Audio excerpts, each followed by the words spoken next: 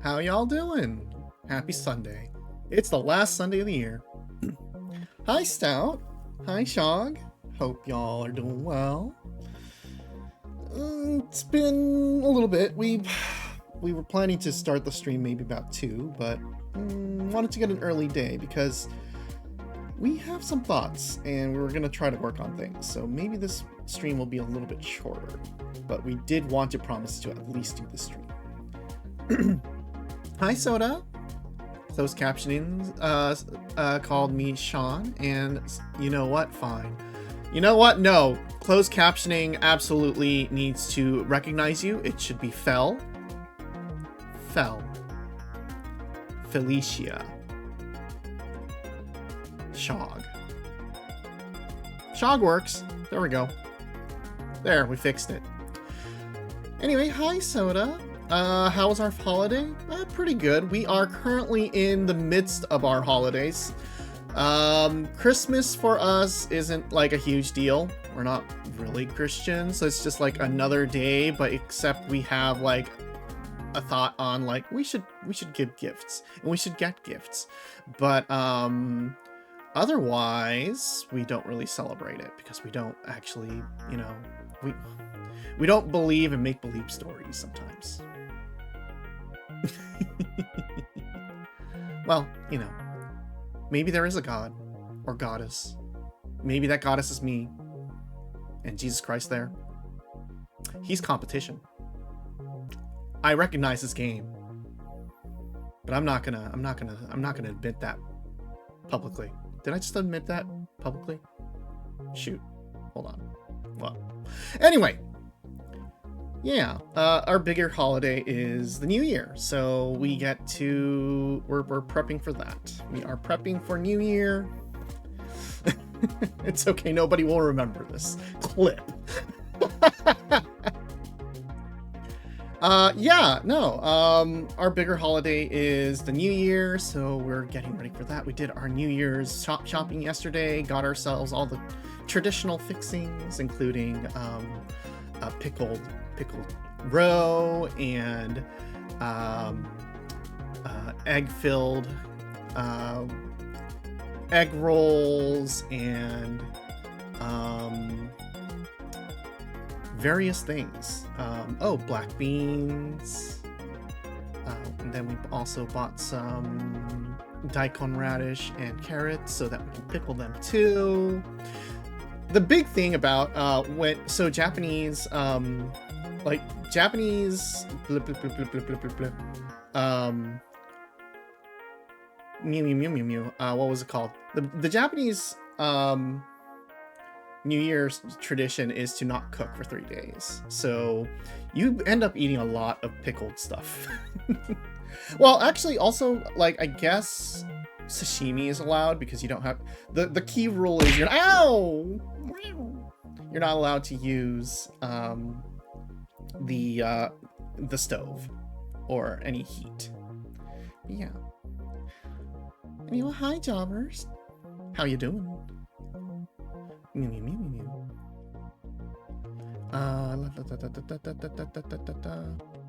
Anyway, let's see.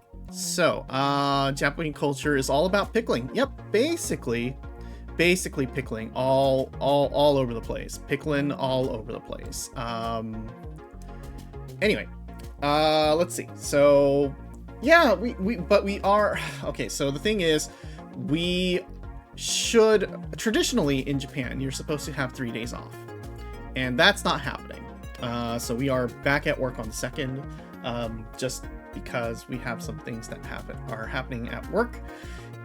And so we are squeezing our time off and being as efficient as possible in taking our time off, which is like the exact opposite of how we should spend our time off. But we're hoping to hammer out some things for our planned anniversary stream in February. So yeah, we might make this stream a little bit shorter. Big fan of fermentation too. Yeah. A lot of fermentation. Shoot, we gotta write that Moyashimon article too. God, we are so behind on everything. What are we doing streaming? Just kidding. We love you. We love you all. Interesting tradition. Yeah. Just got done practicing guitar. Nice, nice, nice. Cool, cool, cool. Pats are very much appreciated as well. Wow, can't believe your boss won't respect your traditions. It's the tradition. It's his traditions as well. Yeah, no, like it's just that I mean, when you're working in the media, people are hungry. People are hungry for content. And as much as we want to provide all you hungry folks with our content, it doesn't pay the bills. So we are going to provide content for the people who do pay my bills. That being the subscribers to my paper. Let's see. No, it's fine. It's not cultural discrimination when it's literally the culture you're from. And it's fine anyway. It's mostly expected. Actually, though, we are looking at some really unrealistic deadlines going into the second, so we might end up working on the new year anyway, because it's supposed to be our relax, don't do anything day, but we're kind of gonna be like, we got a lot of shit to do on the second and the third and the fourth and the fifth. Shit. So we're gonna be like, okay, well, guess we'll just do that. That said, the 30th, so I believe it would be tomorrow. Tomorrow we will be doing a Zatsudan stream, a proper Zatsudan stream. So not like a Zatsudan stream right now, where we're just talking at you and giving you a quick update on what's going on. We'll have some stuff going on, right? We'll probably tell you a story. We're gonna have some times. We're gonna probably get a little drunk. I don't know. We'll have fun, but it'll be like a nice 2-3 hour stream maybe, and we'll just chill a bit. Reflect on the year. Hopefully good thoughts only. Don't let the crushing reality of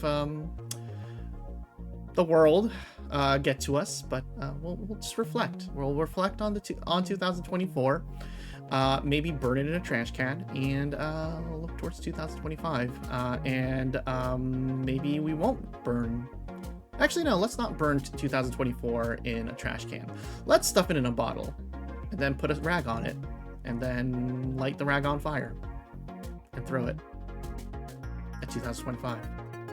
Yeah, an actual Jatsu stream, not just yapping. We're not gonna just be yapping.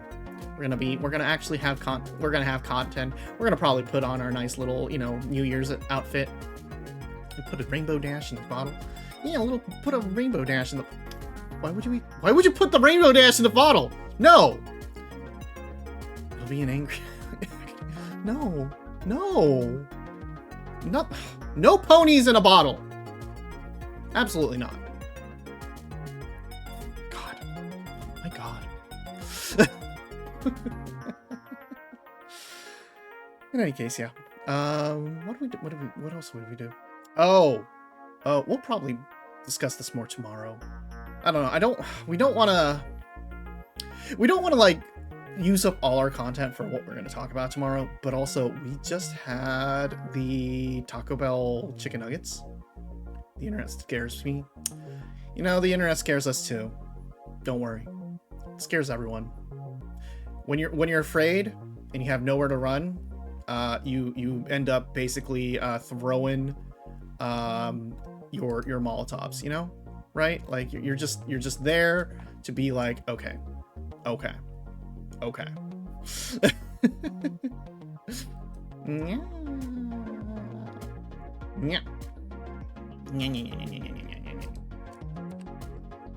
on one sec.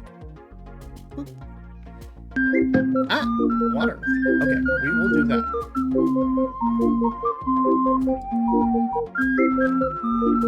Taking a little sip. Also, posture check and a stretch. Okay. First of all, a little stretch. We are just starting. We are just starting stream, so we are still sitting up pretty, pretty straight. So we should be fine. Hold on, what the heck did we just do here? Okay, let's see. Excuse me 1 second. I gotta send something real quick.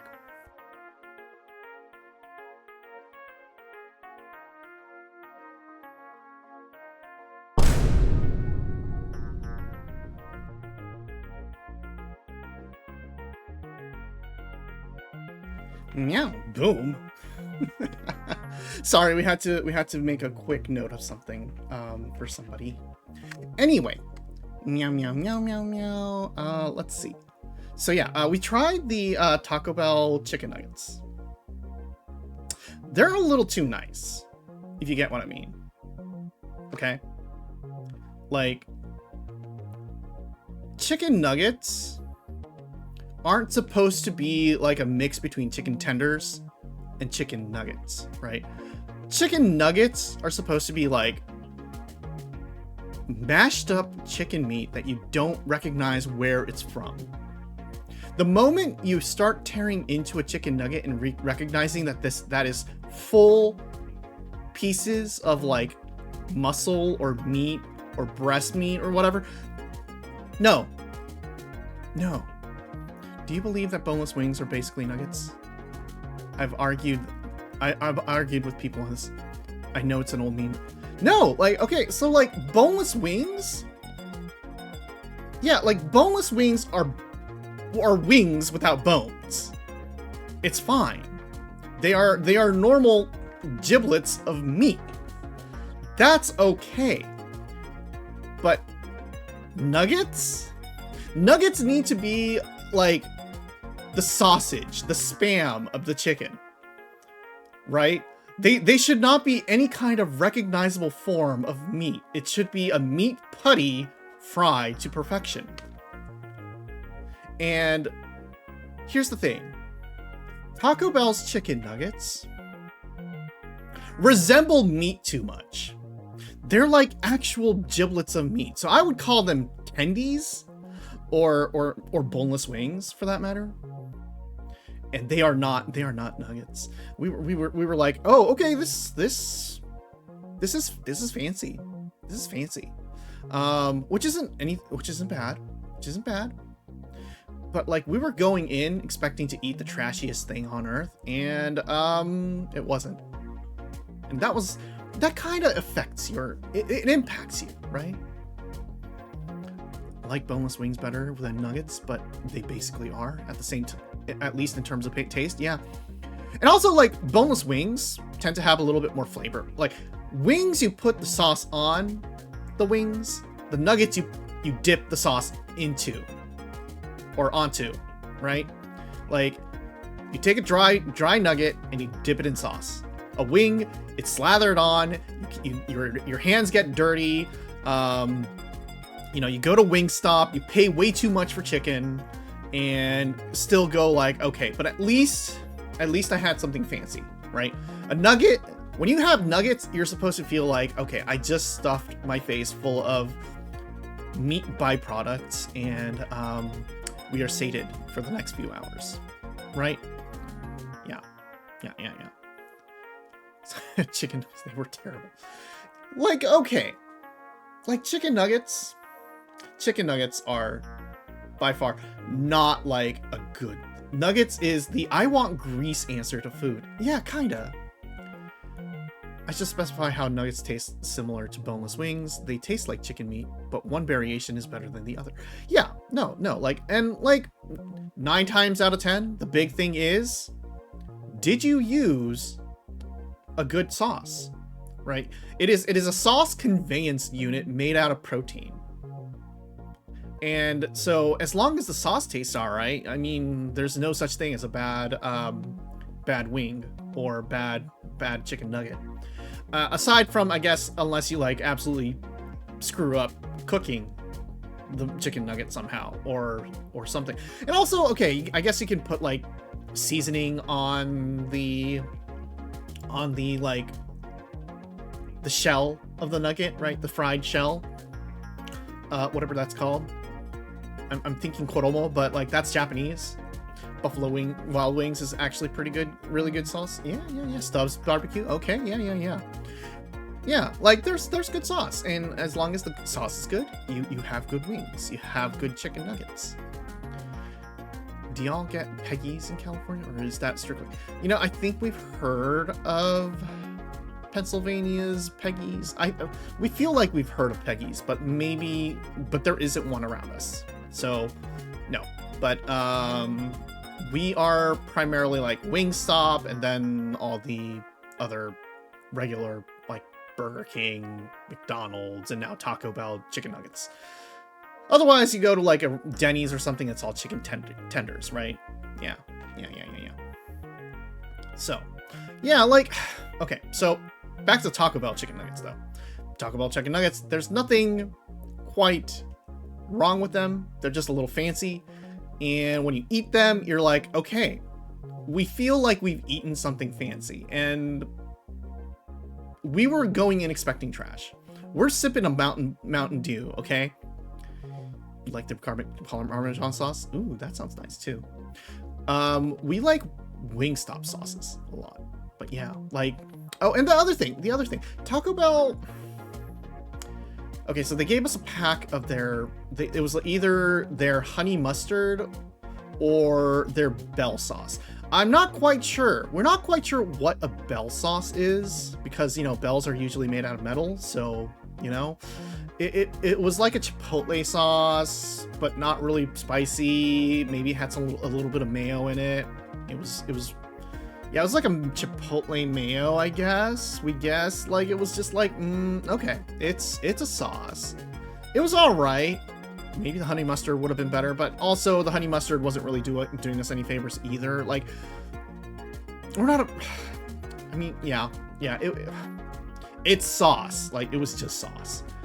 The sauce was mid, is what we're saying, and we think for the quality of chicken we got, we think the sauce could have been better. Something a little bit more, I don't know, a little bit more watery, a little bit more coaty. We ended up dipping it in some nacho cheese from our fries, and that actually ended up tasting a little bit better, which is a little bit insulting maybe to the chicken. But, you know, the nacho cheese was pretty good, and their nacho fries, can't go wrong with that. I think the other problem with Taco Bell is that they have become overly reliant on their nacho cheese. It's like, how can we put nacho cheese in another piece of our menu so that we can use nacho cheese? How can nacho cheese be applied to a taco? How can nacho cheese be applied to a Crunchwrap? How can nacho cheese be applied to a burrito? How can nacho cheese be applied to the Nachos Bel Grande? How can nacho cheese be applied to nacho cheese? And so we think, like, they're starting. I think they ran out of ideas, and that's why they were like, we can make chicken nuggets and have people dip things like nacho cheese. Speaking of nachos, they need to bring back the $5 nacho box. That deal slap. Yeah, that's a pretty good slap, and that's a good deal. If you bread and deep fry your cheese, you can dip your cheese into shit. They should make deep fried nacho cheese. If they bump the price to $7 because of inflation, you'll do it. Yeah. You know, their $7 like you know, throwback meal, that was pretty good. That was actually pretty good. Tostadas, though, we're not sure about the tostadas. Hey, Tara. We're talking about the new Taco Bell chicken nuggets. Deep fried nacho cheese can technically exist. It can't, you know, they're going to be like, you know, deep fried nacho cheese can't hurt you. And then deep fried nacho cheese just coming out of the deep fried little pockets and oozing all over your hand, burning you. Yeah, exactly. But yeah. Can you imagine? Just make cheese curds, but make it with black pepper jack and Colby cheese instead of American cheddar. BDS nuggies? Yeah, okay. Wait, Taco Bell. Yeah, Taco Bell made chicken nuggets. They are way too fancy for their own good. Like, their sauce was mid, but their nuggets were high quality. And we feel like it needs to either be complete shit or not. Okay. Everything can't hurt you if you eat in moderation. It's true. It's true. You can eat nothing but junk food as long as your calories and your nutrients balance out. We actually do take care of that most of the time. We try to eat. We try not to eat garbage all the time, or when we do, we try to make it healthy garbage. Yeah. Doopa-doopa-doo. Let's see. I think we have been chatting for 20 minutes. We should probably, like, get numbers that actual game, you know, sometimes. Oh, by the way, organic free-range garbage, free of hormones. No, we want those hormones. We want processed garbage. We want processed garbage injected with estrogen and dusted with a fine dust of spirulactone to prevent any kind of masculinity into our garbage habits. Okay, we're like the trans jackass of diets. All right, burger salad is great, healthy garbage. Oh yeah, I mean, you know, burger salad's nice. Give me that estrogen. Yeah.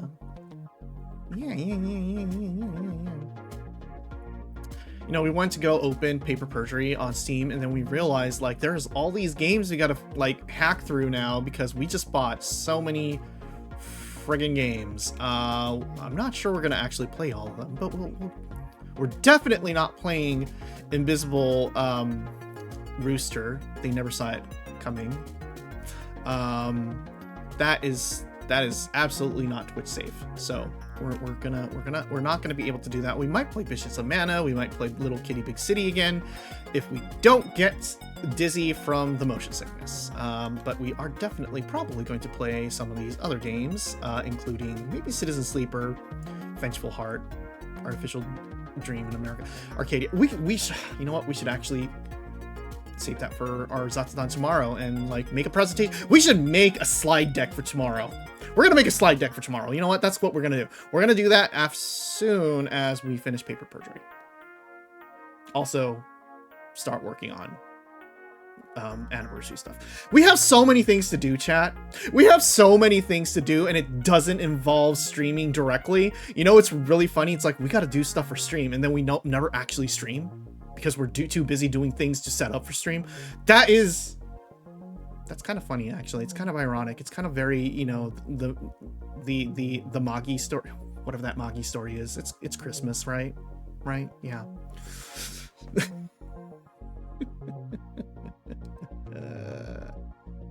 Yeah. All right. So we're gonna go over here, gaming, and now we're sitting in silence. We're sitting in silence because, for the love of God, please. Ah!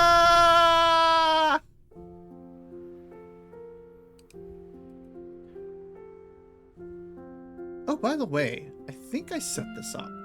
I will. Where did it go? Please. Is that it? Is that it? I will. By the way, did you know that there's, like, a new redeem that you guys can do?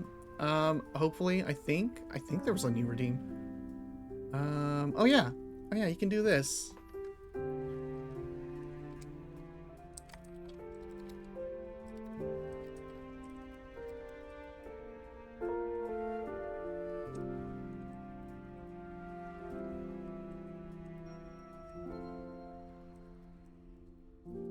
Yeah. You can't backseat me from chat. You will regret this.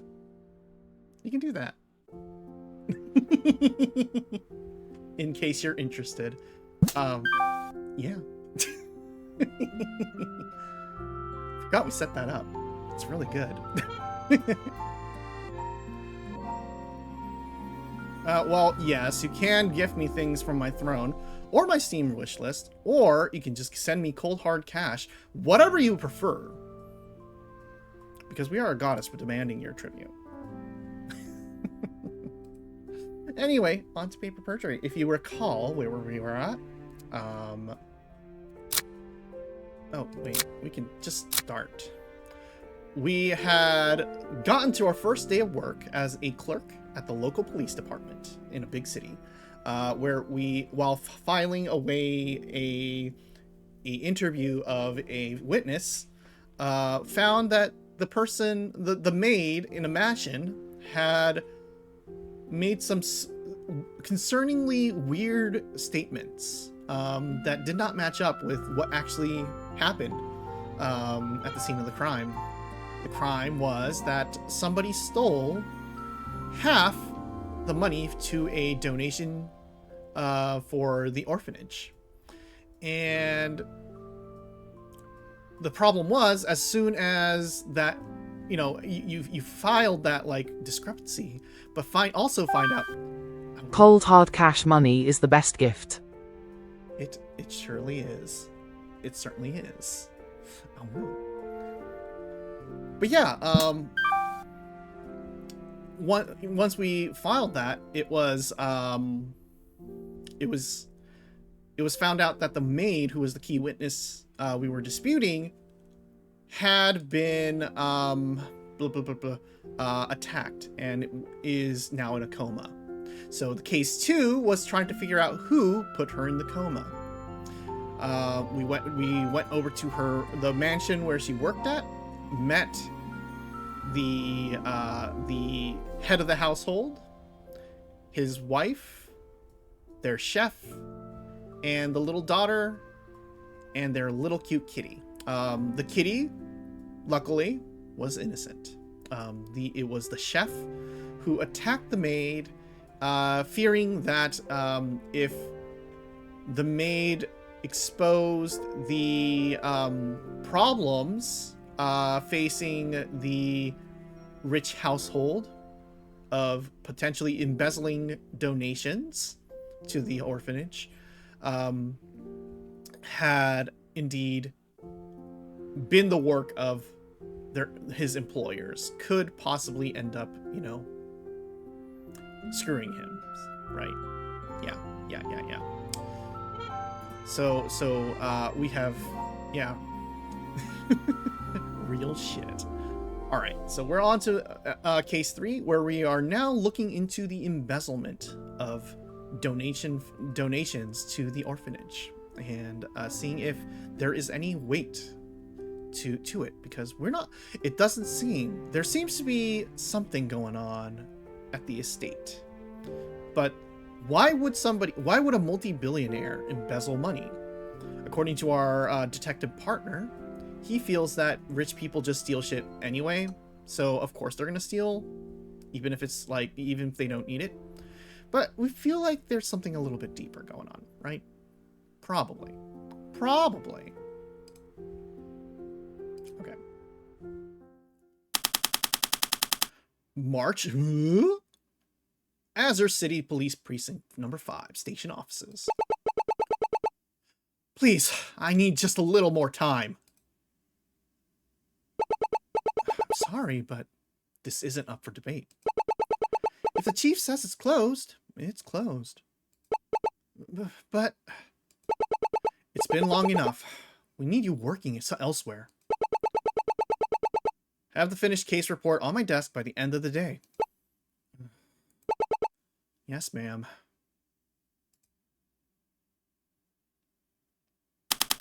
April 24th, 8 a.m. Azure City Police Precinct number 5, station lobby. It's only my second week at this job, and I already feel like I've aged 10 years. How could so much paperwork pile up so quickly? When I die, I hope I'm reborn into a paperwork-free life. You know, who says, they say that there's only 2 things in life that you can't escape from, and it's death and taxes. Probably you're going to also have taxes in the afterlife, too. Are you monologuing to yourself again? Miss Earl, I'm ready for the brand new day. That's the spirit. I wanted to tell you, Chandra was finally released from the hospital. She's waiting in the interrogation room. As much as I would love to have you do the job you were actually hired for, this is more important. Everyone else is already waiting, so get going. Yes, ma'am. Chandra is the maid who was knocked out. She was accomplice. Women in suits. Yeah, everyone, all the women are in suits, by the way. Well, most of the women are in suits in this game. By the way, Chandra was the maid. It turned out in case 1 that she had been an accessory to the theft of the orphanage donation in case 1. She had elected to steal half of the donations so that the news of the theft would reach the police and they could start investigating the embezzlement issues in the larger fund. She is still an accomplice to theft, so she is under arrest for, stealing money. But before she was formally charged, she was attacked from behind by the chef. Okay, let's go. And we have the lawyer. Welcome to our little get-together, Ms. Assistant. Chandra, this is Justina Smith, my assistant for this investigation. Nice to meet you, Miss Smith. Ms. Yor already confessed to your involvement in the robbery, so we can skip over that. However, she also claimed that you believed the Eubanks were siphoning off money from the charity fund. Do you have any evidence for this alleged embezzlement? I do. I keep all my records in my room, behind the wallpaper. Unfortunately, we already checked there. All we found there was your passport and some unrelated documents. That's impossible. Someone must have taken it. We have reason to believe that Mr. Eubank may have taken something from your room. If you have proof, that's likely what he took. Objection. Objection, actually. This is slanderous. You have no proof of any of these claims. It's really funny. Okay, I feel Ferris shouldn't be here. Ferris is the lawyer, and she's probably, like, representing Chandra, but she is the former employer, or she is the employer of Chandra. But Chandra had elected to steal the orphanage donations from the Eubanks, of which Ferris is the wife of, right? So, like, there's, like, a conflict of interest here, and also, her husband is implicated in the theft. I feel like she should not be, the one representing anyone in this case. Sounds kind of sus. Yeah, there's a lot going on. Hey, Scarth. Ahoy. It's clear she's never had any evidence of this supposed embezzlement. You should drop this while you're ahead, detective. We're perfectly within our bounds to investigate these claims. If you intend to interfere, you can exit the room. Nothing more to say? Good. Chandra, we'll need to get your official statement on these matters. I'll tell you everything I know. No, just plead the fifth!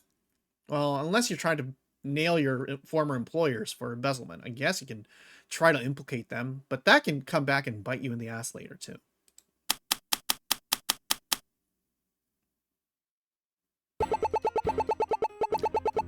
I kept track of the donors to the Klaus charity, as well as the accounting. After doing the math, roughly 25,000 alms were missing from the charity money. That money was redirected to a shell company called BG Turtles, LLC. If we didn't grab the media's attention, it would have gone completely unnoticed. Chandra claims that roughly 25,000 alms were transferred from the charity fund to a shell corporation, BG Turtles. Her proof of the embezzlement has gone missing. Do you know why the money was missing? No. But I couldn't find any legitimate reason for the money to have been transferred like that. I hope you realize, without any evidence, all we have here is your testimony. And your testimony doesn't exactly give us much to work off of. Nevertheless, We intend to investigate these claims. You can't be serious! She's already proven herself as unreliable, and you're going to take her word on that matter? Seriously, Ferris, why are you here? Are you here to represent Chandra, or are you just here to defend yourself? I'm going to find out the truth behind this, Mrs. Eubank.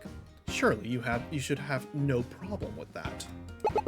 With that, I believe we can conclude this little meeting. Oh, we're not even like questioning anything. Then I'll be leaving. Chandra? I'm afraid to say that, as of now, you're officially terminated from your job. I know you've been through a lot, but we have no other choice.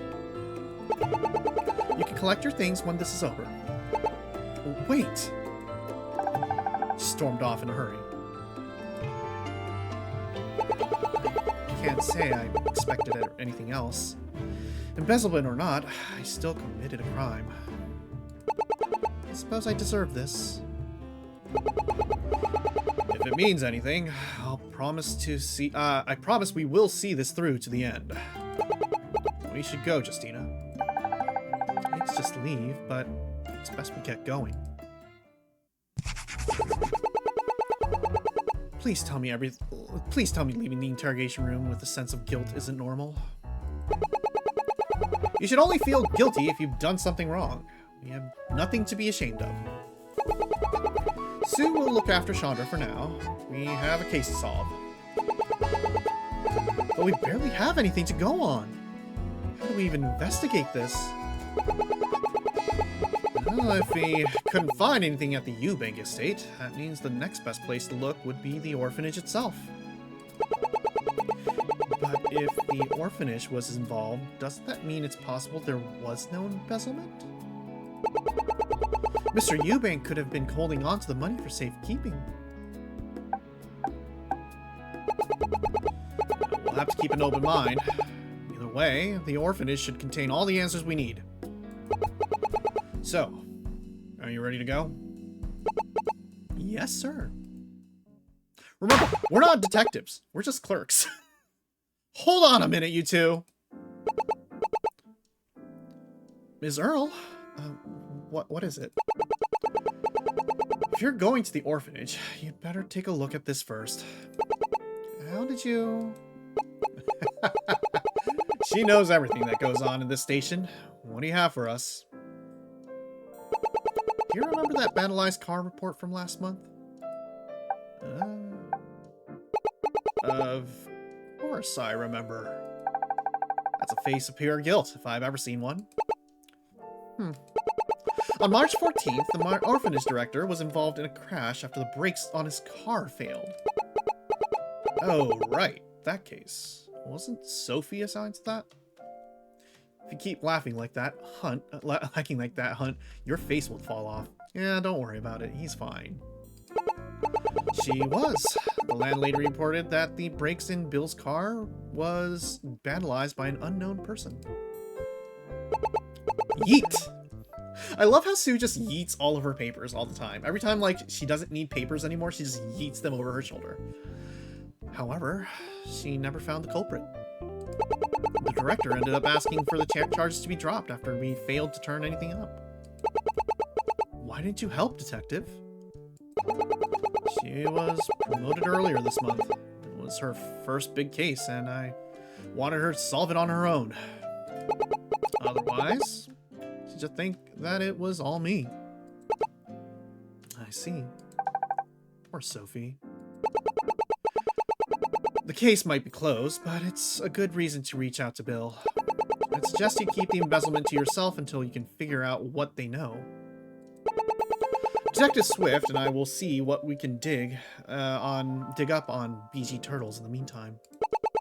Shouldn't she be joining us? The car crash was her case. That's why she can't. That case is closed. You're not there to solve it. That's your cover. But still, do I make myself clear? Yes, ma'am. Here's the case report. It should get you up to speed on things. Thanks for digging this up for us. All I did was find the file. If anyone asks, you asked me to find it for you. Oh, and Justina, when you solve this case, take it easy on the drinking. I know what you and Sophie get up to after these cases. Oh, damn. We've been drinking. Why did you have to point that out? Can't stop smoking. How did you... Oh, forget it. That's Sue for you. Yeah, let's get going. It's impossible to keep anything a secret around here. Not with her around. The fact that women are in suits. Okay, we're at the Klaus Orphanage parking lot. This sure looks like a motel, but sure, we'll take it. I thought we were going to the orphanage. This looks like a motel. It is a motel! It used to be. Eubank Investments helped convert this old motel into an orphanage a few years ago. At the time, it was the orphanage's only choice, so they took it. Sure do know a lot about this place. The director and I go way back. I met him back in high school. But we can talk about that later. Let's head over to his office. Let's talk a bit. Let's talk about Chandra.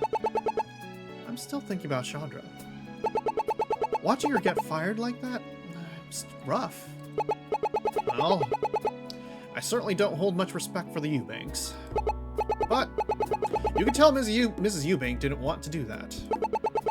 If you were in their shoes, would you fire her? No, I wouldn't. I would give her a second chance. What about you? I think I'd have to. She broke their trust, justified or not. You can't really recover from that. Well, all we can really do now is solve this case to ensure her firing wasn't in vain. Yeah, we'll do it for Chandra. Do it for her. Okay, what do we got here? We got a motel. I've got to say, this is a bit of a dreary-looking building. Not that my apartment building is much better. It may not look like much, but to the kids here, it's home. It's an older building, but they kept it in good shape. I'm surprised it's still here. The land it's on is probably worth a good amount. Maybe so. But I'd rather see it used for something good, like an orphanage, rather than some luxury condo. Got a good point. The city has already seen enough gentrification. Flowers. There's some pretty yellow flowers over there. It's nice to see some greenery amongst all this concrete. Let's see, looks like there's a sign with them. May all who live here grow as strong and beautiful as these poppy flowers. These flowers were put here by Mrs. Eubank. Let's see they're still here. Sounds like Mrs. Eubank. That sure sounds like Mrs. Eubank. Haven't we all seen enough in gentrification? Yes, we've seen enough. I like how the lot just highlights one parking space. They're not flowers, they're weeds. You know, we should have parked closer. This lot is pretty empty. I don't want any children to see a police car. I don't want any children to see a police car pull up and think there was trouble. So I always park further away when I visit. Why would they think that? If a child runs away, the police are called. If a child needs protection from a bad household, the police are called.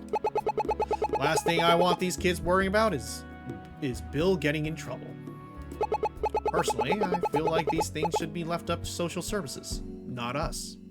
You know, honestly, Hunt, you're a detective. You should have a detective's car that should be unmarked. But, no, that's just me. Let the specialists handle the cases involving children. It's what they are trained for. I never considered any of that. Here, I was only thinking about walking less. Garage? Oh, looks like a garage. I don't think I've ever seen a motel with a garage. The original owners of this place used to live here, so that's where they stored their vehicles. Now it's used for maintenance. I wonder what's inside. There's not much to see. Maybe we'll swing by there later. Okay. Simple enough. Let's go to Bill's office. Ooh, boy, this looks like a place. Hello? Anyone home? Ernest! What are you doing here? Bill! Good to see you. Let me introduce you to my assistant. Justina, this is Bill Kloss, director of the Kloss Orphanage. Bill, this is Justina, the newest member of the precinct. Nice to meet you. Congratulations on joining the force. Thanks. Do I seriously look like a police officer? Back on topic. Why are you here? Can't an old friend just say hi? You never come here just to say hi, Ernest. What do you want? You got me. I'm here about the accident last month. Never did catch the culprit, so I wanted to change that. This again. Look, Ernest, I already told the police to drop it. It's water under the bridge now. I'm not here as a police officer, but as a friend. Someone almost killed you. I'm not letting them get off scot-free. I'm kind of impressed at how he can lie about our real reason. Then why wait a month? And he saw right through it. This isn't really my jurisdiction. I'm not supposed to be investigating this. I guess you could say that I've finally entered my loose cannon cop phase. Loose cannon cop phase? If I acted too quickly, the chief would throw the book at me. He's likely forgotten about this case by now. Fine, whatever, I believe you. I really don't have much to say about the matter, but I'll tell you what I told the last detective. I had just gotten out of a meeting with the landlady when I headed out for my car. Meg was fixing it up for me. I didn't see her around, so I figured she was done. I barely left the parking lot before the brakes failed, and I crashed. Thankfully, I was driving slowly, so I wasn't hurt badly. Can't say the same for my car, though. I haven't been able to drive it since. So, on the day of the accident, Bill had left a meeting with his landlady when the brakes on his car failed. As he was driving slowly, he was uninjured.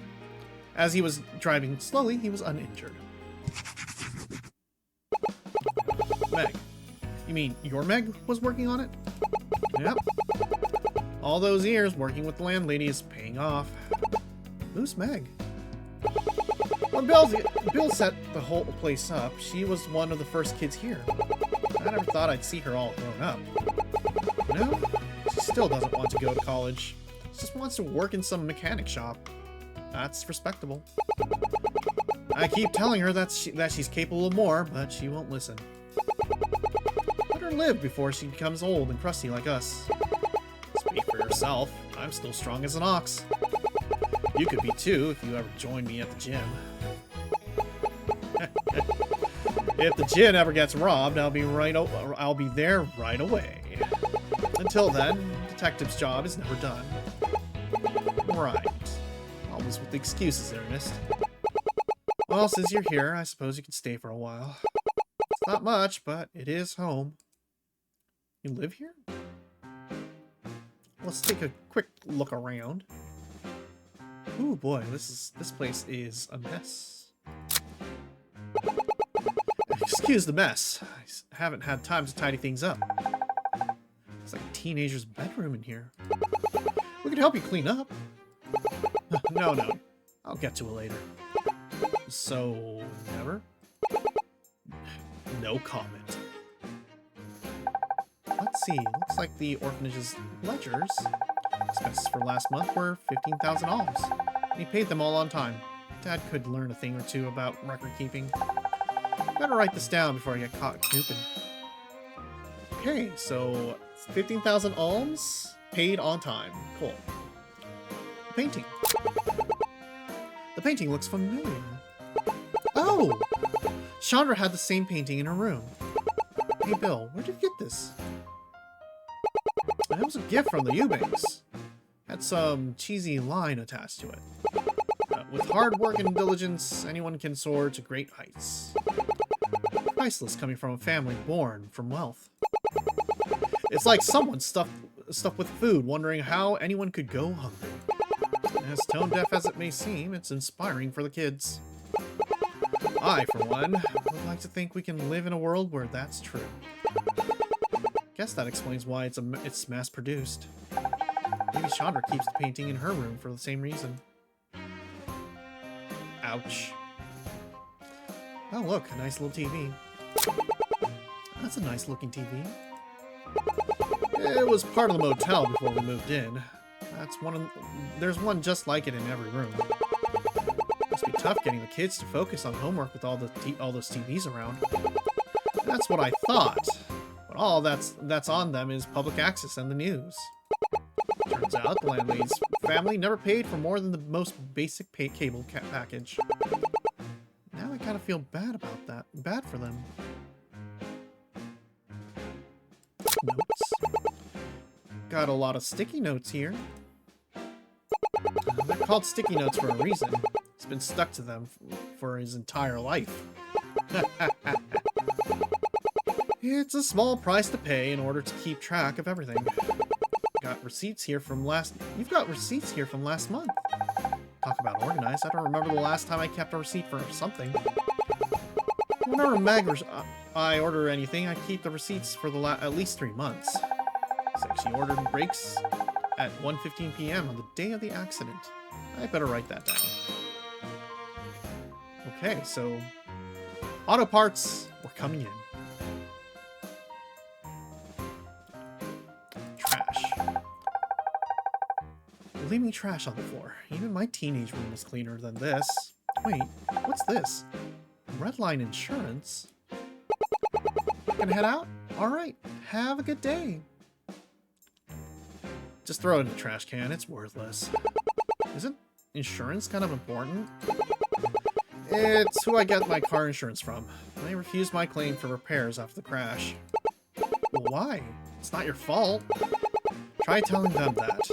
Used every trick in the book to make it seem like I was irresponsible. So I gave up. I have kids to take care of and other life obligations. I don't have time to fight a claim like this. But you shouldn't give up. It's your car. Fortunately, that's how they get you. Bring you down until it's too much of a hassle to keep going. People at Redline might as well be running an organized crime ring. Doesn't matter anyway. I was able to get the money together to repair the car myself. I feel bad for Bill. Hope he can settle this soon. Just keep note of this letter. Okay. And a chair. Hey, it's a spinny chair. We have some in the office, but this one looks way more cozy. You have to sit in on a chair all day? You need something good to support your back. It's true, folks. Don't skimp on a chair. Don't skimp on the chair. Get like a good chair for you.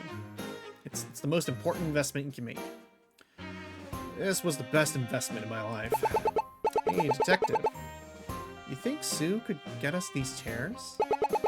I think that would require you to stay at your desk for more than an hour. Well, it was worth a shot. Okay. Let's talk for a sec. Let's review that statement. Let's listen to his statement again. So you just got out of the... Okay, I headed from the car. Or no. Whoops. Becca was fixing it up for me. I didn't see her around, so I figured she was done.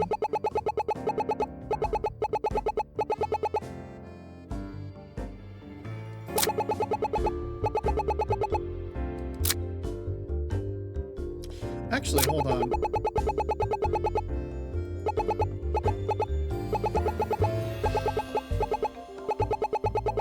Is that something we can potentially dispute? Can't say the same for my car, though. I haven't been able to drive it since.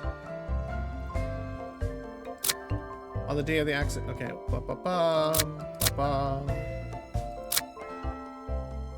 Okay, I guess we didn't get that as a thing, so. Orphanage location. I wanted to ask, why open an orphanage in a motel? It's so unusual. It is, but this is an important location.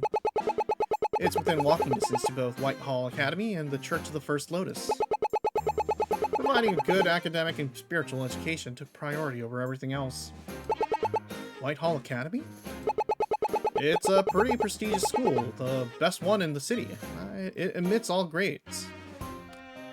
There's also a lot of rooms. Plus, it's free for anyone who passes the rigorous entrance exam. All the children here go there? Yep. I created an orphanage specifically for children who could attend Whitehall. When I met brilliant children like Megan, I wanted to provide that opportunity for them. Any child with the aptitude could come and stay here. Why set up an orphanage just to be close to a school? Can't the kids just live wherever and still go to Whitehall?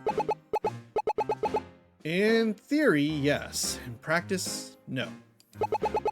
Before coming here, some of these kids lived over an hour away, excluding traffic. The time adds up.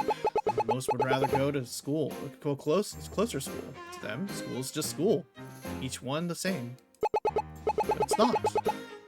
Where you learn impacts your whole life. Bill speaks from experience. He lived outside the city. Still showed up early every day. It was like he slept in the school. Unlike you, who practically ran into the class right before the bell rang. Every single day. Hey, I still got perfect attendance. But if anyone knows the importance of a short commute, it'd be him. Also, if you're in an ad break, we're sorry. If you're not, thank you for subscribing. Your attendance is very much appreciated, and your support is appreciated as well. It may seem small, but for these kids, it gives them the time I wish I had. In any case, this is the only place I could get, so I buckled down and got it. Might have seemed crazy at first, but we made it work. The landlady could give you more details. She's in her office today. She's in a meeting right now, but knowing you won't let that stop you.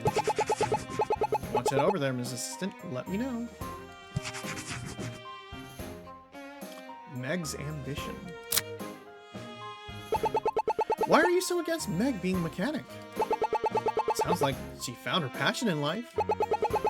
She's capable of so much more. Her grades prove it. She could attend the best college in the city. Instead, she just wants to work on cars all day. Sounds like a lesbian to me. She only found her passion because of the chance you gave her. Isn't that a success? You know, my parents were pretty adamant that I go to art school when I graduated. She's cool as hell is what she is, yeah. They're both artists, so it made sense to them. They thought I had a lot of potential for it. I didn't want to disappoint them, so I did it. I like art, and I learned a lot, but ultimately, it wasn't for me. And now, all I have to show for it is a degree I'll never use. My actual job is the furthest thing from art you can get. No, I think interrogation is a piece of art, too. If you push Meg to go to college for something she doesn't have any drive for, she'll just be wasting her time. Time she could be spending pursuing her true dream. I suppose you have a point. I'll give it some thought. Dropping the case. Drop it. Why did you ask the police to drop the case? Don't you want us to catch the person who caused it? To tell you the truth, I already know who did it. You do? I thought... Bill, if Switz says the kid didn't do it, he didn't do it. Hold on, what kid? Just some kid from the area. He went to school with Meg and graduated last year. When rumor went around about the crash, he took credit for the whole thing. And you're only saying this now? Why wouldn't you want him arrested? Detective Swift had already looked into him, and he's nothing more than a graffiti artist. He says he did it. He did it. But nevertheless, a lot of employers turn people down for a criminal record, no matter how small. I don't want to ruin the kid's life. If he didn't actually do it, then why take credit for it? How about we find out? Sophie wrote down where he hangs out. Let's go pay him a visit. I like how this is a game that's all about cops, and most of it is spent, like, criticizing cops.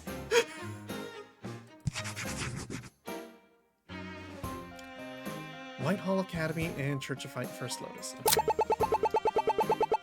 I don't know. I didn't know that so many kids were capable of going to such a fancy school. I certainly couldn't. My childhood was spent struggling for a passing grade. There was a lot of children that, because of their circumstances, can't live up to their true potential. Orphan children, in particular, are pretty vulnerable to being ignored by the system. People don't think much about education for these kids. I think all they need to do is wait until they are adopted, thinking little about what happens if they aren't. That's why I fight against being a traditional orphanage. I want to break that stereotype. They all deserve a bright future, and I intend to give it to them. Now I just feel bad for the kids who can't make it in. You're not alone, but Whitehall thankfully offers tests for all grades year-round. So if they fail once, they can always try again next time. The Klaus Orphanage might seem strange, but there are few places with such lofty goals. I hope one day this place becomes the standard, not the exception. I hope so too. No wonder he was upset about the robbery. This place means so much to him.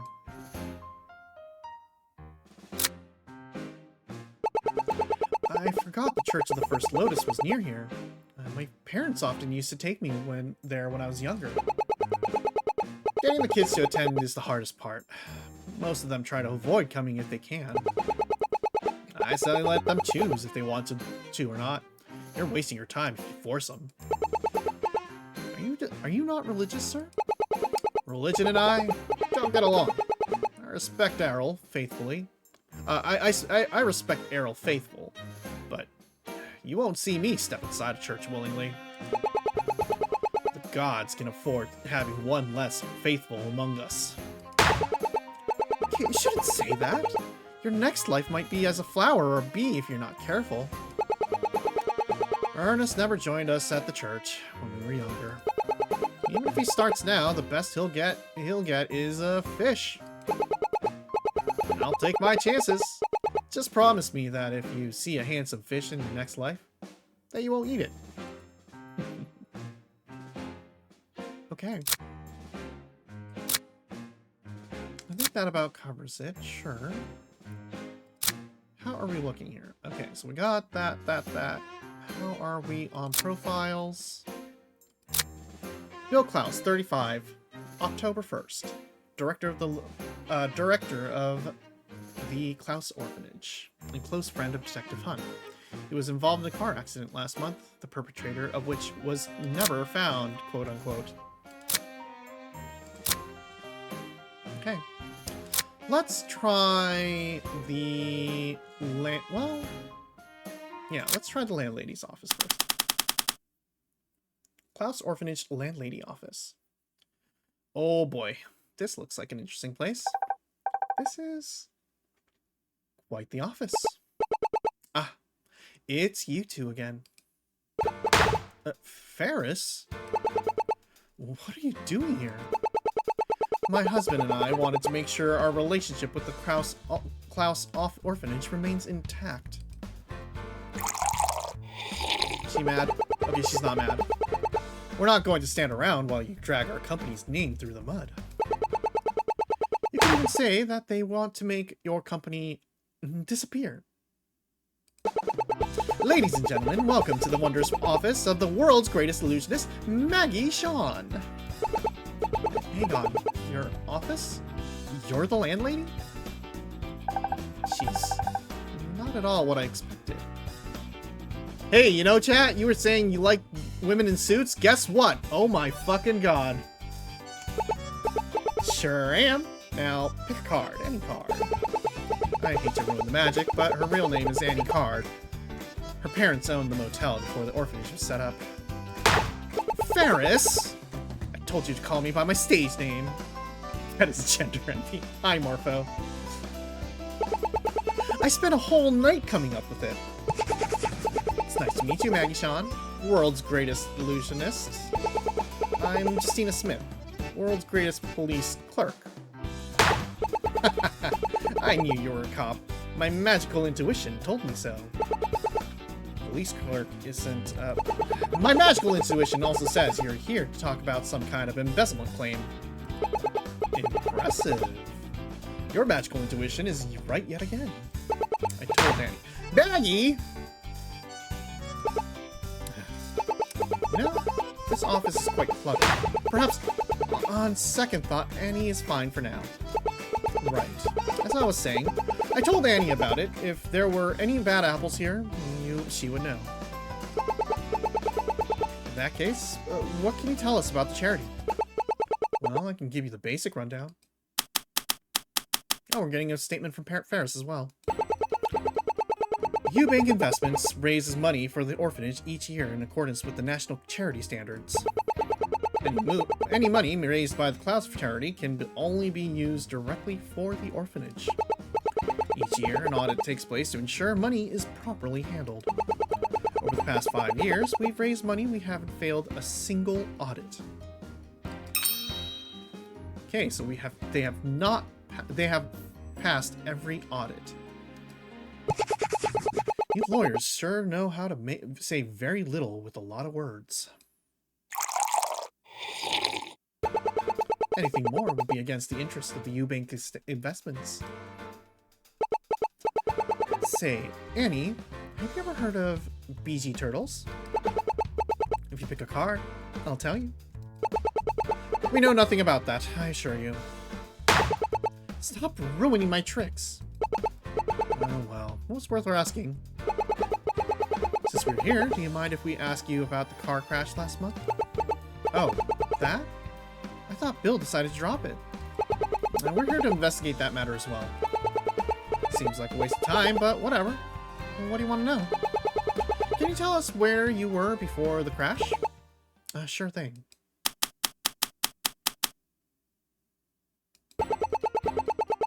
I had a meeting with Bill around 1:30 p.m. that day. We took a break about 10 minutes later, and I showed off one of my tricks. We finished up around 1:55 p.m., and that's when Bill headed out. I saw someone running away from the building around then, but I couldn't make out who it was. Then, moments later, like magic, boom! Bill crashes his car. Okay. Anne claims that she performed a magic trick for Bill at 1:45 p.m. She also claims that she saw someone running away right before the crash. Thank you, Annie. Do you mind if we look around a bit? Excuse you, but we're at a meeting right now. Perfect. You can keep talking while we look around. I don't mind. Head pats, thank you. Head pats. I don't mind, I got nothing to hide. Just don't go around trying to figure out my magic secrets. A magician never reveals those. More head pats. Yay! Yay!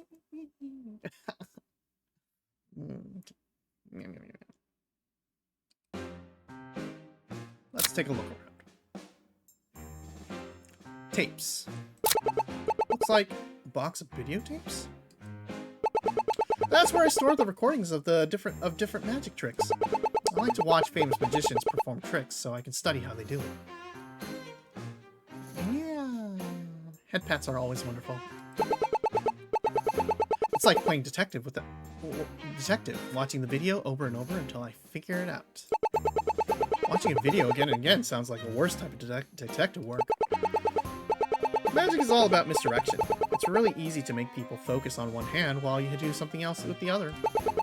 Once you spot the sleight of hand, you feel like a genius. If Detective Hunt ever makes me do this, I'm going to go back to management. More boxes? What's in all these boxes? Oh, those? Those are just some car parts I'm saving for Meg.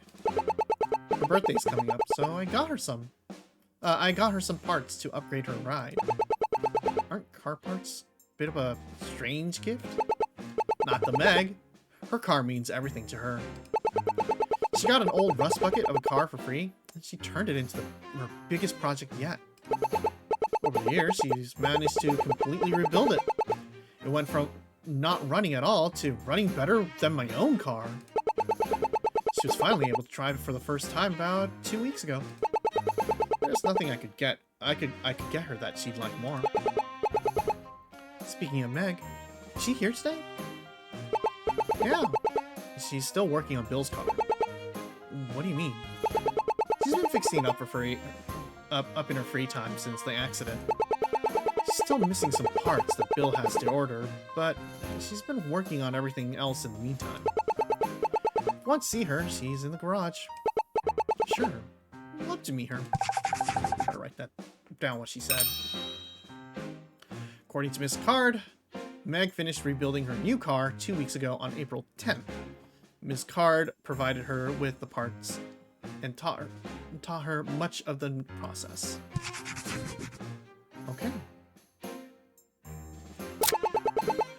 Oh, I remember these magic tricks. I saw them all the time as a kid.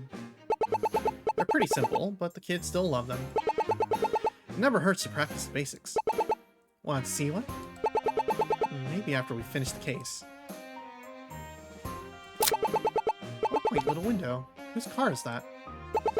That would be mine. That's yours? But it's so modest. I figured you'd drive around some kind of expensive sports car or a 5-mile-long limo. Do you also think I swim in a pool of gold in my free time? Well, never mind. Oh, whatever. I'll write this down anyway. Landlady's window. There's a quaint little window in the landlady's office near the door. It's a decent view of the motel, including the garage. I see you're interested in my magic box. It's part of the grand trick I'm unveiling at my next show. What kind of trick? If you take a card, I might say.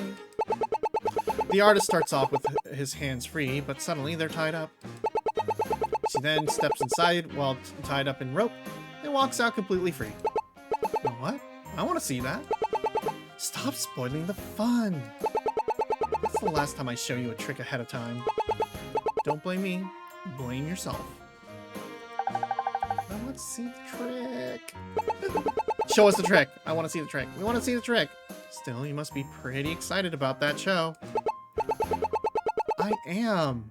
It's always been a dream to go on tour with my magic. Oh, but it's just a local show. With all the responsibilities here at the orphanage, I can't really up and leave when I want to. So I consider the show to be like a practice run. Let's see. Wouldn't know it by looking at it, but there seems to be some wheels hidden underneath. She can move it around pretty easily like this. Looks like the back of the cabinet is loose. I think she can get through there. What are you doing? You're ruining the magic! A detective can't leave any stone unturned, Miss Assistant. Oh well, too late now. Might as well add it to the evidence. A cabinet used for one of Annie's magic tricks. The back of the cabinet has a hidden door, and there are wheels underneath it to allow it to be moved easily. Finally, some cards. So, what sort of tricks do you use these cards for? There's a special one I like to play with the kids. We play poker. I make their lunch money disappear. You gamble with the kids? Only kidding. We just play every Friday for fun. No money involved. It's the one day of the week they get to learn some real life skills. After all, you know how to read a face, you take on the world. That's a unique life skill. But yeah, you should know how to, you know, tell when people are lying.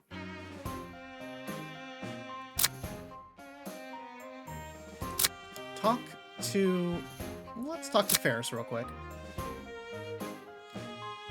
Let's talk about let's bother her a little bit. How are things back at the estate? It must be different with Oliver and Chandra gone. Our home is shaken, but we are recovering. We've already started the search for their replacements.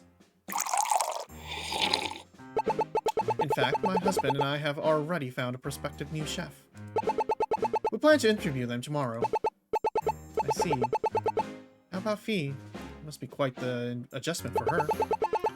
You have no business to be discussing my daughter. I guess she's still upset with me.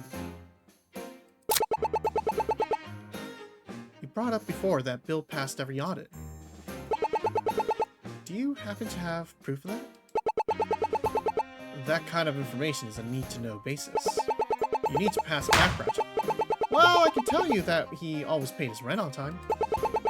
Always from the orphanage's account, and never a penny short. Here, I can tell you.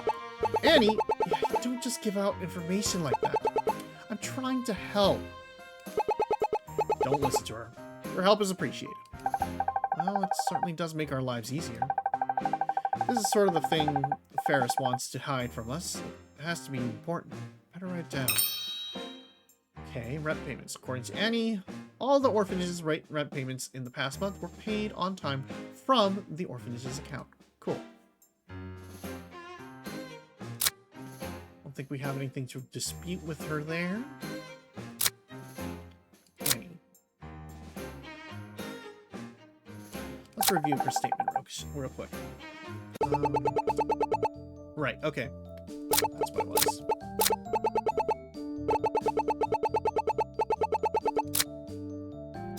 Car brakes.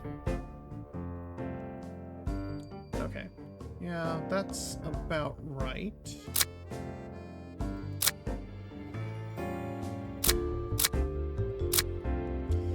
Okay.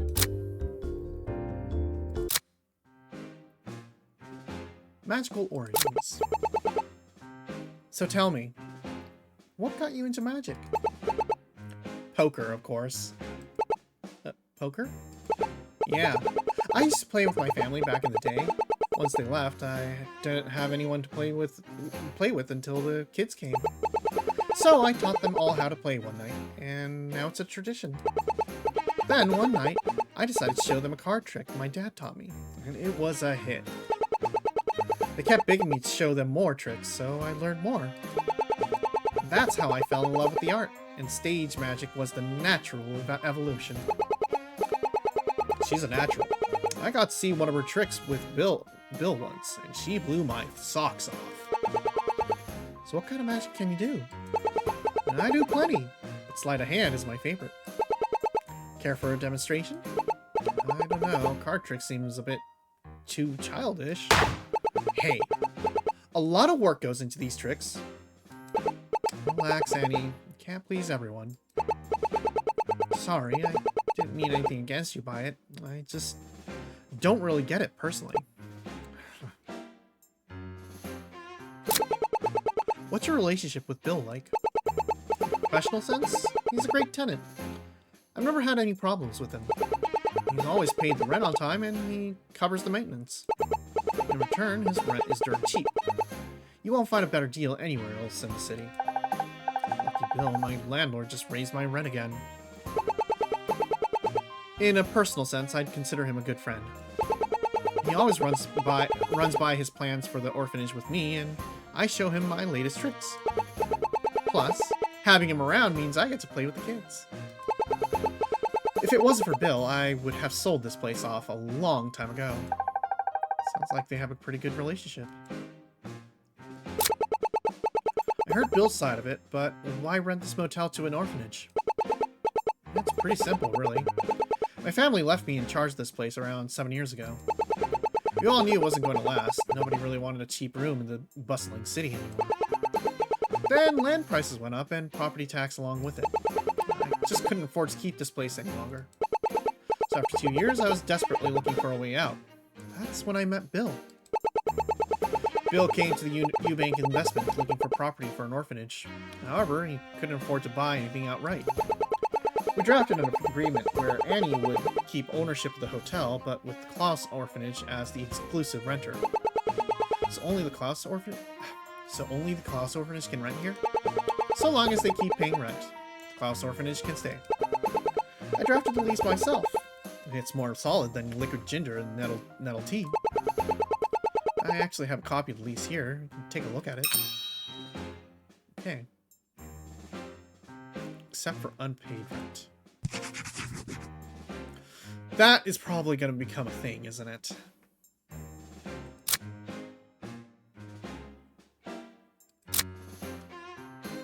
Let's see, we got the garage and the alleyway. Let's meet this Meg. That's probably Bill's car right there. So this is the garage, huh? Doubles as a maintenance room. I wonder if Meg's here. Hey, Ernest!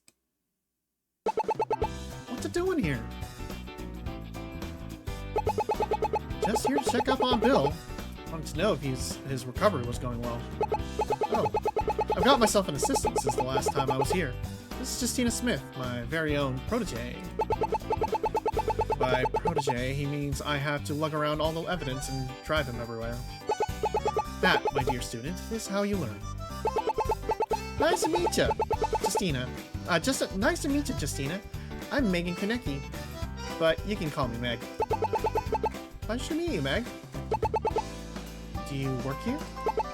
Yep, I do all the maintenance here, though at the moment I've been preoccupied with Bill's car. I'm a mechanic too, you know. You seem a little young to be a mechanic. I'm perfectly old enough. I just turned 18. I've just got a lot of talent. I even made this helmet myself. Damn. What's a thing? Cool, huh? Yeah, absolutely. Hold on, aren't those supposed to cover your entire face? Hey, still a work in progress. Looks great to me. Anyways, while we were here, we wanted to see if you could finally solve the mystery behind Bill's accident. Yeah, she's absolutely gay. I really don't think you should worry about it. It was just a harmless prank after all.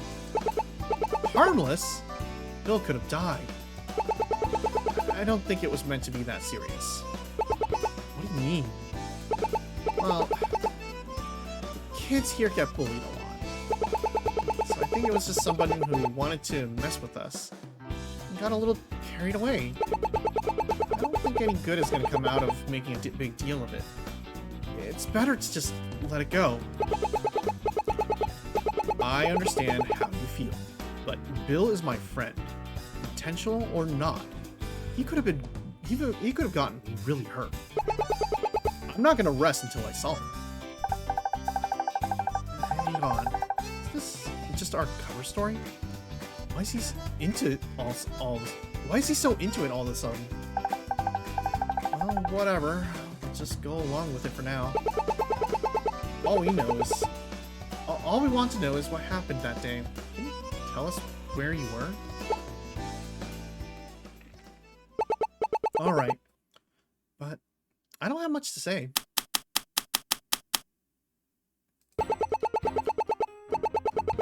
I was working on Bill's car for the day of the crash. Just fine-tuning some things.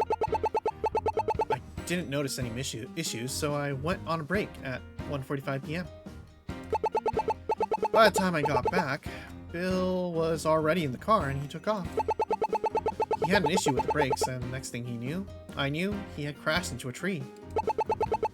I made sure Bill was safe. I couldn't say the same for his car, though. It was in pretty bad shape. I've been working on fixing it up, just waiting on a few more parts. And she'll be good as new. Meg claims she was working on Bill's car until 1:45. Bill has since hired her to repair his car for him, which she has almost finished. So the culprits must have tampered with the brakes during your break. Brakes.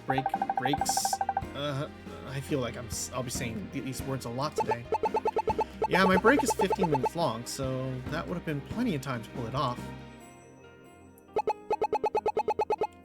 Still, that suggested to me that this was planned. Someone waited until they knew there wouldn't be anyone around the car. That would also mean the culprits must have known the hours you work. Who knows about your schedule? I mean, it's not much of a secret. All the kids know, and so do Bill and Annie. Let's see, I also do part-time work at a mechanic shop. My coworkers there know my schedule here as well. Can't believe she's doing so much at 18. Barely handle this one job, and I'm 4 years older than her. Doesn't seem like we'll be able to narrow it down with just that then. Say, Meg, do you mind if we poke around in here a bit? I don't mind, but the accident was a month ago. I'm not really sure what you expect to find. Alright. Car. What an interesting car. I take it this is Bill's car? Sure is. I'll have it fully repaired and back to its former glory soon. I'm glad you kept the original paint color. Still yellow as always. This thing always takes me back. Bill and I used to ride this baby for miles. I don't understand why you'd want a yellow car. It's hideous. No, Meg, ask them for a warrant. Never cooperate with the...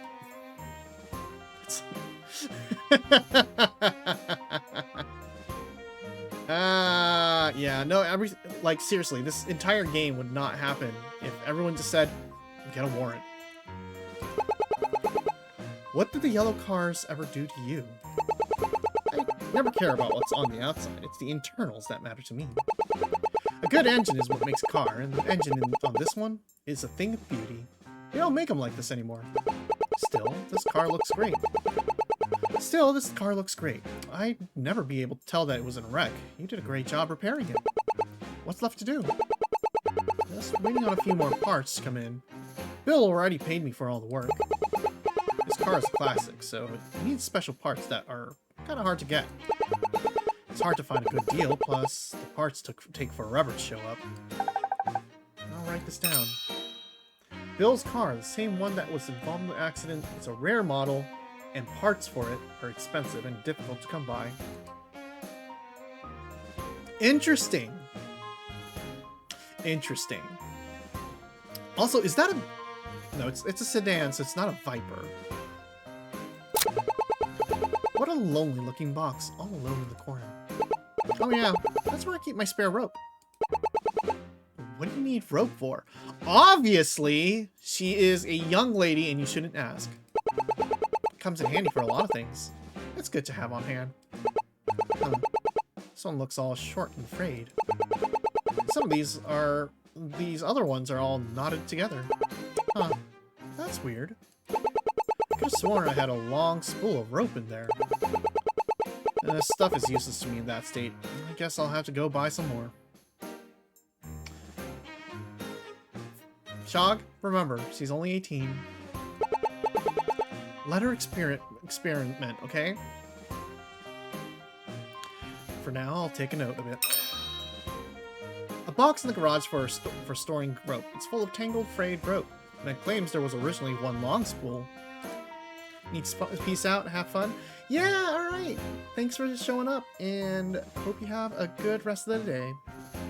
See you, Jawburst. You got a lot of tools in here. Yeah, I got everything we need to fix this place up. Wrenches, nuts, bolts, chainsaws. Chainsaws? That makes trimming the trees way more fun. That sounds really dangerous. It's completely safe with this helmet. It may be hard to see, but I don't have to worry about anything hitting my face.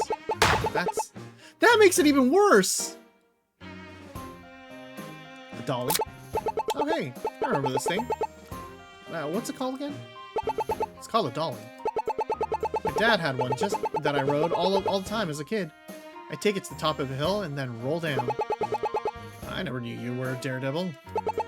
I was, briefly. Then my sister ratted me out to my parents.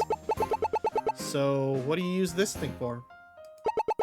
It makes getting under cars a lot easier. It's also nice for moving heavy stuff around. Maybe using it like a toy was a bad idea. Spray paint. What's with all the spray paint? The spray paint gets a bad reputation, but it's cheap and versatile. I used this stuff a lot back in high school, so I'm a bit of an expert. Looks like some of these are labeled FN? Those belong to someone I used to know. Just throw them away. Did something happen? It's nothing. I'll write that down. Can of spray paint in Meg's garage. Someone has sprayed the initials FN onto it.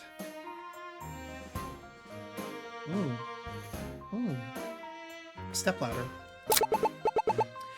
Hey, detective, a stepladder. Sucks when you find your ex's cans. Yeah. It sure is. Let's move on. Hold on. It could be important.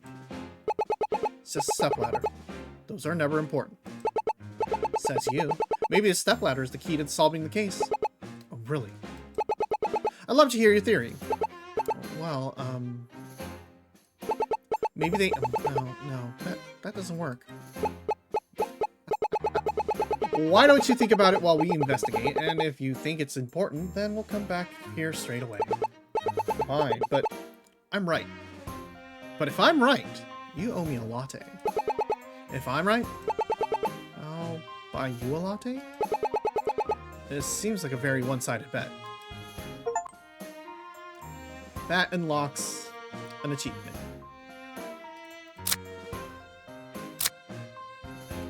Oh boy, more things to talk about. So, how did you end up becoming a mechanic?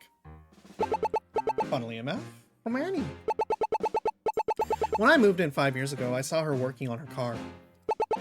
Turns out she's been working with machinery since she was a kid. I started watching her and we bonded over it. Huh. I thought she was just a magician. She's both. It's how she learned to make her own stage tools. So after getting the basics from her, I started learning from more on my own. That's how I got here. I just wish Bill would be more supportive. Bill's a bit of a hardhead, but he does it out of love. Just show him how happy that this makes you and he'll turn around. How could someone have messed up the brakes? Weren't you here all day? I left the garage unattended during my break. Perfect time for someone to come. Take my breaks over by the old room. Part of me really misses living here. Can't blame you. I moved out of my parents' place, but I visit them so often that I forgot I ever left. Oh, to be young. Back in my day, I couldn't wait to move out. You say that like you're an old man. You're still in your 30s. Years on the force make you feel older. Bill. So what do you think of Bill? He's nice. It's not a bit bit overbearing. He's always going on about school and church, but he loves kids. He loves what he does. Growing up here wasn't always easy, but it could have been a lot worse. Sounds like a pretty good guy. Yeah. Only he'd quit trying to make me go to college. He'll come around. It's just hard for him to accept that college isn't for everyone. I know how that is. My dad was the same way. What was it like growing up here, then? It's certainly a unique environment. Sure is. It took some getting used to, that's for sure. Bill, going to college is a terrible investment. She got a good craft job. Yeah. Honestly, mechanics make bank, and they are always in short supply, especially if you're like a good mechanic, you know. But I really like the other kids that were here. We were all sort of like one big family. Bill's kind of a father figure to us. Still is, I guess. What did you do for him? What did you do for fun? Well, you didn't hear this from me, but sometimes we'll pull some pranks on Bill. Just harmless fun. One time, I swapped around the wiring in his car. The look on his face when the AC dial started changing the radio. Priceless.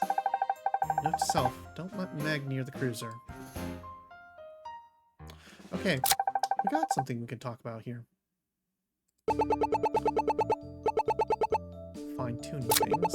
I didn't notice any major issues, so I went on break at 1:45 p.m.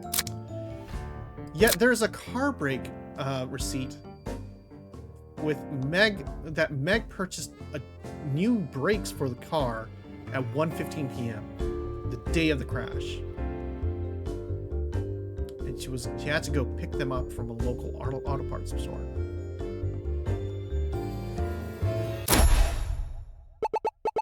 You know, Meg, Bill likes to keep a lot of his receipts and records lying around in his office. We found this in the room. He ordered a brand new pair of brakes at 1:15 p.m., just before the accident. If there weren't any issues with the car, why would you order a pair of brakes?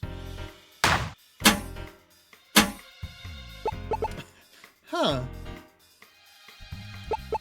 Well, I'm surprised he still has that. Bill is pretty bad at throwing away things. Mind explaining why you ordered those brakes? Look, I can explain.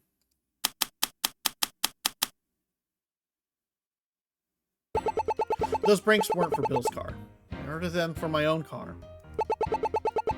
The brakes had worn out from overuse. Must have left the receipt in Bill's room. I paid for the brakes myself. I'd show you, but I left my car at home. Something still seems off. I should consider looking over her statement again. Those brakes weren't for Bill's car. I ordered them for my own car. Let's see. 2 weeks ago, Cardi...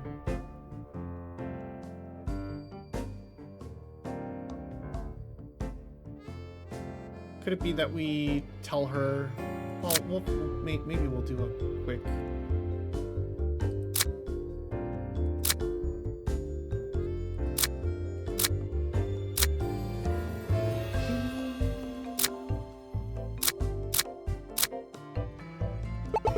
The brakes had worn out from overuse.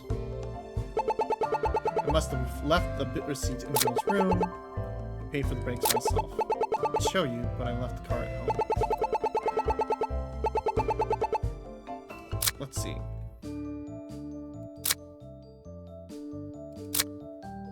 Finished 2 weeks ago on April 10th.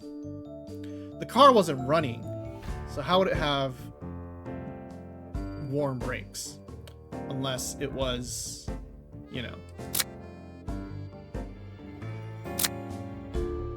Okay, I think that's what we can do here at least.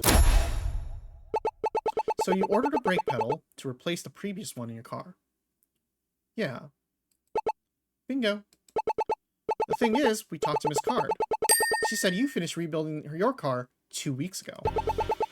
The accident took place before then. You couldn't even drive your car yet. How would you know the brakes were worn out? She said that. Yeah, that's right. They were worn out, just not by me. Let me explain. Oh boy, this is gonna keep going. The car I was rebuilding already had brakes, but I found out they were all worn out. Annie usually helps me with the parts, but she didn't have any brakes I could use, so I got them myself. I ordered them online, and then I went and picked them up when I got off work. See, it's really not a big deal. I just ordered things wrong.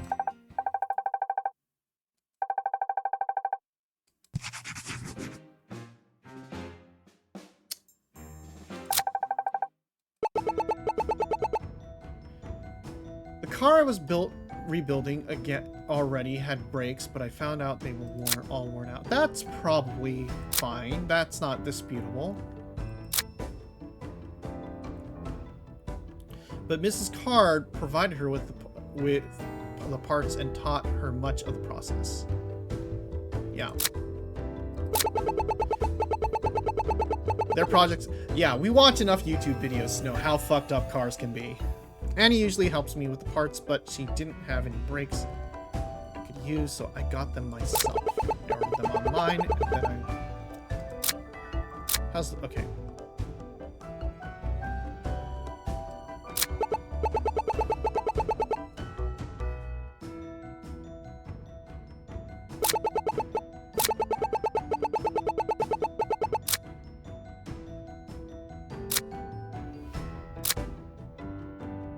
I would assume this is about right, though.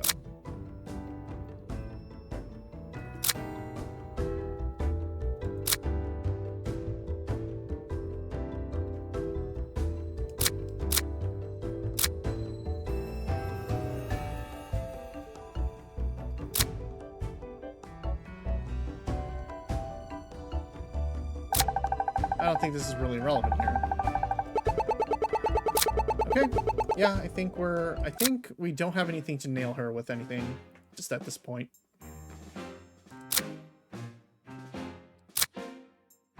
Alright. That's everything. We'll travel outside real quick and see if we can recap. You and Bill seem pretty close. Do you come see him often? From time to time, when I get the chance. We're not as close as we used to be. One of the things about being older is that you see your friends less. Yeah, I can't remember the last time I met up with my friends, old friends from high school. Maybe I should get together with them again. In any case, how come you never decided to help solve the case sooner? You seem like the kind of guy to move mountains for your friends. I think part of me just forgot it was a crime. To me, it was an accident. Bill walked away from his car alive, and that's what matters most. Remember, this is Detective Swift's case to solve, not ours. Like Sue told us before, this is just our cover. Cover or not, we can't just leave this unsolved. Maybe I should talk to Sophie. Miss Card is quite the character. She seems to care about the orphanage a lot. All my landlord cares about is that my rent is paid on an exact date. It's a unique situation. I'm happy Bill found this place. I'd be a lot less frustrated. I'd be a lot less frustrated with renting if I had a landlord like her. If you don't like your landlord, you can always find a better place. Imagine a landlord who cares. We'd be a landlord who cares. But then again, we would also be just renting out a room in our house. Have you seen the apartment prices in the city? I'd need my pay to be double before I could afford anything better. Either that, or I'd have to move back in with my parents. I'm with you there. Megan seems like a pretty skilled mechanic, especially at only 18. When I was 18, I didn't even know how to file my own tax returns. Everyone has something they're good at. Not to brag or anything, but I used to be the champion of the arcade. Really? I'd have never guessed. Looks can be deceiving, Ms. Assistant. For example, you may just look like an unassuming clerk. But really, you're pretty skilled at detective work. You might even run me out of the job. I've only done as well as I have because of you. I'm not remotely qualified for this. Who says you can't get those qualifications? If you ever wanted to finally join the club, I'm sure you'd be great at it. That is, assuming Sue would let you go. I think I'll just stick to what I'm comfortable with. Paperwork is nice and safe. I was really good at video games when I was young. Okay. I wonder, can we quickly talk to Annie about the brakes? No. How about Ferris? Anything new? Nope.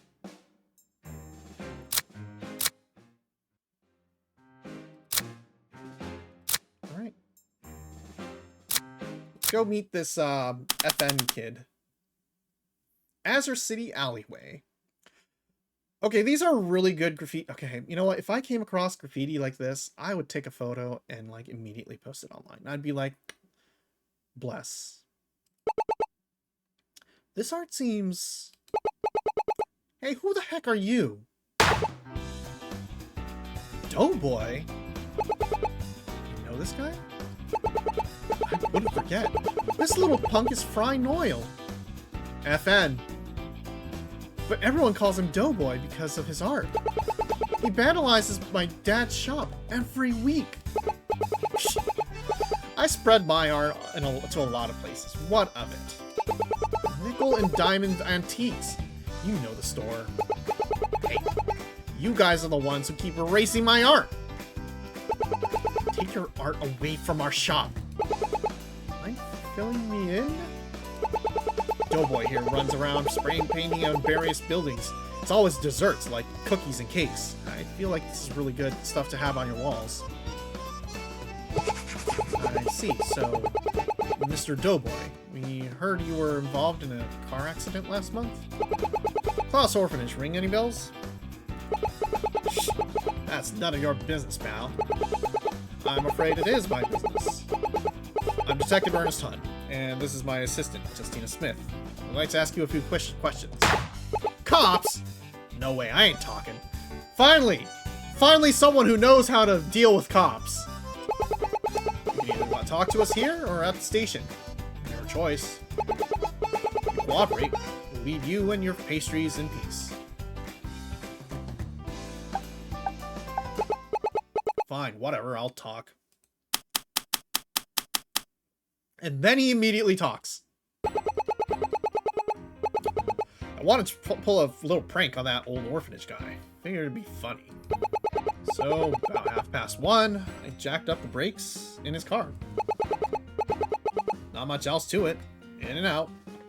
No trouble. Wannabe cops came by later to question me, but she kept insisting I didn't do it. Okay. Insisted visiting the orphanage around 1:30 p.m. on the day of the accident. He admits to causing the accident, but Detective Swift seems to think otherwise. This little prank of yours could have killed a man. You should feel ashamed of yourself. Whatever you say, Greenie. Greenie? You little... Don't let him get to you. Right. Guess we have some questions. We have to question him now. This is gonna be a long day. Look at that.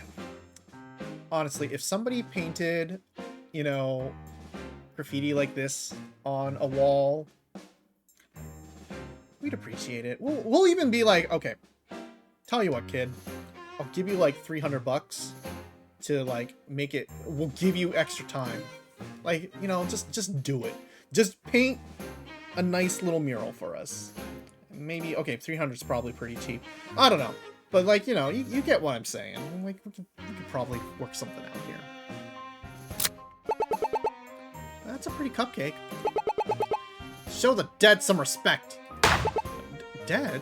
I painted this cupcake in honor of the 5th Street Big O Cupcakes. They made the best orange cupcakes this side of town. Until they closed last week. Oh. Taken away. Too soon. Was it really that good? Of course it was. That's why we honor their legacy. Rising costs caused them to sell to a corporate chain. It's a struggle to keep a small business afloat these days. Big O Cupcakes will live on in our hearts. I feel bad for the owners. How about this pie then? It's like a slice of pie? What kind is it meant to be? It's the best kind of pie. Chocolate. Chocolate? That's too decadent, even for me. Hey, detective, what's your favorite kind of pie? Well, that would have to be like a warm apple pie. My mom always baked those for our family. Me? I'm a simple man. I like a nice cherry pie. Chat, what's your favorite type of pie? What is it? What is it? This is a question. For us, it is probably banana cream. It's got like a mildness to it, but it's sweet, and you know, especially the cream on top, it's very fun. It's very soft. It's very easy to eat. It's light. Cherry tends to get a little heavy. Pumpkin also heavy. Apple, standard. Nothing wrong with apple, but you know, some like you still have to work through an apple pie. Banana cream, you just eat it. Just eat it. You can keep eating it. If you're done eating it, you just slam your face into it. It's great. It's wonderful. Right, now I'm hungry. A roll cake. What's that supposed to be? It's a roll cake, Greenie. I was called those jelly rolls. Yeah, but this one doesn't have any jelly. And all these sweets are starting to make me feel kind of sick. Haven't you ever considered painting something else for a change? Something healthier, like, I don't know, some broccoli? No way! I hate broccoli. I only paint things that bring me joy, anyways. Hey, broccoli can bring you joy, too. You just have to cook it right. Cook broccoli? Hell no. Well, okay, I guess you should steam broccoli. You should steam broccoli. Why not paint steamed broccoli? Yeah. This eclair seems to be unfinished, though. Why is this eclair so lifeless? It's just an outline, Greenie. I haven't finished it yet. Outline? Don't really seem like the type to paint with a plan in mind. My art takes a lot of time and thought, Greenie. But I wouldn't expect you to appreciate fine art. Fine art? It's spray-painted desserts! I put a lot of consideration into every drop of paint. It all comes together to form a delicious masterpiece. I see. I wonder how it will turn out. Spray cans. So much spray paint. He put his initials on these cans too. On these cans too. C48ELC and 6048 4D3A. Interesting. What the heck are you talking about? The colors of the spray paint. Those are hexadecimal codes. Hexa. What? This is the way of sharing color values. Pretty necessary for computers. Color me impressed. You figured it out just by looking at it. What can I say? I'm the daughter of two artists. Let's see how long it'll take for him to figure out the numbers are on the spray paint.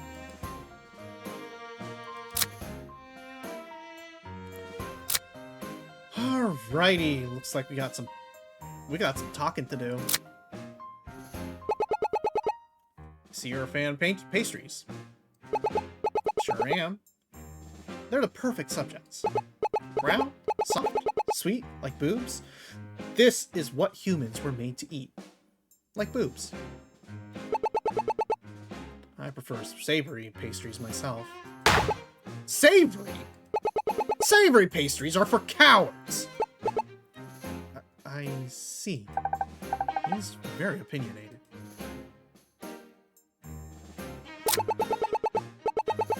I hear you were classmates with Meg? Were you two friends? Can't imagine why anyone would want to be friends with this guy. I don't know what you're talking about. Huh. Maybe not. Never mind then. Well, no, they obviously know each other. If I can ask, why exactly did you decide to become a menace to society and vandalize people's property? Art has no boundaries. I ain't gonna let my creativity be stifled by a bunch of landlords. It ain't always proper and legal. My works make a statement. You should be thanking me for making this dump of a city look better. Graffiti is not making the city look better. Actually, I think these pastries are really making this place look nice. Says you. My pastries are beautiful. I just want to bring some life to all this boring concrete. Just because you can't appreciate art doesn't mean you other people can't, Greenie. I heard you attended Whitehall Academy. Did you cheat on the entrance exam or something? Hey, what's that supposed to mean? think what she means to ask is, why not pursue a career instead of a life of petty crime? You don't think I have ways of making money? Sometimes I auction off my art. I got my own little online fan base, the Doughheads. They donate to me and stuff. Keeps my art going. People are paying him to vandalize? That's ridiculous. Why would anyone want to donate to you? Jealous or something? Doughheads are tired, boring losers like you who try to gatekeep art.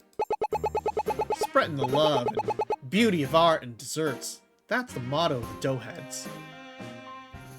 Fun. What a fun little boy. Well, we're about to hit the ad break. But we all know exactly where we're going. About 1:30, I jacked up the brakes in his car. Yet, according to Meg, she was working on the car until 1:45. So we'll present that information as soon as we're back from the break. Since it'll be a 3-minute break, yeah.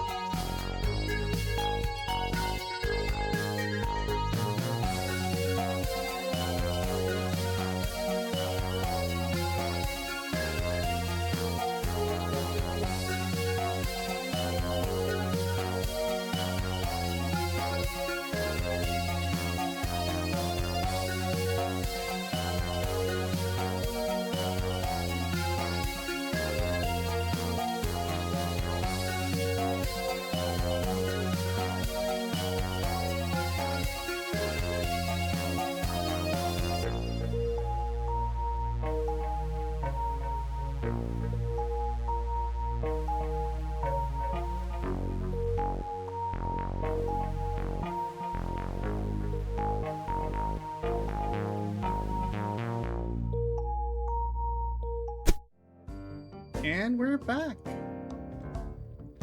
How was the boat? How was changing it back? Thank you, Shock. Alright, let's slam down the hammer on this vandal. Because we're the cops. Yeah, thanks for the welcome back. We talked to the mechanic at the orphanage. She said she was working on the car until 1:45 p.m. Couldn't have tampered with the brakes at 1:30. She would have seen you. That was pretty good. Now you calling me a liar? Meg's the liar. Oh, she's changing her mind whenever it suits her. No one said her name. This kid's gonna die. Don't worry about it. It's fine.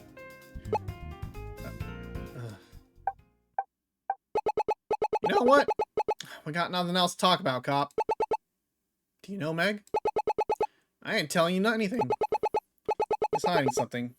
We just need to force it out of him. Force it out of him? Way to prove Fry and Meg know each other. Do I have any evidence like that? Yes, we do. Take a look at this, Fry.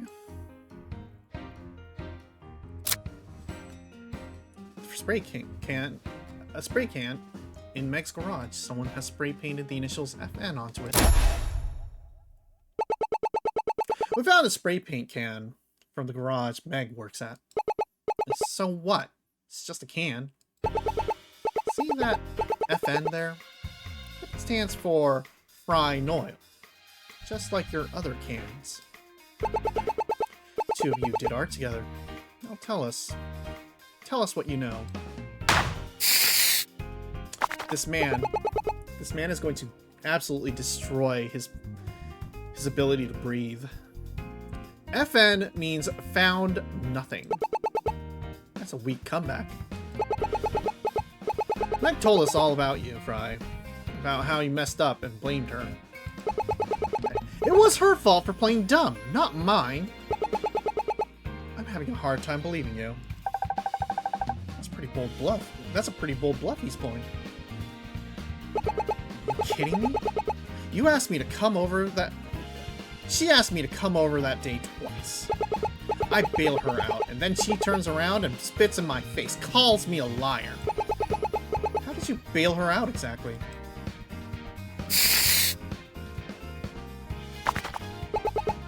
You know what? Forget it. I'm not saying another word to you. You either talk to us now, or you can stew this over in a jail cell. Your choice. Alright. Jeez, you're real pushy. You know that? Look, Meg and I went to school together. Took art classes and stuff. Got close. Real close. But then she up and tells me she just wants to be friends because she's gay. Or something. I'm like, yeah, whatever. So after graduating, we stayed friends, but we kind of started drifting apart. You know? I'm into boys. She's into girls. Not the same thing. Out of nowhere, I get this letter from her saying she changed her mind. Talk about all her feelings for me. Says I'm trans. I count. I matter. I'm an egg. Sounds pretty sweet, right? So she wants me to meet up at her old room the day of that accident, around 1:50 p.m. And what happened next? Well, the weird thing happens. Around 1 p.m., she calls me and asks me to go pick up a car brake pedal for her. So I did. I brought it to her around 1:30 p.m. She got all overjoyed and happy about it too. But then, when I asked her about us, and the letter, she acts like she had no idea what I was talking about. Can you believe that? She really used me. Just plays this sick joke. Then wants to act like I'm the one lying about it. I didn't want to let that slide. So I just took those stupid brakes and left. So you didn't mess with the brakes in Bill's car? No, I didn't. Why take the credit? Apparently some lady from there saw me leaving and decided to blame me for it. So I decided to roll with it. People think I nearly killed a man, got away with it? Nobody would want to mess with me. Did Meg tell you why she wanted the brakes? I didn't ask. She ordered them online, so I grabbed it. You still have it? I returned it. Money probably got refunded to her card. I don't have a use for a car brake, and just because she's used me doesn't mean I'm gonna steal her stuff. I see. Thank you for your cooperation, Mr. Noyle. Whatever. Just get out of here and leave me alone already. A letter from Meg sent to Fry Noyle professing her love for him and asking him to meet her at the orphanage around 1:50 p.m. Apparently, Meg requested Fry to buy replacement car brakes around 1 p.m. the day of the accident, however, Fry never delivered them. So, what now? We got a new lead to follow up on. Let's check it out. Which case are we working on at this point?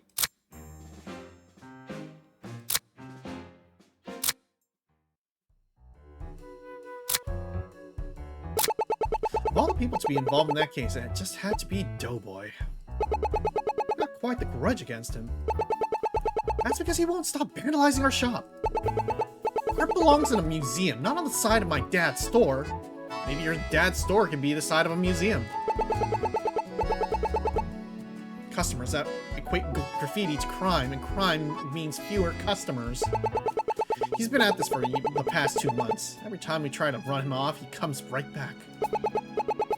Unfortunately, vandalism is a tough crime to fight against. Even if we had infinite resources to throw at the problem, there will always be more graffiti to deal with. One way or another, I'll take you down, Doughboy. You know the best way to get rid of graffiti, if you ever happen to like be plagued with street art on your buildings? Just erase it. If you do not respect that art and you do not care about it, just get rid of it. It is entirely within your right to do so, and by doing so, it discourages them. Every time you do so, they get a little bit more discouraged. They're not going to keep coming back because they're going to be like, I gotta do this again and again. They don't personally hate you. They don't personally hate you.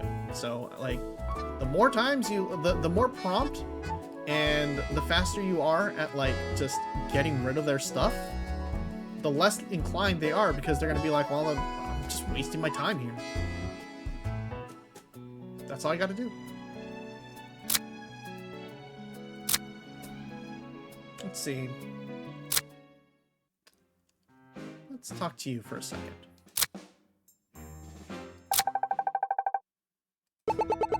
Perjury building already had brakes, but I have found out they were all worn out.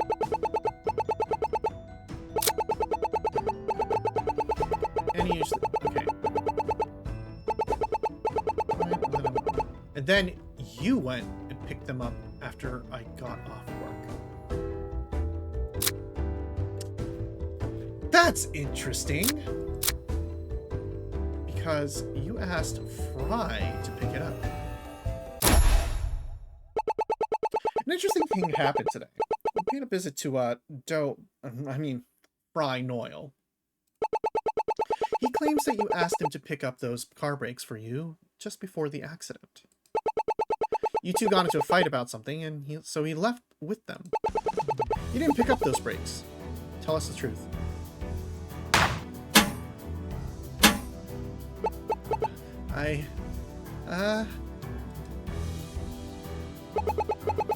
Please, Meg.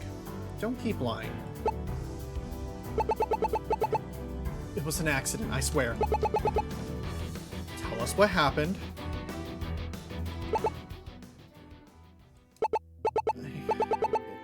It was me. I broke the brakes. I was under the steering wheel of the car, and I must have been putting my weight on the pedal. I thought it would be fine, but I ended up snapping the bridge in half. That's when I asked Fry for help. After he left with them, I tried using metal glue and tape to repair it temporarily. Then I went on break, hoping it would be fine. But then they failed when Bill tried to drive it. Was Bill aware of this? I was going to tell him, but he got back before I finished my break. Didn't have a a chance to tell him. The glue and tape must have come off when he was driving. I didn't get to explain what happened until after the crash. Hold on. It was an accident. Why didn't you just tell the police that? If my boss found out that I nearly killed a customer, I'd been fired for sure. The landlady said she saw someone leaving the parking lot, and so that's who took the blame. Bill and I never told her the truth, but we just agreed to her side of the story. So he was trying to protect you. The person leaving. Was that Fry? He said he left at 1:30. How could the landlady have seen him? I don't know. Maybe he lingered around a bit. He was very upset about that stupid letter. I told him I didn't write it, but he didn't believe me. That was the last time we spoke. If you didn't write it, then who did? I don't know. Must have been a cruel prank of some kind. I'm really sorry about everything. Don't be. Bill should have told me. Detective, what do we do? I was really looking forward to catching the one who hurt my friend. Not like this. Ms. Assistant, I need you to do me a favor. Head back to the station with Meg. We need her to give us the full facts of the case. Am I under arrest? It's just a routine procedure, as long as you'll come willingly. If you cooperate, I'll make sure this doesn't appear on your criminal record. Can you do that? I understand. I'll go. Well, what about you? I'll keep investigating what we actually came here for. Tell the others I said hello. Meg claims that she accidentally snapped the brakes on Bill's car less than an hour before the crash. Nobody was informed about it.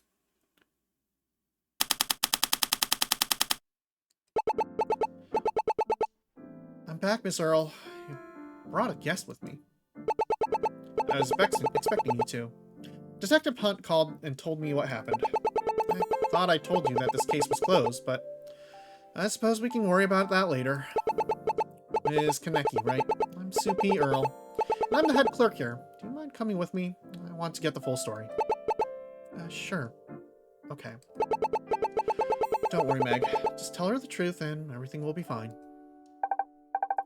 Well, I hope she'll be okay. Justy, you're back! Sophie? Don't surprise me like that. Sorry. I'm just happy to see you. You solved the case. If you keep going like this, you'll be a full detective before you know it. Thanks? But I wish you could have been there. This was your first case. Don't worry about it. Better be solved by you than let it go cold forever. But no buts. We still have a bigger case to solve, so chin up. How did things at the orphanage go? Did you and Red find anything about BG turtles? No, nothing at all. Whatever's going on, it looks like the orphanage has nothing to do with it. Well, I did some digging myself. What I can find, the charity could legally transfer the money, as long as it was agreed to by both the charity and the orphanage. The money would also need to be used within the confines of what's permissible for charity money. Specifically, it can't be used for the benefit of anyone at the charity or the orphanage. But I couldn't find anything on BG Turtles LLC itself, so where do we even go from there? If only we still had Chandra's proof. Well, why don't we try talking to her again? Who, Chandra? Yeah, maybe she can point us in the right direction. It's worth a shot, anyway. You've got a point. Let's go. You wait in the interrogation room. I'll go grab Chandra. Oh, okay. This is getting like a little confusing because we're working on like multiple cases at once, I guess. Good afternoon, Chandra. How are you holding up? As well as I could be, given everything. Did you find out anything? Unfortunately not. We don't have much to go off of right now. All we have is your claim. Without any proof, we've got nothing. We thought you could help us. Well, I'll help however I can. What do you want to know? I wanted to ask, why exactly did you decide to steal half the money from the safe? You must have had a reason. I thought I went over this before, but I guess I can explain it again.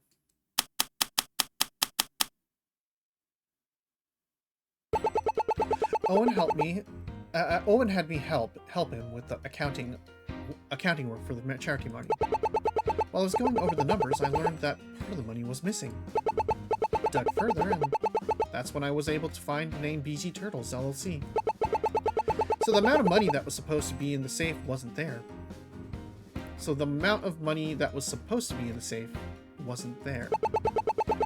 If we took half the money in that safe, it would make it obvious that what the true amount was. Then the Eubanks would be exposed for their theft. That's pretty clever. So how much money was supposed to be in the safe? Roughly 380,000 alms. That means the amount that was actually in the safe was 355,000 alms. Wait. That's it. Sophie, the police recorded the amount of money in the safe, right? They should have. I'll go check with Sue. We'll need to confirm the fundraised amount as well. Do you know where we might find the record of that? Well, the Eubanks should have it. Right. Doubt we'll get them to cooperate with us willingly. I don't think either of the Eubanks will be happy if we showed up at the estate again. Well, we could always try their office in the city. I'm sure they have records there. Good idea. Let's give that a shot then. Thank you for your help, Chandra. Good luck. I hate to keep bothering Chandra, but she's the only chance we have. Could the Eubanks really have stolen the money themselves? If so, then why? Maybe it's like Detective Hunt said. They do it because they can. But I can't shake the feeling there's more to the story. Hey, Justy, I'm back. Sophie, what did you find out? You were right. There were about 355,000 alms recovered from the safe's money. Aha. Now we have to find the Eubanks records. They'll have nothing to hide behind. You're all pumped for all of a sudden. It's just seeing what Chandra went through with her firing and how much the orphanage meant to Detective Hunt. Can't let all of that be in vain. It's up to us to solve the case now. That's the spirit. I like this side of you, Justy. Anyways, let's head out. We have to take the police cruiser. We can take the police cruiser. Why would you ever do that when we have Zephyr? Hang on. I still haven't recovered from the last time we rode that. My head and stomach were spinning for the whole next day. Oh, come on. We'll get there so much faster. Just hold on to me. Just hold on to me. You'll be fine. But... oh my god, they are so gay. Needless to say, I hugged the ground as soon as we arrived. Oh, this keeps going. This keeps going. Case 3 keeps going. Eubanks Investments Lobby. Wow, so this is Eubank Investments. It's just as cold and dreary as I expected. I could at least hang a painting or two. Excuse me. Can I help you with something? Oh! Why does every person in the city sneak up on me? We're here with the Azure City Police. I'm Detective Sophie Swift, and this is my assistant, Justina Smith. Police officers, huh? Well, Eubank Investments is happy to cooperate with the police. What can I assist you with, officers? At this point, you might as well just hand me a badge. Well, you could start with your name. Oh, my apologies. How rude of me. My name is Lowell Ledger, Executive Assistant. Now, was there some reason for your visit? We're here to investigate the Klaus charity. I'm aware that Eubank Investment handles the fundraising. Klaus charity? Oh, I'm sorry. But you'll have to take that matter up with the president. President? Oh, well, can we speak with him then? I'm afraid he's not here at the moment. He's a very busy man. Hang on a moment. We didn't come here just to be turned away. We suspect someone involved with the charity may have embezzled some of the money. All we need is to verify the amount that was raised. Surely you could help us with that. That is, if you have nothing to hide. Embezzlement, huh? Yeah. Yes. I believe I can help you with that. One moment, please. Well, that certainly got him in the mood to cooperate. What do you make of all this, Sophie? Do you really think that the Eubanks are hiding something? You saw Chandra's files. There's clearly something Mr. Eubank doesn't want us knowing about. As for why, I'm not sure. Right now, we should confirm that Chandra's info is correct. You're right. By the way, about the accident case. I don't have much to say on it. I'm just glad you and Red were able to solve it. I just thought you should know your early investigation was invaluable to us. Without you, we wouldn't have been able to track down Doughboy. That was what led us to Meg in the first place. I should have figured all of it out on my own. Red trained me himself. He vouched for me to take on the car crash case. And I failed him. I failed Bill. I failed myself. That's not true. You're a great detective. You could have arrested Fry as soon as you found him. I certainly would have. But you didn't. You even wrote why in the case file. You spoke with the primary suspect, Fry Noyle. He said he broke the brakes and his motive was to gain street cred. When asked for details, he refused to explain how he broke the brakes. Given how upfront he was about the motive and opportunity, not explaining the means is unusual. This led me to believe he is lying and is not our culprit.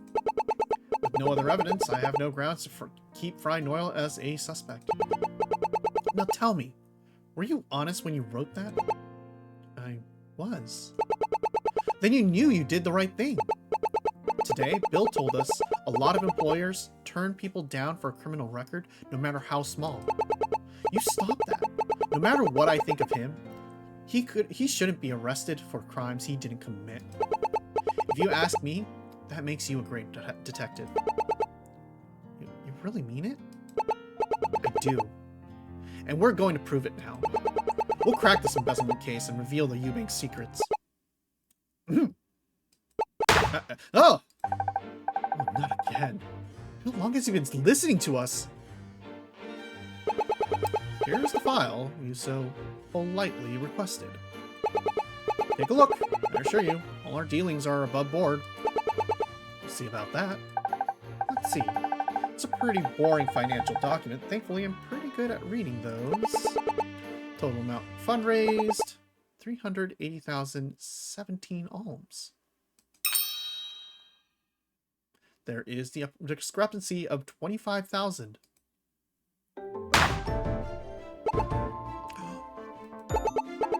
Mr. Ledger, are you absolutely certain that this is the correct amount? I can attest to its accuracy. Is there some sort of problem with that amount? Should I reveal this discrepancy to him? I feel like this is a good point to make sure we are...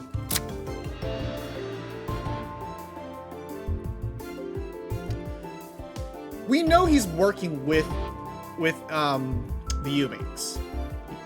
Because he was in the ending for Case 2.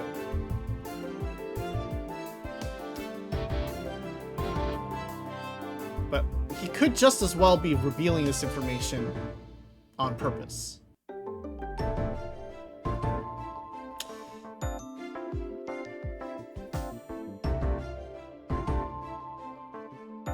Let's see where this goes. Mr. Ledger, is it true that Owen Eubank stored all the fundraised money himself? He did, yes. We counted the amount of money that was stored in that safe. There's about 25,000 olives missing from the total amount. Missing, you say? Oh, I wouldn't know anything about that. Likely story. Thank you for your help, Mr. Ledger. So now what? I think it's time to go have a chat with Mr. Eubank about this. With the proof we have, it's sure to be a contentious confrontation. We'll head out when you're ready. Do you mind if we linger here for a second, Mr. Ledger? If you must.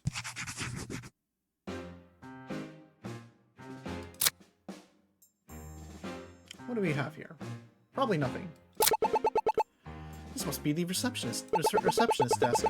There's a place back here for someone to sit, but the receptionist must be gone. Hey, look! There's a bowl of candy back here. I'm sure they won't mind if we swipe a couple pieces. Hey! You can't just run around taking things without asking first. You're a detective. You have to set a good example for everyone. What if this candy is an important clue? You never know. It probably doesn't even taste good. Free candy never does. You're no fun, Justy. There's a vase of pretty yellow flowers here. I think it's fair to say Mrs. Eubank put these here. She really seems to like yellow flowers. I remember seeing similar ones at their estate. She said they represented optimism. How do flowers represent such abstract things like that? Like, who looks at a flower and decides what they represent? I think it's a bit more complicated than that. Hold on. I wonder if there's any cheesy lines attached to this. May our profits bloom as beautifully as these. What kind of saying is that? They're very, very capitalist build. I don't think I've ever seen this before.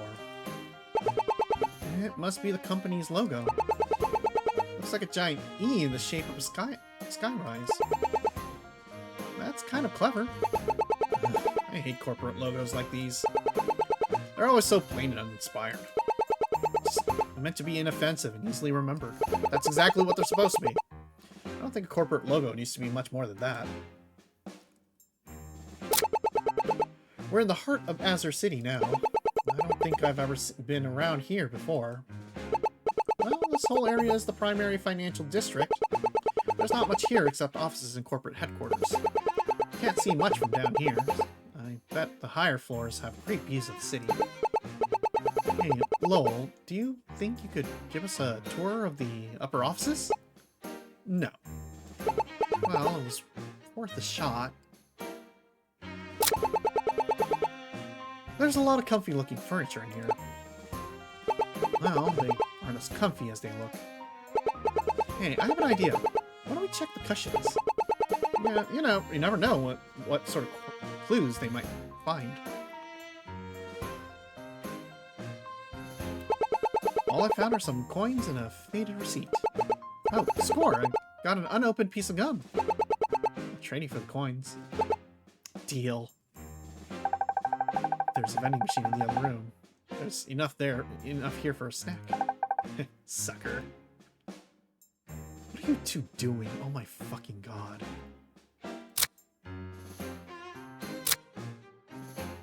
Oh, we can keep talking to him. So, Mr. Ledger, what exactly do you do around here? As I said before, I'm the assistant to the president. I assist him in all of his roles. If there is something he doesn't want to do, he delegates it to me. Admittedly, often smaller administrative tasks. Sounds like you'd rather be doing more. Of course I would. My position wasn't easy to land, and I have no intention on stopping here. I'll continue climbing the ladder as far as I can go. Perhaps one day I'll be the one running the show. You seem pretty ambitious. Ambition is the driving force of progress. If we just accept where we are in life, we never go further. I know that firsthand. My family was like that. Always saddled in debt, never striving to get better. So I did something about it. Got my degree in business, and I did everything I could to get to where I am now. that's a fair assessment. A lot of people don't have access to those same opportunities. Nobody chooses to end up that way. It can be a very difficult thing to get out of, ambition or not. There is always a means to an end, if only you were brave enough to pursue it. Good things come to those who deserve it. I see, so he's kind of a dick. You said something earlier about president? That would be Anton Chambers, my boss. He's quite the ruthless businessman. It's easy to tell how he got his position. He's never afraid of risks and never shies away from seizing opportunities when he sees them. In that way, I strive to do the same. Business is sink or swim. You either make it or you don't. Eventually, you have to realize that sometimes your success has to come at the cost of another's. You might think it's cruel, but that's just how the world is. Those who deserve success are those who don't shy away from reaching it. What an awful way to look at things. I think you can be successful without undermining others in the process. That sort of naivety won't cut it here. Eubank Investments only hires those who are willing to do what it takes. This is the sort of people who fill the business world, then thank gods I didn't stay in management. What can you tell me about Eubank Investments? We're one of the most successful real estate investment firms this side of the Azure Bay. Our company is behind a lot of the city's recent major developments, including the transformation of the Sunrise District. Recently, we've begun expanding our plans eastward, past the Junal Mountains. It looks like the company is doing very well then. We've routinely broken our projected route revenue, and that shows no sign of stopping. Business is good. Of course, that's dependent on the continued success of our developments. There's been some recent trouble. That's nothing we can't turn around. Recent trouble, huh? I'm sure it's nothing, but I'll try to remember that for later. Alright, let's head to the estate then.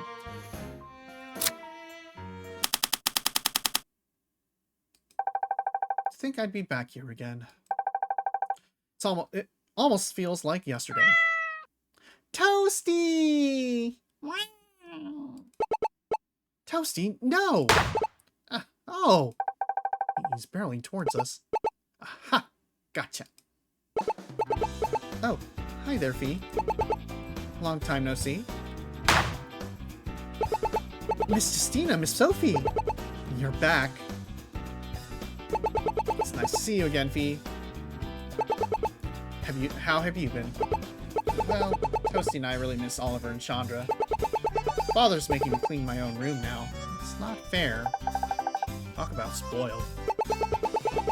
And we don't get any more of Oliver's extra special curry. Don't worry, Fee.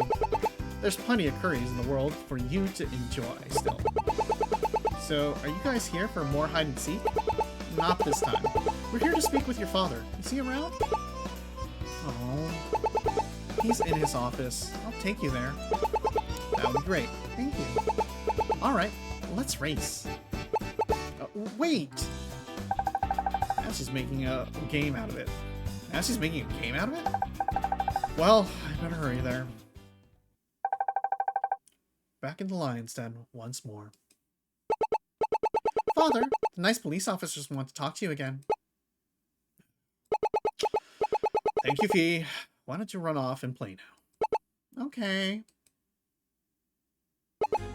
So, it's you again. Just how many times exactly are you going to invade my home before you're content? Hopefully this is the last time. We needed to talk to you about the Clowns for Charity. This nonsense again. What is it now? I thought you should know Chandra recovered from her injuries today. Quite aware. We just had her dismissed from our employment. She claims you've been embezzling money from the charity. You? Hey, don't get mad at us. Those were her words. Regardless, we want to ask you what you know about BG Turtles, LLC. I have no idea what you're talking about. I've never heard about that in my life. As if. We know you stole Chandra's documents on it. Why don't you just come clean already? We've already caught you. I want you to consider your words very, very carefully, clerk. I can have you blacklisted from every job in Azza City and beyond. Now he thinks he can threaten me? Whoa. No need for that. Let's all just calm down. We aren't accusing you of anything at this time, Mr. Eubank. We just want you to hear your side of things. Are you really going to entertain the baseless words of that snake? It would be irresponsible for us to not look into it. Besides, there's nothing wrong with your statement. We won't bother you again. Fine. But this is the last statement I'll give you.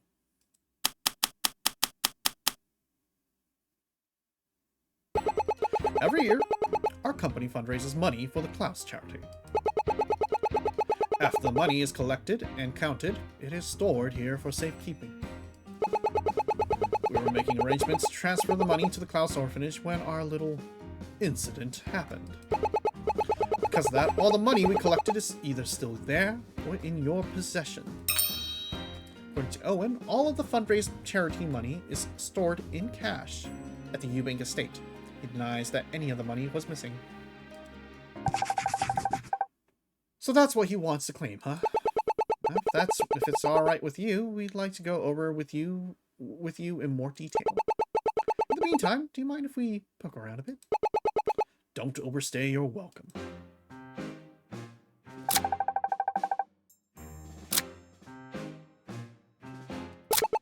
What's up here? The History of the World, Part 0. Shouldn't it be Part 1? That book covers histories before humans. We were only around for less than a fraction of this planet's life. This is huge. Have you read the whole book? Cover to cover. Though now I only go back to specific portions of it. After all, how can we inhabit a world that we don't truly understand? If you read it, you might learn a thing or two. It's never a bad thing to broaden one's horizons. Right. Maybe I'll check it out another time. It's down here. Where in the world is carbon dioxide? Is this a children's book? It was Fee's favorite when she was younger. I used to read it to her every night. She's going to be a wonderful scientist someday. Scientist? What about the family business? I would prefer that she follows her own path rather than my own footsteps. Says the guy who wants her to be a scientist. What's on here? Fiesta Fantasy 6 soundtrack. Fiesta Fantasy. Arriba. Stop snooping around. Sorry. Though, is that video game music? What of it? Fiesta Fantasy has some of the most beautiful music I've ever listened to. The 6th game is where the composer truly shined. It's true. I don't mean to offend, it's just surprising is all. I always figured you to be the type to listen to classical music all day. Well, 6, you see, you understand. I can't stand classical music. Guess you shouldn't judge a book by its own cover. What about you, Sophie? What kind of music do you like? I've been listening to some of the classics lately, like the band White Keys and Black Stripes.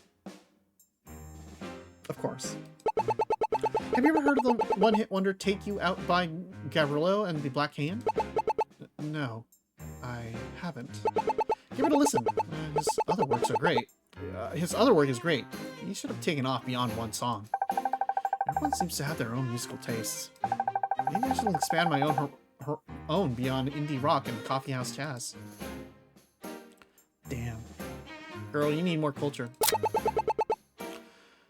Do you mind if I turn on this lamp? The room has sufficient light. It would be a waste of electricity. I can at least open these curtains a bit more. The light in this room is perfect for my taste, equal parts moody and hopeful. Is he a vampire? By the way, why is your office here and not at Eubank Investments? I have an office there, but I prefer this one for more private matters. The walls have ears. You can never trust them. That's why the most important matters are discussed here. Sounds like paranoia to me.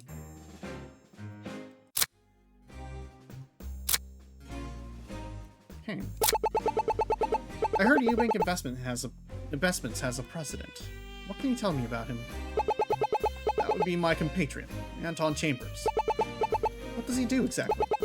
As president, Anton handles all the day-to-day management of the company and our business ventures. Recently, he secured us numerous new property developments. In essence, he is the beating heart of the company. Huh, so I guess that you just sit around all day and collect a paycheck? I assure you, my role involves a lot of work. As CEO, my responsibilities revolve around our company's future. With it, I carry the very soul of Eubank Investments. Sounds to me like you're just the ideas guy. I'm tired of this discussion. Drop it. I think I poked a nerve here. Do you know anything about the car accident that happened at Klaus Orphanage last month? I heard about it, yes. Thank the gods that nobody was harmed. It's a real shame about the car, though. Plastic like that deserves a better death. It's not quite dead yet. Bill's having it repaired. Is he? That would cost him quite the penny. I can hardly imagine how he could afford such a thing. Now that I think about it, how did Bill wind up with that money? I should ask about it later. It sounds like you and Bill are acquaintances. We've met before, obviously. After all, my company has a lot of ties to the orphanage. But our relationship is strictly professional one. I don't have any connections with him brother-wise. On one of my trips to the orphanage, he happened to show me his car. A real beauty that one was. So you don't know anything about what goes on at the orphanage? I'm afraid not. Our only dealings at this stage involve the charity. Doesn't sound like I'll get anything useful out of him on this topic, then. Okay. After the money is collected and counted, it is stored there for safekeeping. Transfer the money when it doesn't happen. Because of that, all the money we collected is either still there or in your possession. So according to this, the recovered charity money and Klaus charity records, approximately 25,000 alms, are unaccounted for.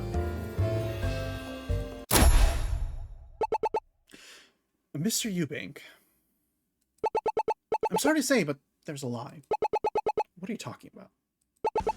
We already checked the numbers. There's around 25,000 alms missing from the charity's money. Of course, you already knew that, didn't you? Monocle number 2. Hey, don't know anything about that. Tell us what you did with the money. Right. That money was accounted for perfectly. Your clumsy officer must have miscounted it. Unlikely story. Unfortunately for him, I already have a pretty good idea as to where the money went. I just have to show it to him. Actually, Mr. Eubank, I have a better explanation. Take a look at this. Let's see, what do we have here? He denies any of the money went missing.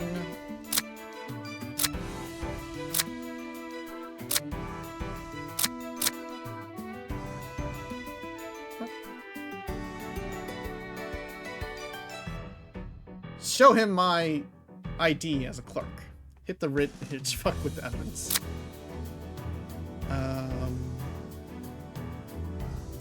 Chandra claims that roughly 25,000 alms were transferred from the charity fund to a shell corporation, VG Turtle LLC, for proof that the investment has gone missing. So that is what we could probably use. Bill has left a meeting. Okay, as he was trying to sleep. Blah blah blah.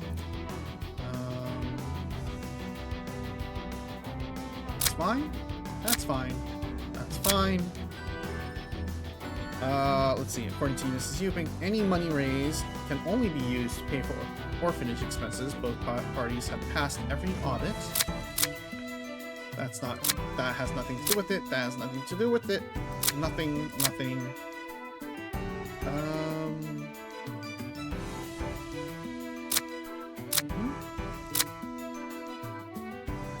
Okay, so I'm guessing we just present him with this statement.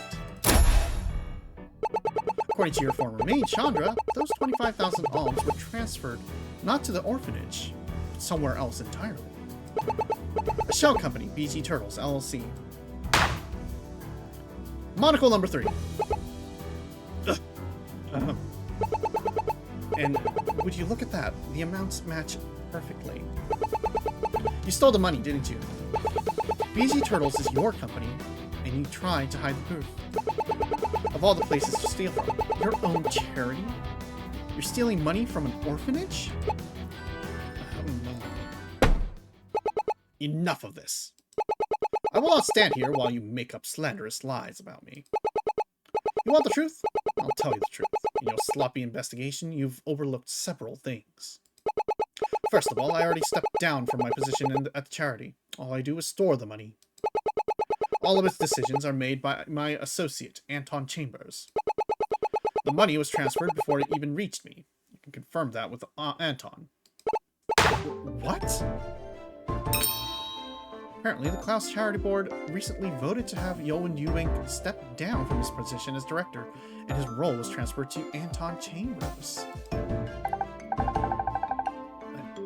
I thought for sure he was the culprit. So you claim. Alright then, Mr. Eubank, go confirm this with Mr. Chambers. But if this story doesn't match what you told us, we'll be back.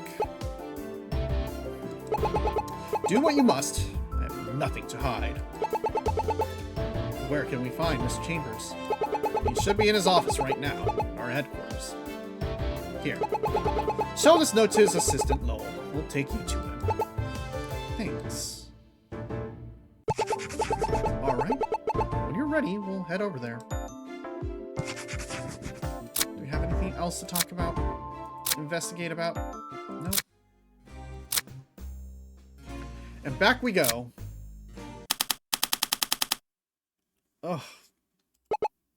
Ah. You two are back again.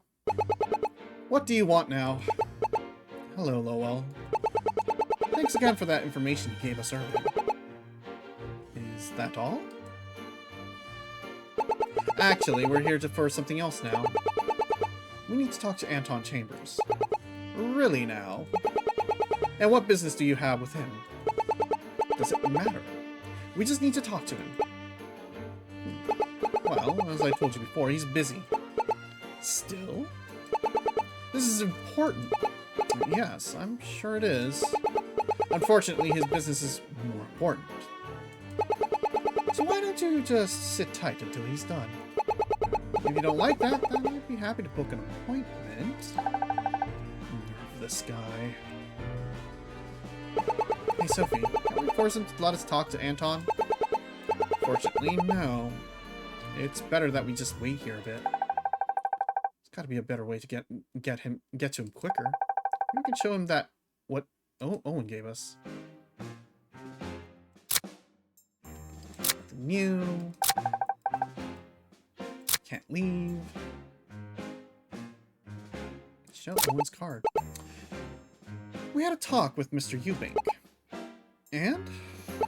I think you should take a look at this card. Mr. Chambers' office is on the 6th floor.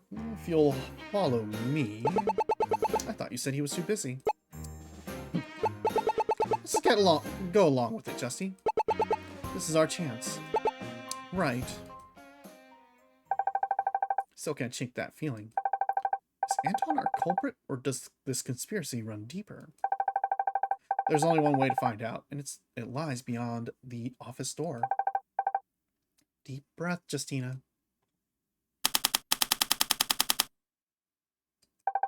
Out of the frying pan and into the fire. Mr. Chambers, 2 detectives are here to speak with you.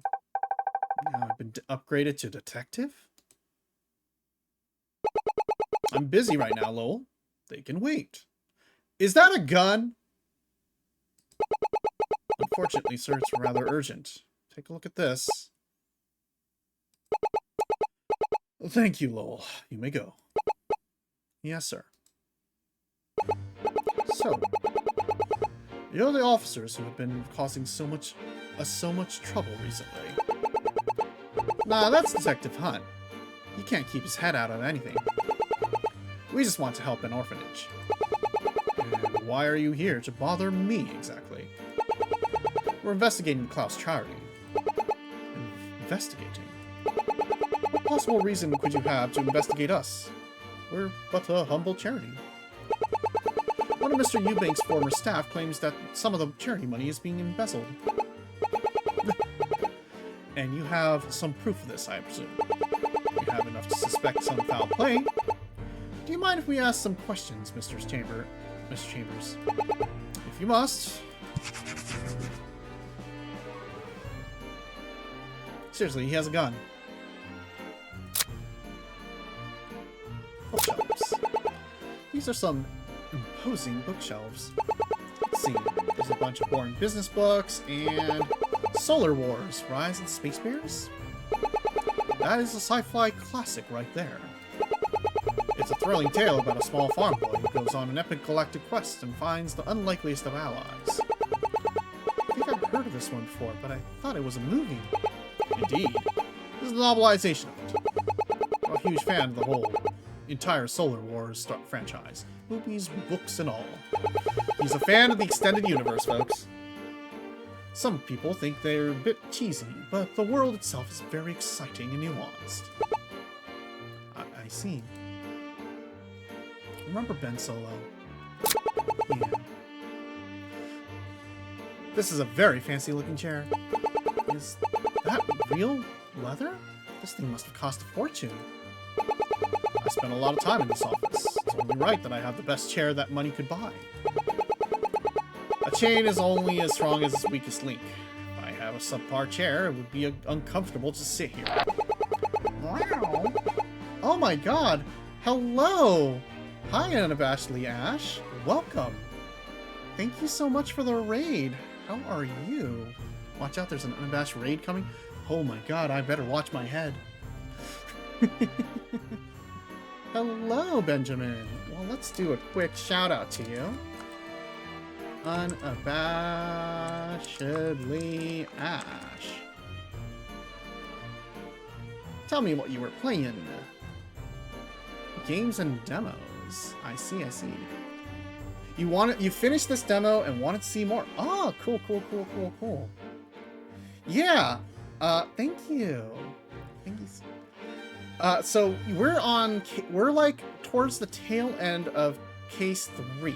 And yeah, we're enjoying this game a lot. If you have not picked up this game, absolutely try.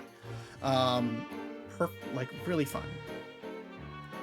Yeah, thanks so much. And if you gotta raid and run or anything like that, get some water, get some rest, by all means. But we are so thankful for you sharing your community with us. Yeah. Oh, also, we are Chiaki Mitama. We are a 3-headed Pervis cat goddess VTuber. Hello! Chat was gashing over your name for reasons I don't understand because I haven't played down. Oh, okay. I see. Yeah. It just came out, it came out 2 weeks ago or so? Yeah. The funny thing is that Chiaki is technically, our name is not related to Danganronpa, but a lot of people think it is. And we accept that. We accept that false affiliation as long as it's a good affiliation. Because, we want to live up to being a gamer. We are a gamer. We are absolutely a gamer, okay? Just completely, unabashedly a gamer. Don't tell anyone. We're not actually really good at gaming. Okay.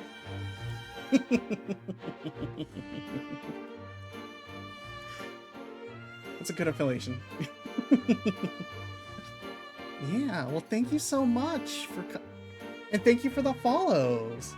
Yeah. We appreciate it. All right, well, we're gonna keep going right along then. And also, we got an ad break coming in, but you know what? Fucking. Chiaki is definitely a good gamer. That's a lie. That is a lie. Also, snooze that ad because we just got some raiders. So that inevitably leads to subpar work. I don't tolerate subpar work. Here we go. Let's go. I think you should. Wow. Oh, thank you for the follow. Yeah. We're a good truck driver. We're going to play some truck driving later, but probably off stream. I think you could get a decent chair for a lot less. You can't put a price on quality. This chair will last a generation. Technically, a good chair should just last like 3 or 4 years. Unless, well, I guess like if you have a really good upholstered leather chair, then I guess it should last you a while. But like, you gotta get it reupholstered, and you gotta like do a whole bunch of things. So Chiaki, Miss, Mr, or anything in between, please confirm so I don't mislabel. What games do you generally play? Oh yeah, we are, well, first of all, we are Miss, and typically we play a lot of simulators, but we also play a lot of visual novels. We like mystery games like these, and we also are currently in a sort of a binge. Also, we will drink some tea. Thank you. What games are our favorites? Well, like, we're really bad at like figuring out what kind of game is like our favorite, right? Like we're so bad at like saying, oh, we love the Ace Attorney series, and we do love the Ace Attorney series. But like we also love SimCity, we like City Skylines, we like American Truck Simulator. Right now we're on a Stranova binge. Stranova is a new gacha game that's like a third-person over the shoulder shooter. We love to play Mahjong a lot. I found this is a pretty good way to get no peeps. Yeah. SimCity 4 is one of my favorite childhood games. Yeah, SimCity 4 was the last good SimCity game. Ben asking the real questions, absolutely. Like, if you noticed, like, earlier, like, you know, a lot of our sounds and stuff come from SimCity. Stranova is Valorant for Coomers. Yeah, don't say it like that, but sure, okay. It's yeah, it's wonderful.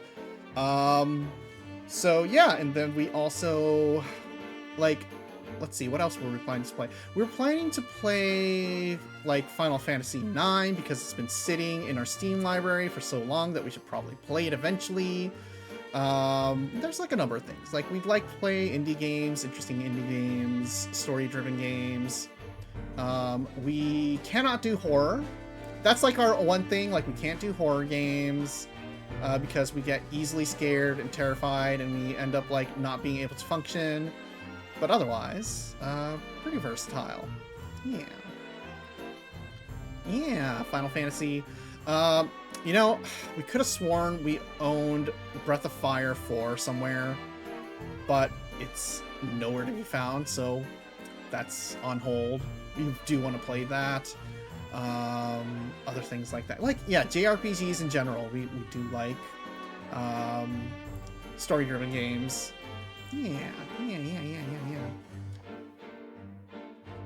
Actually prefer mystery games. Yeah, like we really like mystery games. So we picked up Paper Perjury mostly because we like mystery games. It felt very Ace Attorney-ish. So that felt like a good game to kind of just do. Initially, we were planning to do Centennial Story, the Shijima case, which is like a full motion video of like Contradiction. It's kind of like Contradiction, but it's like a Japanese version set in like the Meiji era. But that was, well, we wanted to finish this first because we didn't want to like do multiple mystery games all at once, right? I have to get back to being responsible. Okay, yeah, thanks so much for, you know, stopping by, getting follows and everything. We appreciate you. Huge Danganronpa fan. You know, I haven't played Ace Attorney. Ah, I see. That's the thing. That's the funny thing. Like, we don't actually play Danganronpa, which is the funniest thing, right?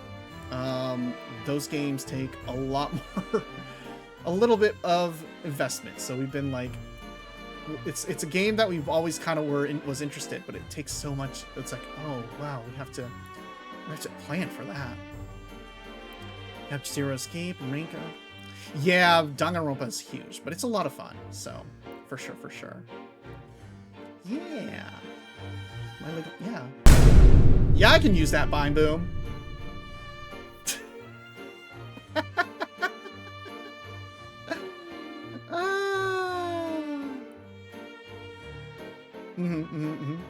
Yeah, and so like that's the other thing too. Like for streaming, Danganronpa pretty big. But like, you know, I want to try to play games that aren't really like more indie games, so that like a lot more people can find other games too and learn about them. So you know, I wanted to go with Paper Perjury. Yeah, thank you so much for y'all to stop on by and checking little old me out. I think we're gonna hit that ad now, but don't worry, we'll be back. In the meantime, let's interrogate this guy. This chair will last a generation. My successor will be able to sit in this very same chair. I guess I didn't think of it that way.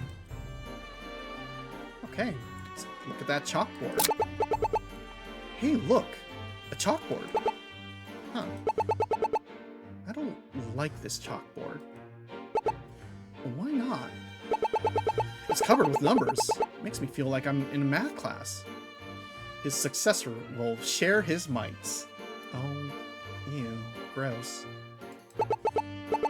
Ah, come on, math class wasn't that bad. I think it's overrated. Don't get me wrong, I like the logic problems we'd sometimes get. Staring at a bunch of numbers just makes my head hurt. I always preferred art class. Oh, is something wrong? Art class and I never got along. I always wanted to get done quickly, so I botched just about every project I did. One time, I thought I made the cutest little clay pot, but when it was fired, it completely fell apart. I think her approach might have been a bit flawed. I see, so we have science brain and art brain. Okay, window. Wow! Wow, you've got quite a view of the city from up here. Need to be careful here because I prefer not spoiling much of Paper Perjury, but hey, so we'll hang out a little bit more. Okay, yeah, by all means, just, you know, don't worry about that. If you're planning to play this game, no pressure in sticking around, but we appreciate you being here.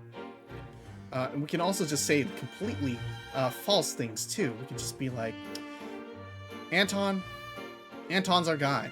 Absolutely is. He murdered Chandra. Just gonna put it out there right now. He murdered him. He murdered her. Yep.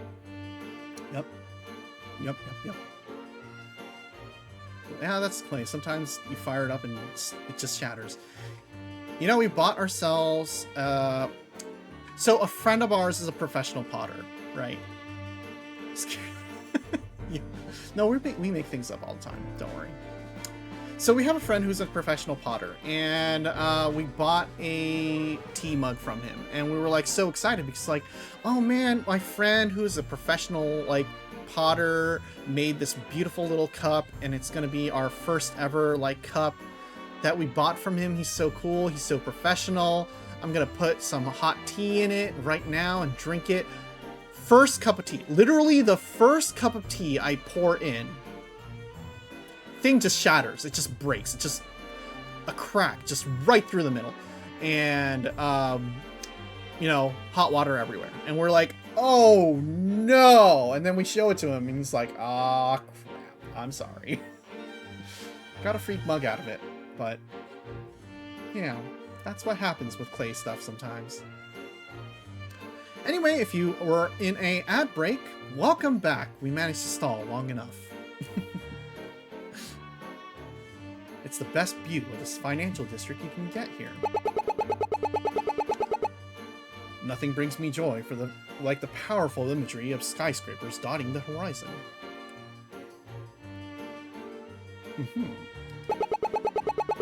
It's a testament to humanity's power and determination.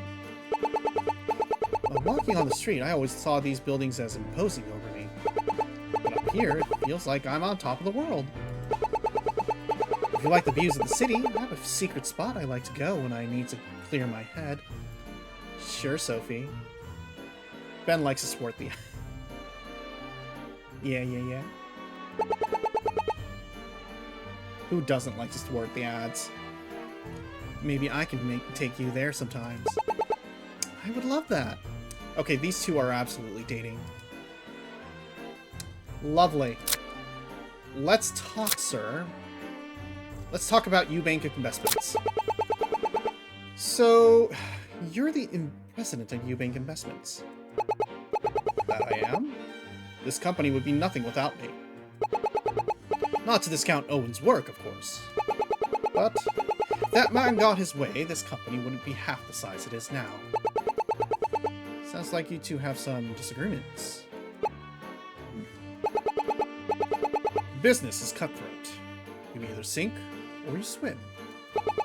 Without direct aggressive action, you'll fall short of the competition. Owen doesn't understand it. However much of a skilled negotiator he may be, not every problem is solved at the bargaining table. Would it be okay to ask where you're from, very generally? We are from California. And we do add a little bit of an accent whenever we do character voices sometimes, just so that, they're a little bit more distinguishable, I guess.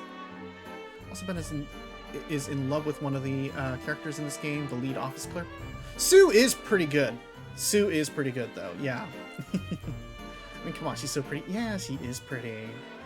Yeah. Case files. Boop. Boop. Sue P. Earle.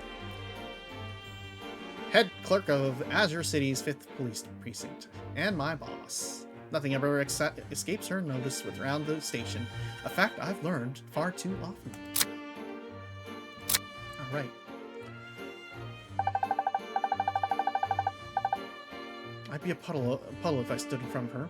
Oh, lovely. Good to know. Maybe it's just me, but everything this guy says feels a bit ominous. That's just hanging out with business people. Wow. Thank you for the hot dog. Gonna grab some dinner, but I'll be lurking, enjoying the vibes here. Thank you for the aroma. Of course, thank you, and have a good dinner. Yeah.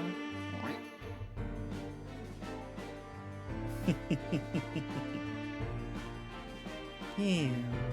Well, girl hot. Your brain turns off when girl hot, Klaus Charity. So, you're the head of Klaus Charity as well. Why do you run it, and not Owen? Owen found himself with too much on his plate. I, however, don't mind the extra workload. I took control of Charity several months ago. Owen, of course, retains a ceremonial role in the organization, and he stores the fundraised money himself. But anything that happens to the funds themselves falls under my purview. So what Owen told us is true. However, that means Anton here is the one truly responsible. Maybe I should have a chat with him about the missing money. And what can he tell me about the Klaus orphanage? We helped set it up, and the charity benefits it. While I think the cause is noble enough, I think Bill is a bit misguided. Also, this guy has a great beard. Yeah, that's a good... This is a very good, what's his name? Star Wars guy. What's his name? George Lucas. It's a very good George Lucas beard.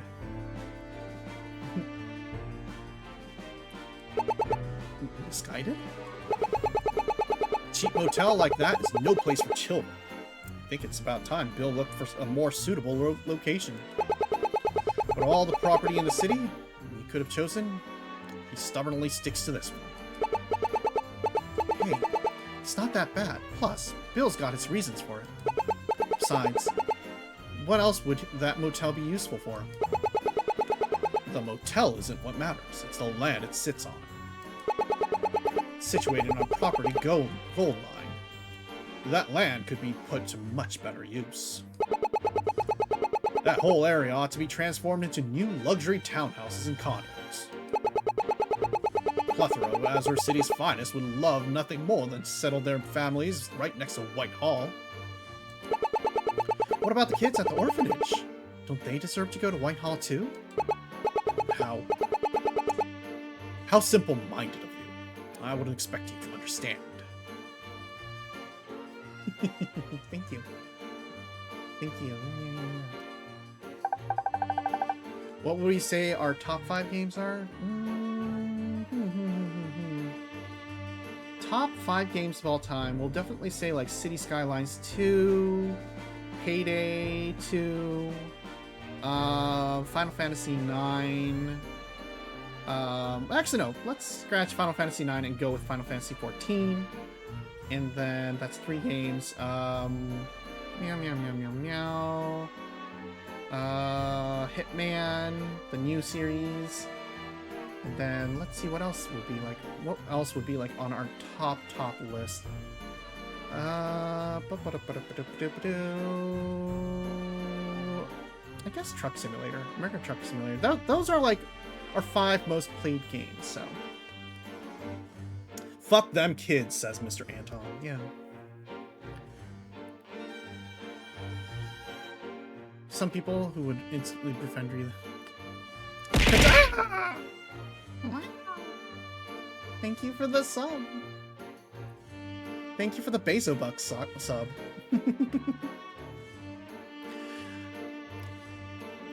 Little constructive criticism. What's up?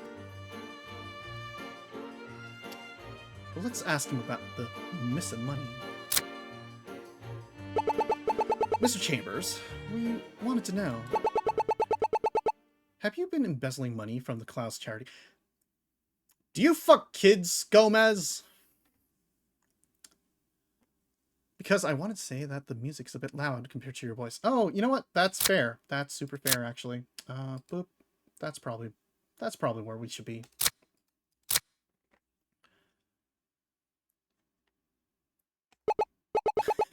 Coming out swinging, are we? What a preposterous accusation. 25,000 alms are missing from the charity money. If you're the one who runs charity, then I imagine you'd have some knowledge about this. A word of advice. Never shoot unless you know what your target is. Yeah. I know what happens to that money. I had to transfer it to another company. What was the name of it? BG Turtles. So you admit to taking the money. Let's not get ahead of ourselves. I never said I took it. Bill Klaus asked me to transfer it. What? What are you talking about? Wait a second. Bill asked you to? Surprised? I thought you would have figured that out already. Oh, you have to, okay. Yeah. Please. Have a good day.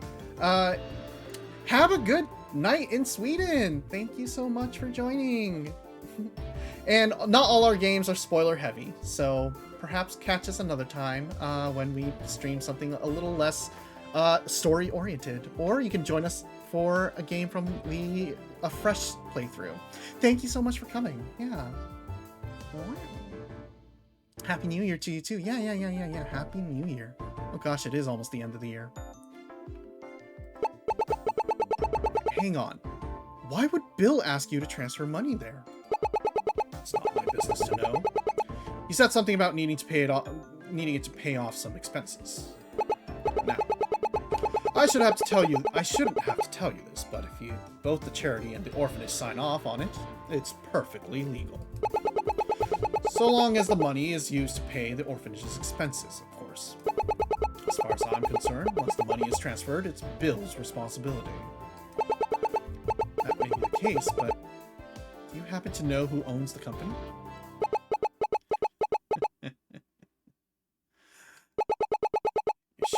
You sure you want that The answer to that? You may not like what you find out. But I'll tell you, if only to stop this little charade. Bill Clowes owns BG Turtles LLC. What? I must say, I didn't know about it myself. My assistant Lowell did some digging. That's how I found out. Sounds to me like you don't know old Bill so much as you thought you did. Now, let me make something very clear to you, too. All of our dealings here are nothing but above board. We have nothing to hide. So if you want to go around accusing anyone of embezzlement, it sounds to me like you should be talking to Bill about it, not me. Bill, you never told us anything about this. Of course not. You don't tell the cops that you're embezzling money. That can't be right. Surely he had a good reason. Sophie, what do we do now? I don't know. I wasn't expecting that at all. Red isn't gonna like this. Let's head back to the station. We can regroup there. When you're ready, let's go. Right. Okay, I think that about covers everything. Well, I feel like this is kind of a conspiracy, but we're gonna have to go for it. Let's go back to police station. Check out what's going on. Back at the station lobby, 3:30 p.m. There's no way what he said is true. God, I hate this. I'm with you there. Our work is never easy. So, what's next for our detective in training? I'm just a humble clerk. But I hate to say it, everything is pointing to Bill as the one behind the embezzlement. We should head back to the orphanage. Oh, good. You're back. I finished taking Meg's statement. How did it go? She cooperated perfectly. Now it's up to the chief. Now it's up to the chief what happens next. He wasn't very happy about the case being reopened without his permission. But I explained the situation to him. He's willing to make an exception. In this case. The three of you really need to be more careful. I can't keep covering for you like this. I'm sorry. Meg, I wish you had told me the truth from the start. Hey, Sue. I'll make it up to you. Let me handle the paperwork for this case. Well, that's the first you've ever volunteered for paperwork. Given that my clerk is off playing detective, it's all yours. Great. Let me see the file. I'm going to be buried in a pile of paperwork when this is over, aren't I? Something about this all of this is still bothering me. Sue, I'll finish this paperwork later. I want to go look at the car again. I swear, you detectives never make my life easy. Just get it done by the end of the day. Thanks, Sue. Come on, Meg. Take you back to Zephyr. I'll take you back on Zephyr. Got a motorcycle helmet with your name on it. Heck yeah, I've never ridden a motorcycle before. But don't worry about me. I've already got my own. That's gonna fucking crack your head. Pray to God she can handle Zephyr better than me. Already, that's practically marriage. I'll take Sophie to the garage so I can show her the car. Wish you luck. Time to find Detective Hunt. Then I punched him in the face. We were always good at that. Detective? Well, who did you punch? I can explain. Do I even ask? Yes, who did he punch? Explain then. I was talking about punching someone in a fighting game. I started right before you came in. It started right before you came in. Remember after the closing night of the musical we did in high school? Went to the arcade for the after party, and you beat me in front of the rest of the cast. That doesn't count. You were worn out from all the singing and dancing. You're normally too good at fighting games. Hang on, you did theater? We both did. Bill was our top singer, and I could win any dance battle thrown my way. I just can't see you as anything less than a detective. Or dude. Or bum. I'm getting carried away. I need to talk to you outside, sir. Huh? Sure. I'll be right back, Bill. Duty calls. Something wrong, Miss Assistant? It's about BG Turtles, and you're not gonna like it. Sophie and I went investigating Charity, and well, according to them, Bill had the money sent to BG Turtles, which he owns. If that's true, then Bill is our culprit. You know I don't trust the Eubanks, right? I do. And you think they're telling the truth? As much as I hate to admit it, I think so. There's nobody else it could be. Then, let me take care of this. Everything all right, Ernest? Listen, Bill.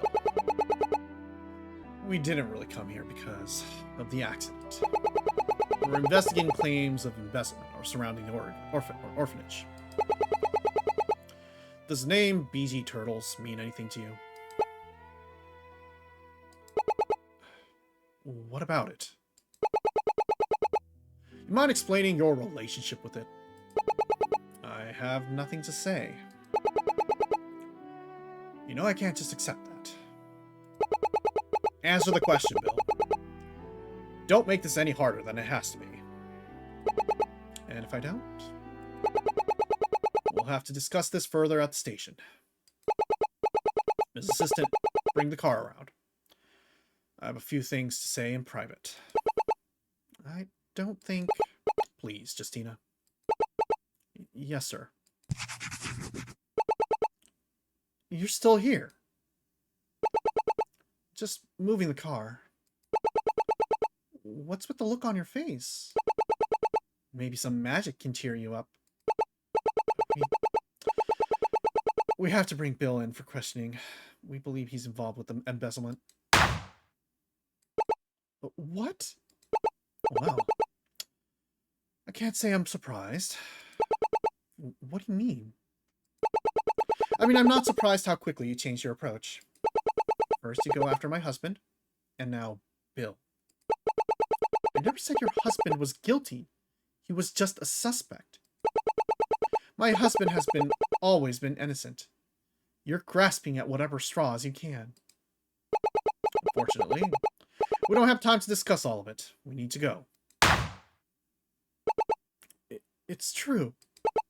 Bill, what happened? Sorry, but I'm not speaking to anyone without a lawyer. Is it time for you to be a lawyer? That's quite alright, Bill. I'll take your case if you'd let me. Ferris, you keep taking on losing cases. Ferris, I swear to God, take a case you can win for once. You think I'm innocent? We worked together for years. You always put the children before anything else. I'm sure this is all a big misunderstanding. In that case, I accept. I'll be heading to the station then. Don't forget about me. I'm coming too. What for? Bill's my friend. I know he'd never do such a thing. I'm not going to let you arrest him without giving me a chance to give my statement. Don't you have, like, something better to do with your time, Ferris? Don't you have, like, other cases? No, she's rich! I'd like to ask you if... In that case, you can join us in the interrogation room. I'd like to ask you a few questions anyways. She's like a wife who practices law for... I think so. At this point, I think so. I think she just takes on the big ones. And she lets her firm handle most of like the actual work, right? She's there to be like big and imposing and like scary when she needs to be. This is going to be a long day. Once again, I was headed to the interrogation room to finish this case once and for all. Detective Hunt didn't say anything to me on the whole ride back. Yeah, professional girl boss. I know a few of these people. I know a few lawyers who just do not actually do any work. They're just there to sign letters and be imposing and make statements. And the rest of the law firm keeps the machine going, you know? And like that's important too. You know, having the girl boss to be scary. And, you know, once you, like, usually those are the kinds of people who have already argued in front of the Supreme Court or something. Like, yeah, like, yes, they could be doing work, but honestly, they're far more powerful and effective as lobbyists or something. I'm worried about him. I don't know if he can lead an interrogation like this. Only one way to find out. It's going to be one crowded interrogation room. All right, we're done with part 1. Finally. Oh my god, that was pretty long. Let's save that.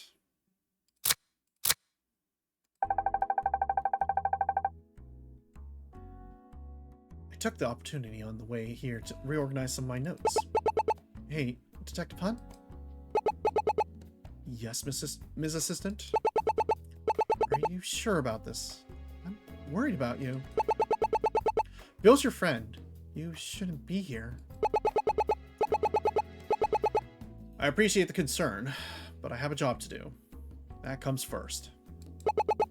I won't let our friendship get in the way of finding the truth. Don't worry. You're a real interrogation room veteran at this point. We'll solve this together. Red? Sue just told me what's going on. Are you seriously going through with this? I am. Red, he's your best friend. He is.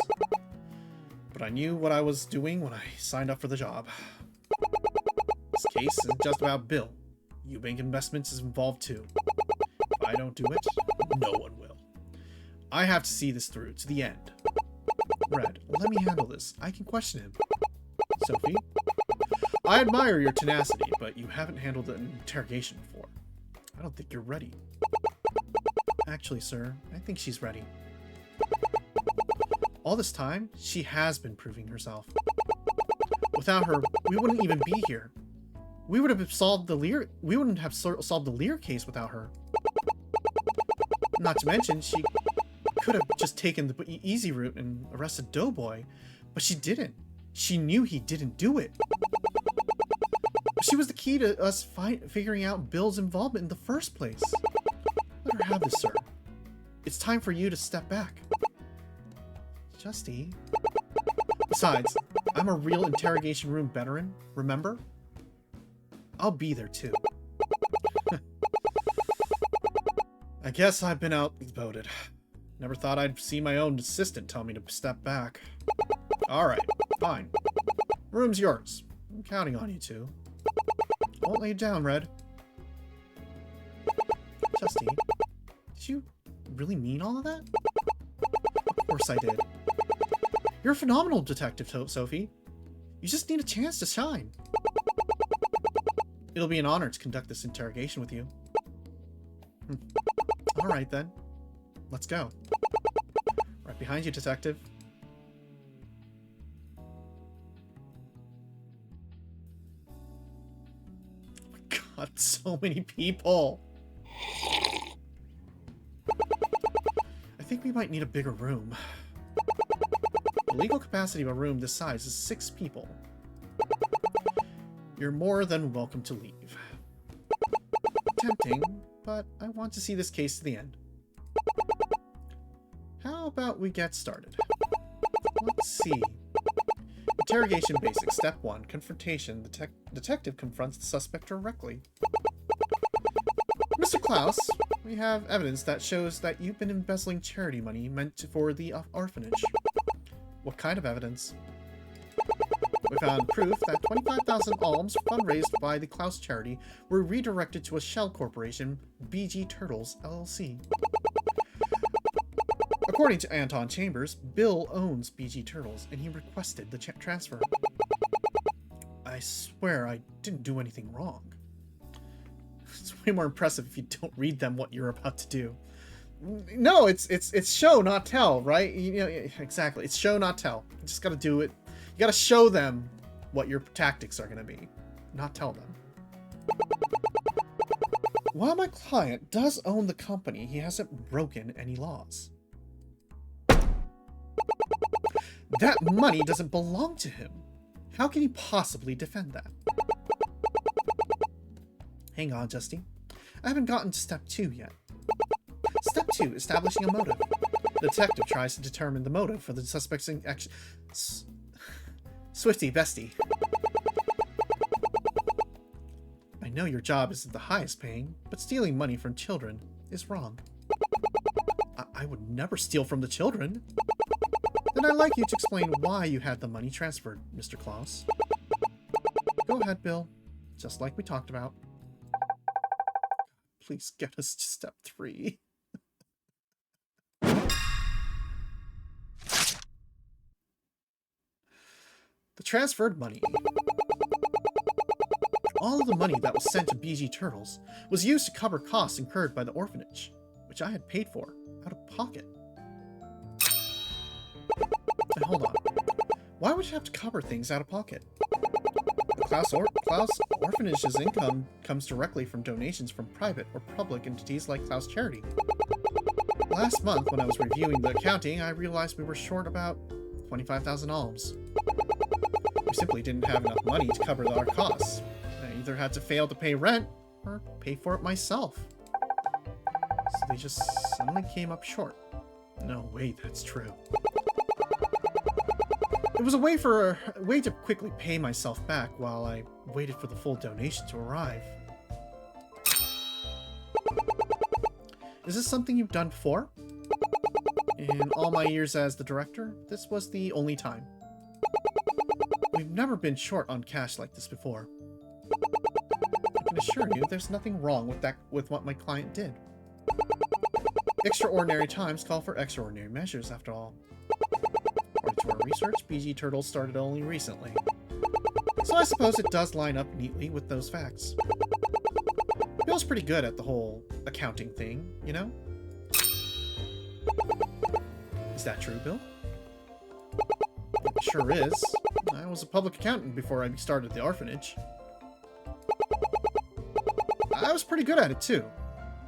I was almost top of my class. Almost. He lost the top spot to some girl named Penny Ira.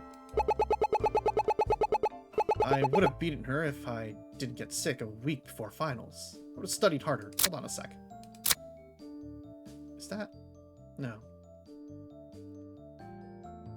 Okay, that's not a person. Penny Ira is a good name for an accountant, though. I thought my sister couldn't let go grudges. He paid the orphanage's rent from his own account, and then came up with the BG Turtles idea to cover it. To your knowledge, has Bill ever done that before? If you pick a card, I'll tell you. This is not the place, Annie. This is a police interrogation. You have to answer the question. No, you don't. On the contrary, neither party here is obligated to answer your questions. Yeah, what she said. Maybe bringing Annie here was a bad idea. My god, 3 people for one statement. What the fuck? As the transaction was used to cover the orphanage's own cost, nothing criminal was done here. Release my client immediately. Hold on now. Even if that's true, either you charge my client, or you let him go. Under national law, you cannot detain him without a charge. I know it's all fun and games for you while you play detective, but my client has done nothing wrong. I will see to it that his rights are upheld. She's not kidding around. Let's find a flaw in the statement, and fast. Okay, so what do we got here? Ferris, I need you to pick up a newspaper. Chandra claims that roughly 25,000 alms or proof of embezzlement has gone missing. That... You know, that is kind of curious, though. Why would Eubanks take the evidence that Chandra had if he wasn't in on this? On the day of the accident, Bill had left a meeting with his landlady, and the brakes of his car failed. A ledger...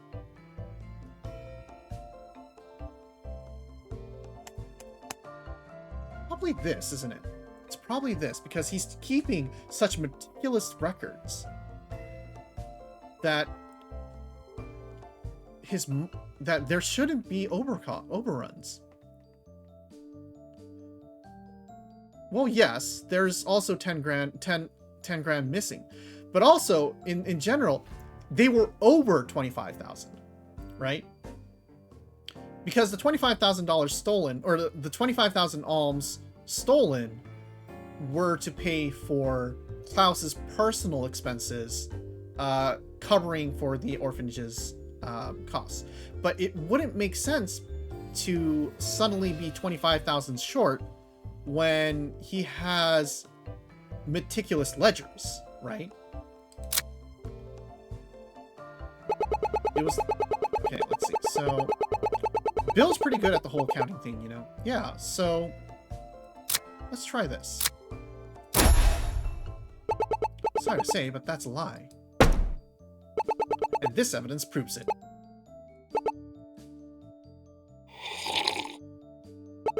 Is that all? What do you mean that's all? Is that all? I don't know how to tell you this, Justy, but I don't think that proves anything. Oh, well, I must have been thinking too far ahead. Let me try again.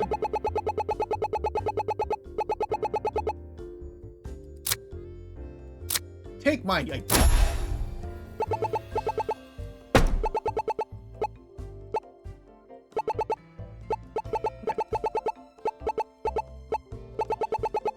I wish showing my ID had more fruit sometimes, you know? Okay, let's try Klaus's financial ledger. Actually, Mr. Klaus, that can't be true. According to your own records, your expenses last month didn't exceed 15,000 alms. Obviously, I used the money to pay for the rent as well. That ledger only covers our other expenses. Where did you get that anyways? So you're claiming you used it on rent money. Got it. Fine then, Mr. Klaus. Let's return to your statement. There's got to be a problem with that explanation. All that money was sent, which I had paid out of pocket.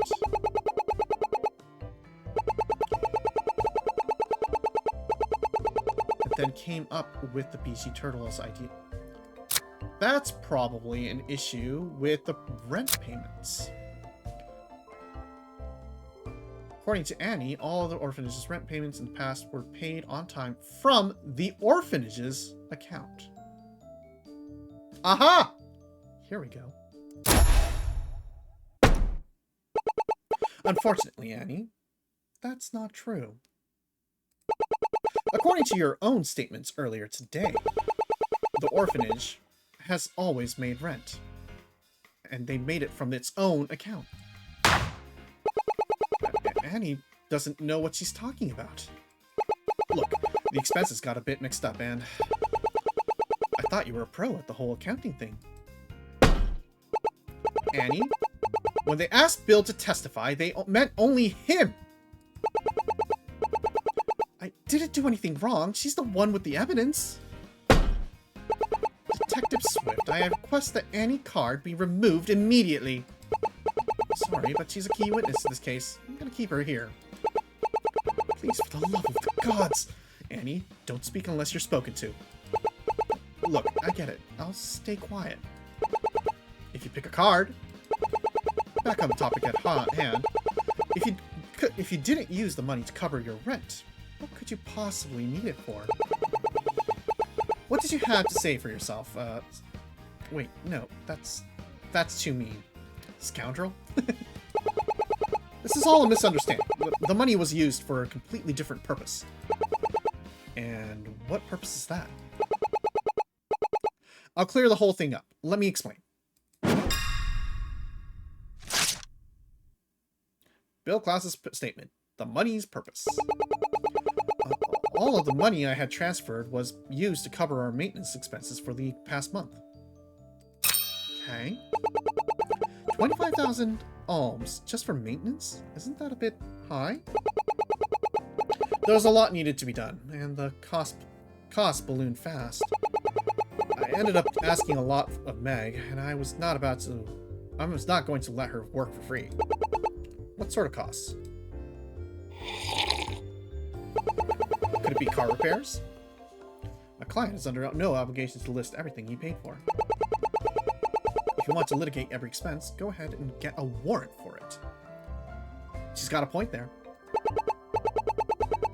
Hey, detective, do you think we could get a warrant for that?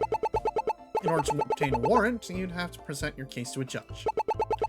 You need to explain that you're searching for what you're searching for and provide a justification for its relevance.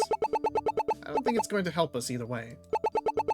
I'll just depend on the evidence I already have then.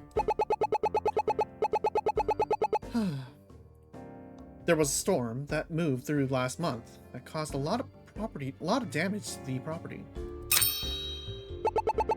I knew there was a storm last month, but how could it have caused that much damage? It's an old property, so it takes a lot to keep it maintained. And he can attest to that much. Yeah, if it weren't for Meg handling maintenance, that place would have fallen apart by now. Hang on, you're telling me Bill has to cover rent and maintenance? As part of the orphanage's lease agreement, they agreed to help maintain the property in exchange for much cheaper rent. Considering what they were asking for, it was a good deal. Costs normally aren't too high, but the storm set us back a lot. Guess that makes sense. Alright, let's continue. We weren't expecting the increased costs, and I needed to have the repairs done quickly. If what you're saying is true, why did you not mention this before? Financial information should only be discussed on a need-to-know basis. Disclosure of sensitive information would put not only the orphanage in trouble, but also all the children as well. Think of the children. Yeah, think of the children. I suppose so. Therefore, I had no choice but to cover the cost myself and then pay myself back through BG Turtles. Why did you not just wait until after the fundraise money was transferred? I'm the director of an orphanage, and I only take a meager salary. I can't afford to spend money like that. I had bills I needed to pay. No, Anton was right. Fuck them kids. Oh my god, no! Then why not get a loan? What is wrong with you? Stop badgering my client. There was nothing wrong with his actions. Yeah, stop badgering him. Sorry. Okay, what do we got here? Let's see. Not that. According to Mrs. Eubank, any money raised by the Klaus charity can only be used to pay for orphanage expenses. Both parties have passed every audit. Okay. That's not it. That's not it. Which the Klaus cannot be evicted except for unpaid rent. Okay.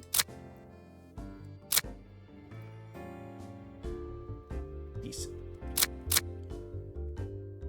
It was a rare model, and it's expensive.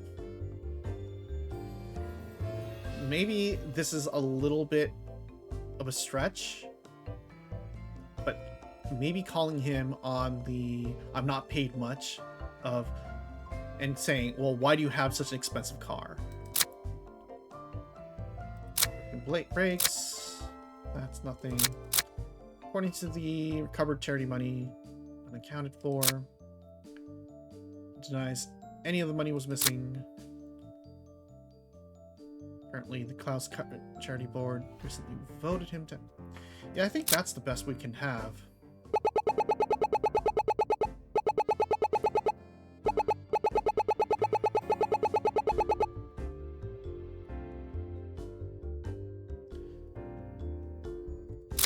Is this it? Probably not. It's hard to say, but that's a lie.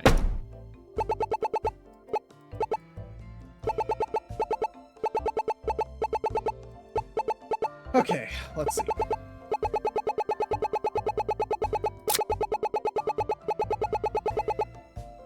We can't dispute that.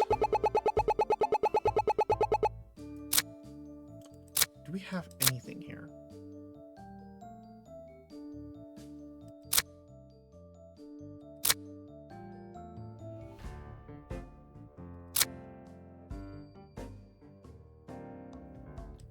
Okay.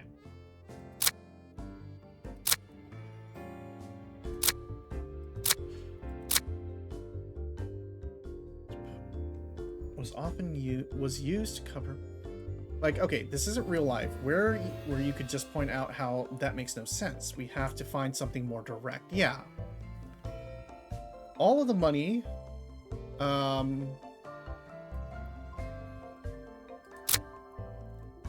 what about, no, the car is not it. Insurance letter? Sorry to say, but that's a lie. That's not going anywhere.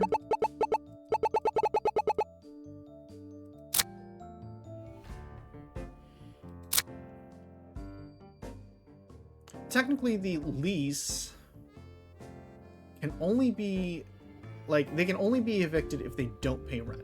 So technically, the space can fall apart as long as they're paying rent. Is that not it either? Okay. Like, this is flimsy here.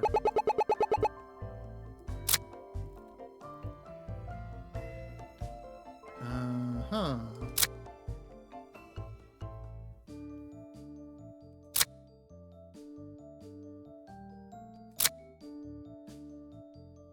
Okay.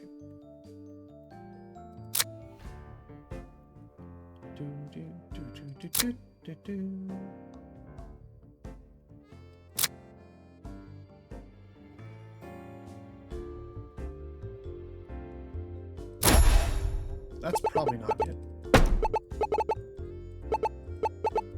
Okay. Let's see. There was a problem. There was a storm. We weren't expecting increased costs, and I needed to have the repairs done quickly. Why? Why did they need to be done quickly?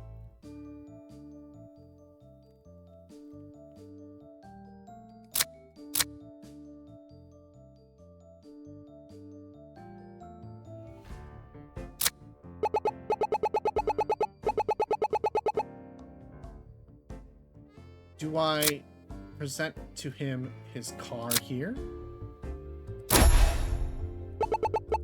No. Okay, what am I missing here?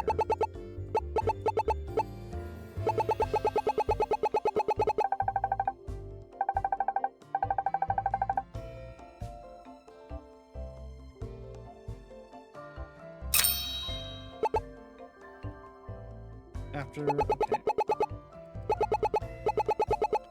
Had bills to pay, I needed the money.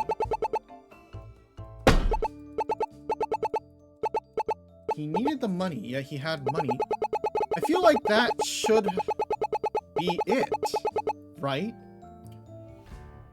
Pay myself back. How about with... No, the insurance letter doesn't work here. The car doesn't work here.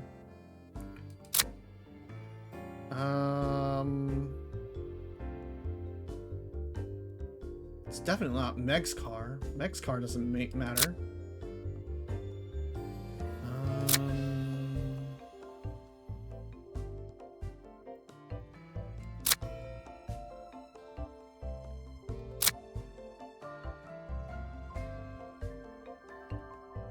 can't be this.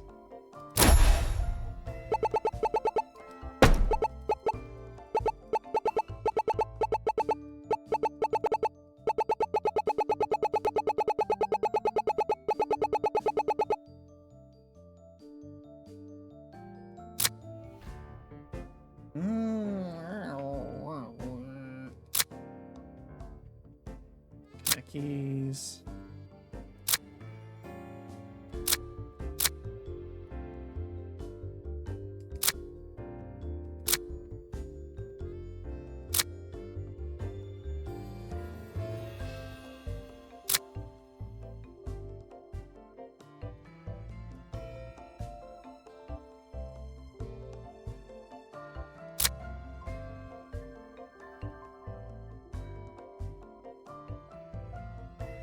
This is stumping me. What the hell? Okay, what?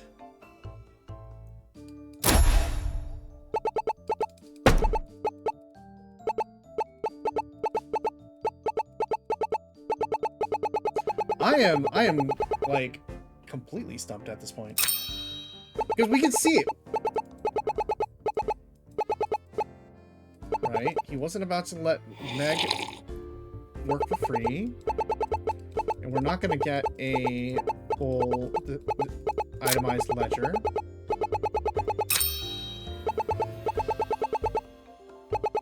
It's an old property.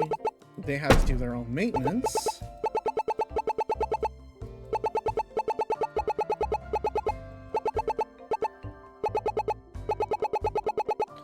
We weren't expecting increased costs, and I need to have the repairs done quickly.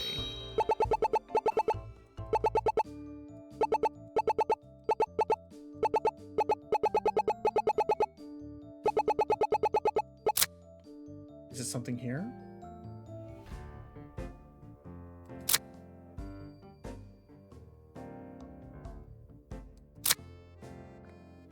Oh my god, what the hell? Okay.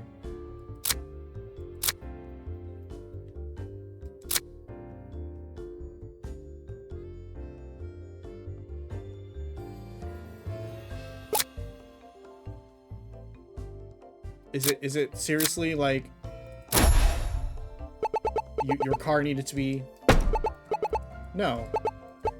I'm very, very lost here. Hello. No, that's not what I wanted to. I wanted to dispute. Wait, the rent was paid from the orphanage's account. Didn't he use BG Turtles for that? We already established that. We already established that. He said, "Oops, I got that mixed up."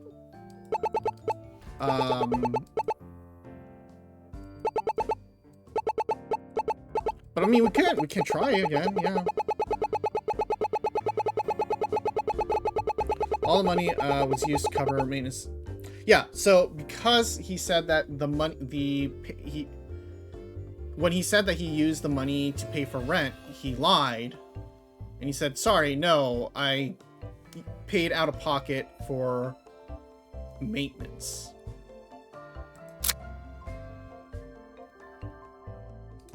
I mean, is it... What? Sorry, Bill, but we already know all the expenses for the last month, including maintenance. The amount that was used this month is far below the missing 25,000 alms. How do you know that? I found the orphanage's left ledger when I was searching your room. Hey, I never said you could look for that. Detective, I shouldn't have to tell you this, but you can't use evidence that was obtained illegally. On the contrary, Bill told us directly that we could search his room. I shouldn't have to tell you this, Ferris, but you don't need a warrant when consent is given. Is this true, Bill? I didn't think they would... This is why you consult me first, before you talk to them. No matter how we got it, the money couldn't be used to cover the maintenance costs. There's a good reason for that. I gave the money directly to Meg. The money reimbursed her for the parts and labor she did. This doesn't make any sense. Something isn't adding up here. Any ideas, detective? I think he's telling the truth. Somewhat. I think the real question is, we should be asking is there some other reason Bill would be giving Meg money directly? Do I have evidence like that? Another reason Bill would be paying Meg? That must be his car. There you go. This evidence doesn't work here. I'll try again. Are you kidding me?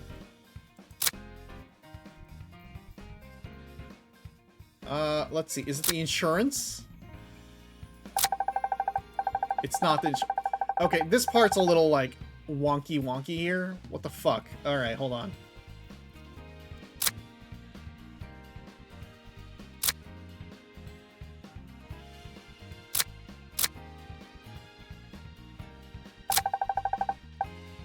Okay, I'm a little frustrated here. I'm just kind of like, I'm just slapping spaghetti at the walls now. Yeah, that's not it. That's not it. That's not it. It can't possibly be that.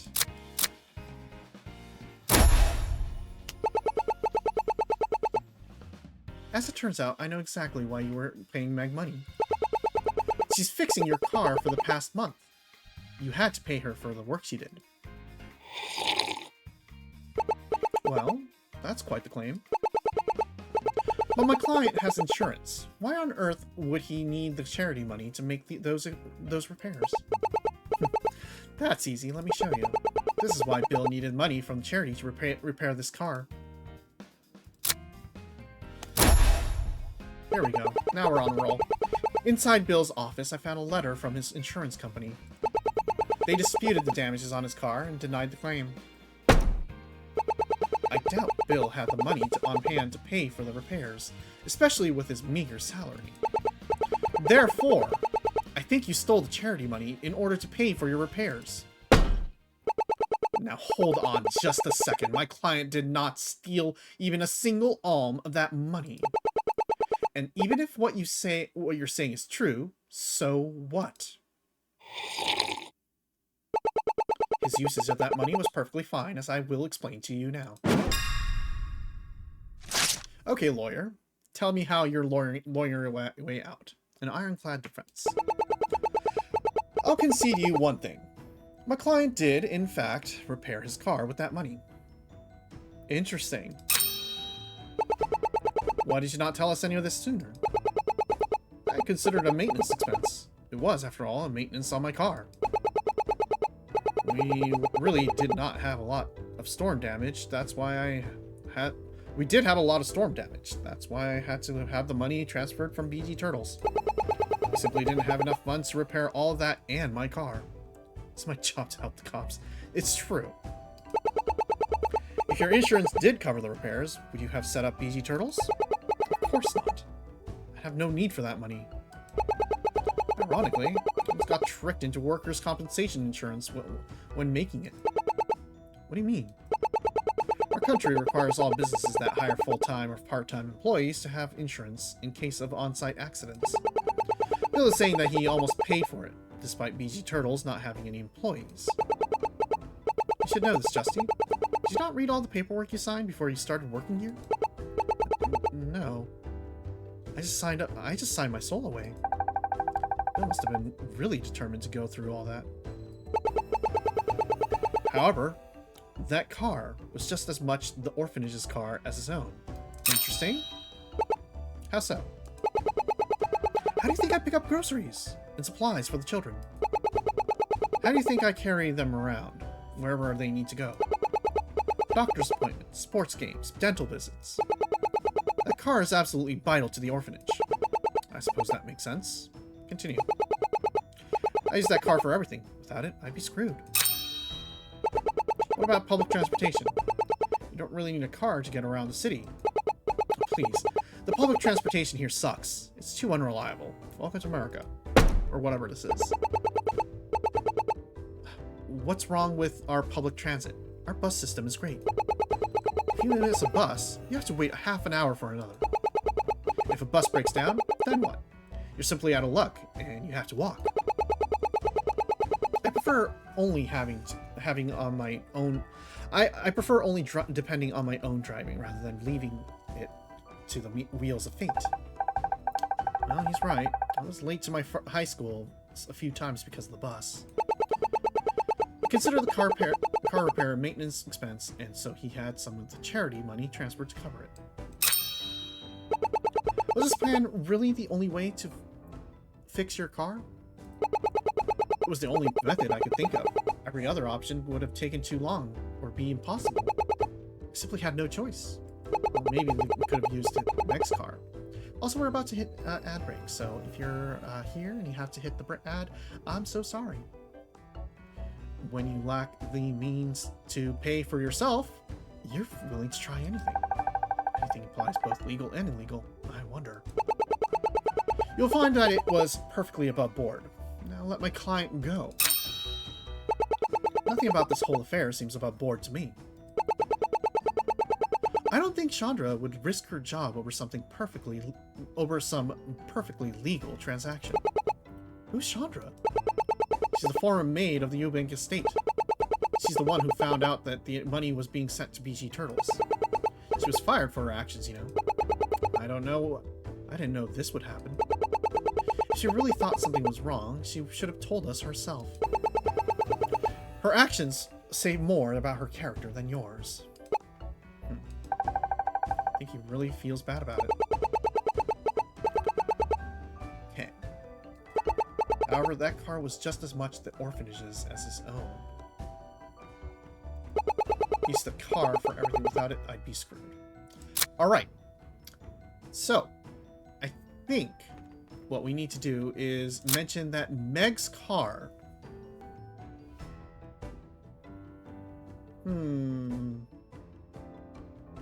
might actually not be the solid argument that we think it is. Because it wasn't ready at the point when... or actually, no. No, it should be fine. This should be fine. This should go through, right? Let's try this out. Nope.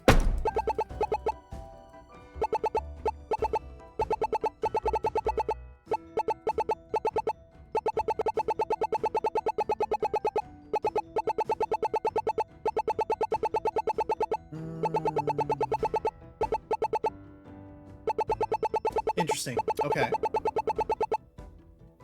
He considered the car repairs a maintenance expense, and so he had some of the charity money to transfer. Okay. Can only be okay, but that is part of it.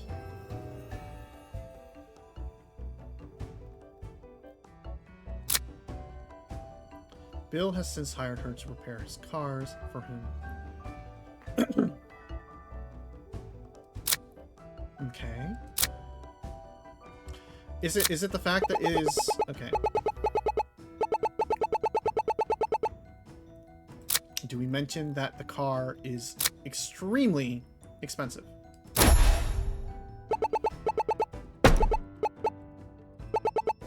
That isn't in itself a problem. Meg's car, Bill's car does not compute. Yeah.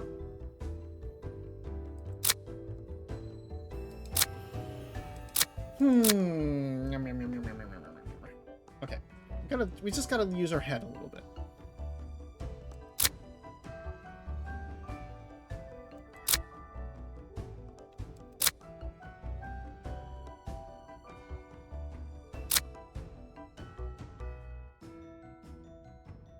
Imagining Bill buying groceries or an orphanage with a cyber truck. That...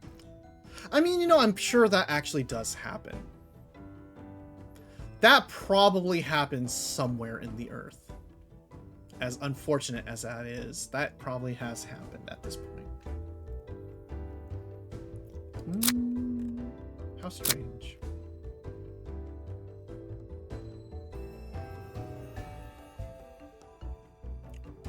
Oh my god. You know, that actually probably has happened at this point.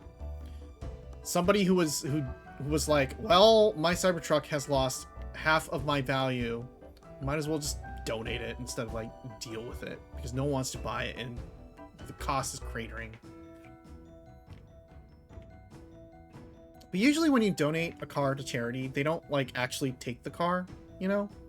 They take the cash value and they and like a donation charity will like reimburse you for it. They're not actually like using the car. Unless it's like for a specific purpose. Okay.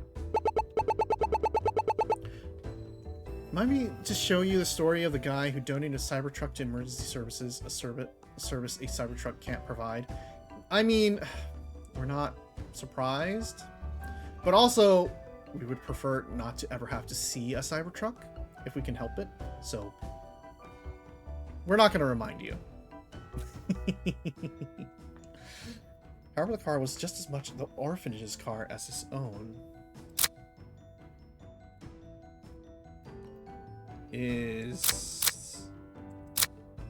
Then shouldn't it be as part of the ledgers?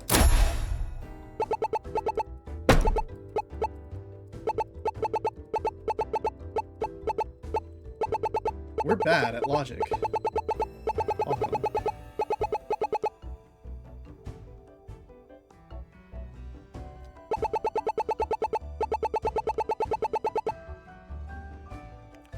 Some charity money transferred to cover it. Okay.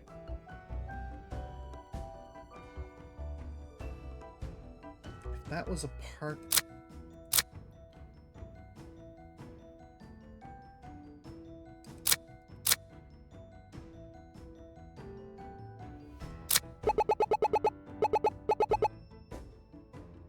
Well, you've been getting along fine for like the last last month.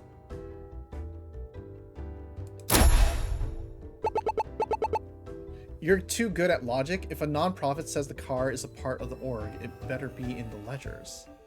Thing is that this is a video game. Yeah. Sorry to say that, but that is a lie. Doop, doop, doop, doop, doop, doop.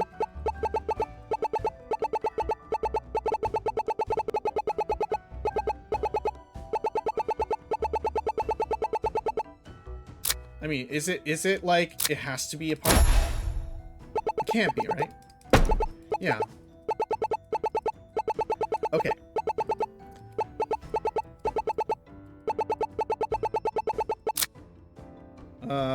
What else do we got here? What can we cook him with?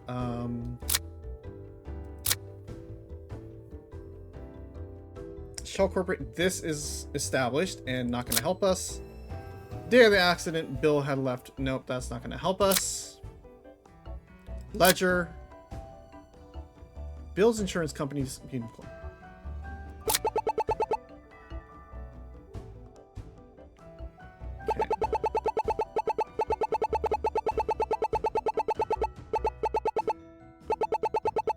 Consider the car.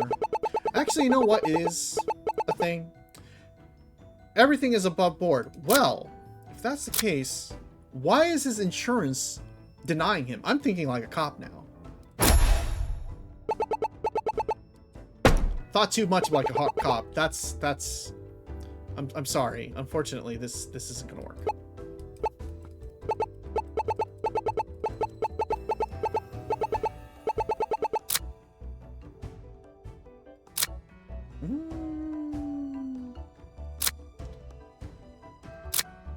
Oh boy. Yeah.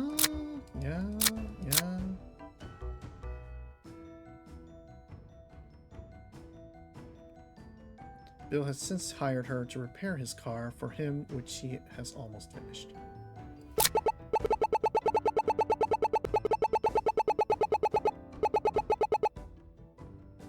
Okay, so it's not fixed yet. Okay, no, that's not it either.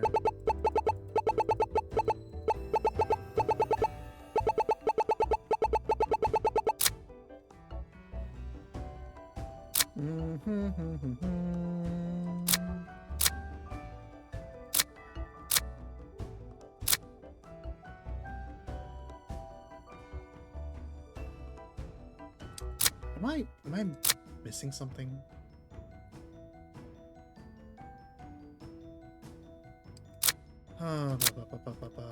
All the leads are taken care of. All of our...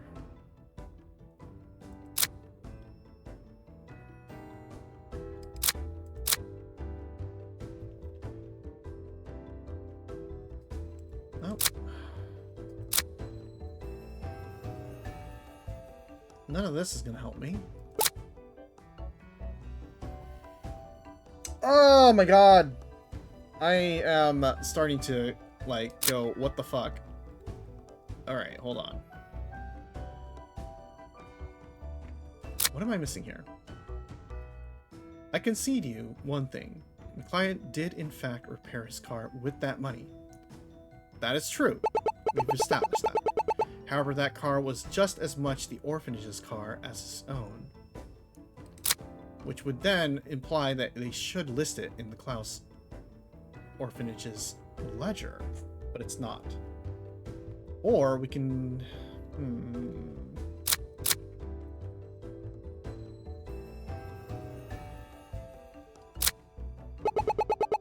Use that car for everything. Without it, I'd be screwed. Consider the car repair a maintenance expense, and so he had some of the charity money. You will find that it was perfectly above board. Let my client go. What if we push this one more? No.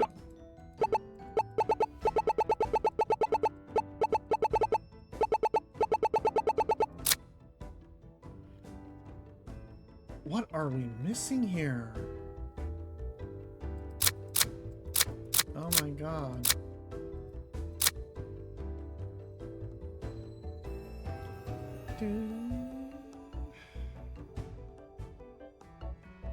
Recently voted to have ONU banks down. That's not going to help us.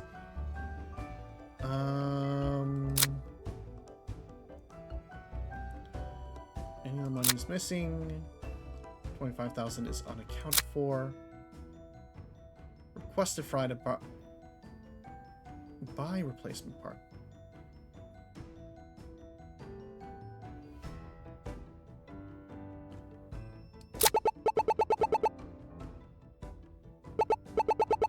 Car was just as much.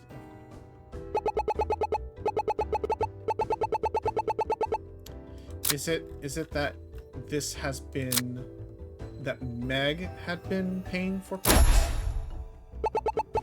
No.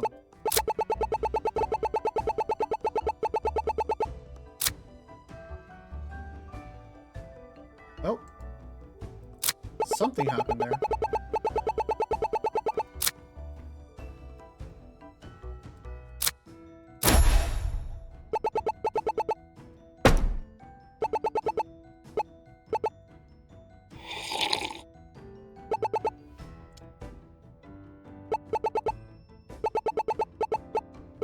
Meg paid for her own car's brakes. Yeah, no, that's technically true.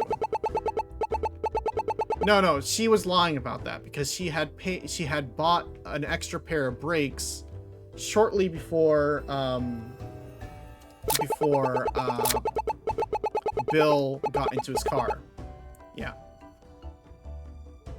Which was why he got into the accident in the first place. I'm turning on a light real quick. And so that's not it. Oh my gosh.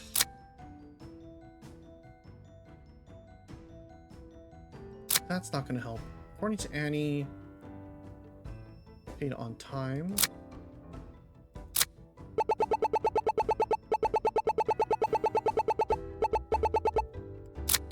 Is it that the lease requires that people can only be evicted if they don't make rent on time?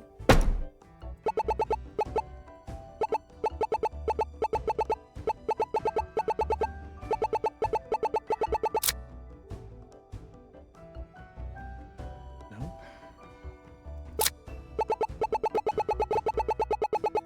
I use that car for everything. Without it, I'd be screwed.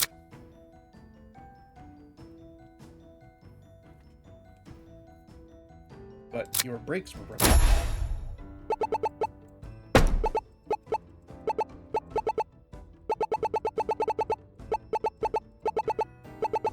Man, I am having the time of my life right now. What the hell? Take my ID.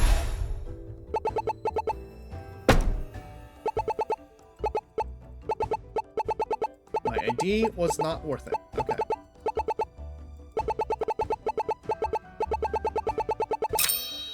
Oh, that's not what I wanted to do.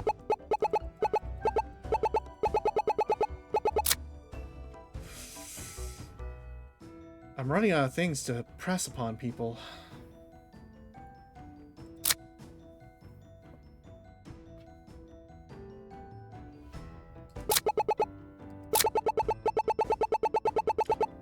A maintenance expense.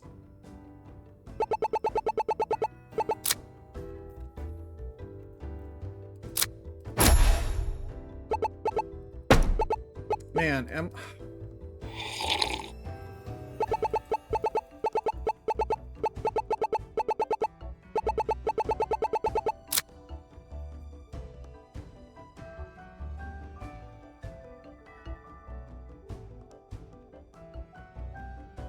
I am going insane. Why?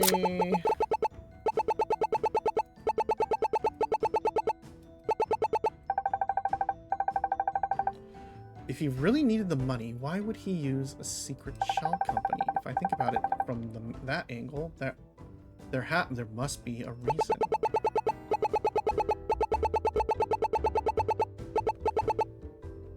You will find that it was perfectly above board. Is it that his car is too expensive? No, it's not. It literally does not do anything. Okay.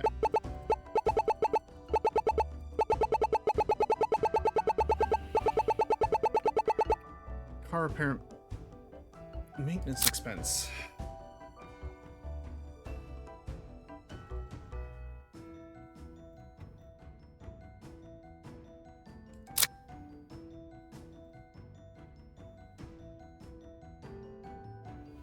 Man, okay, come on.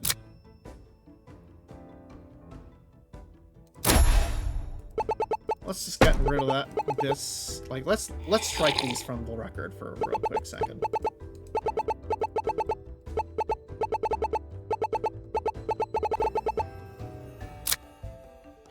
Just gonna present these. Because I know that these aren't going to be the right thing. And by presenting them, it should strike them all out. Right. Including the love letter.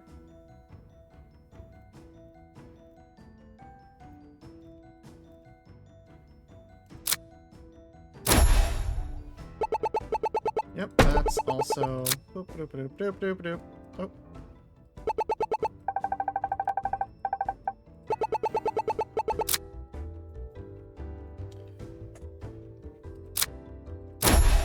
We're absolutely sure these are not going to be a thing. Okay.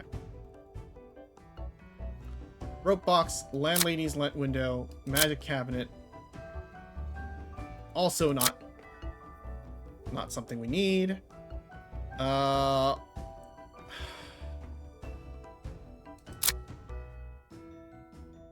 Is it?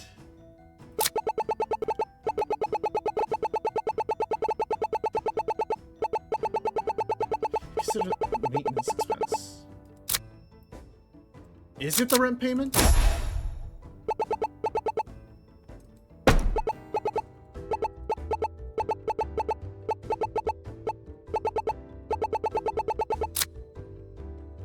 Is it carding?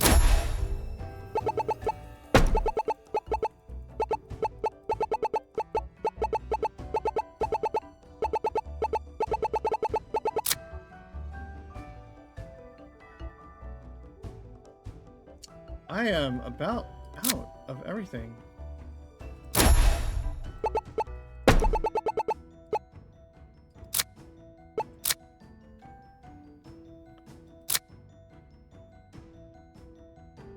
Okay, I am about to present...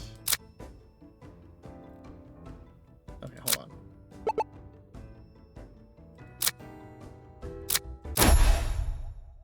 Wait, what? That isn't a contradiction.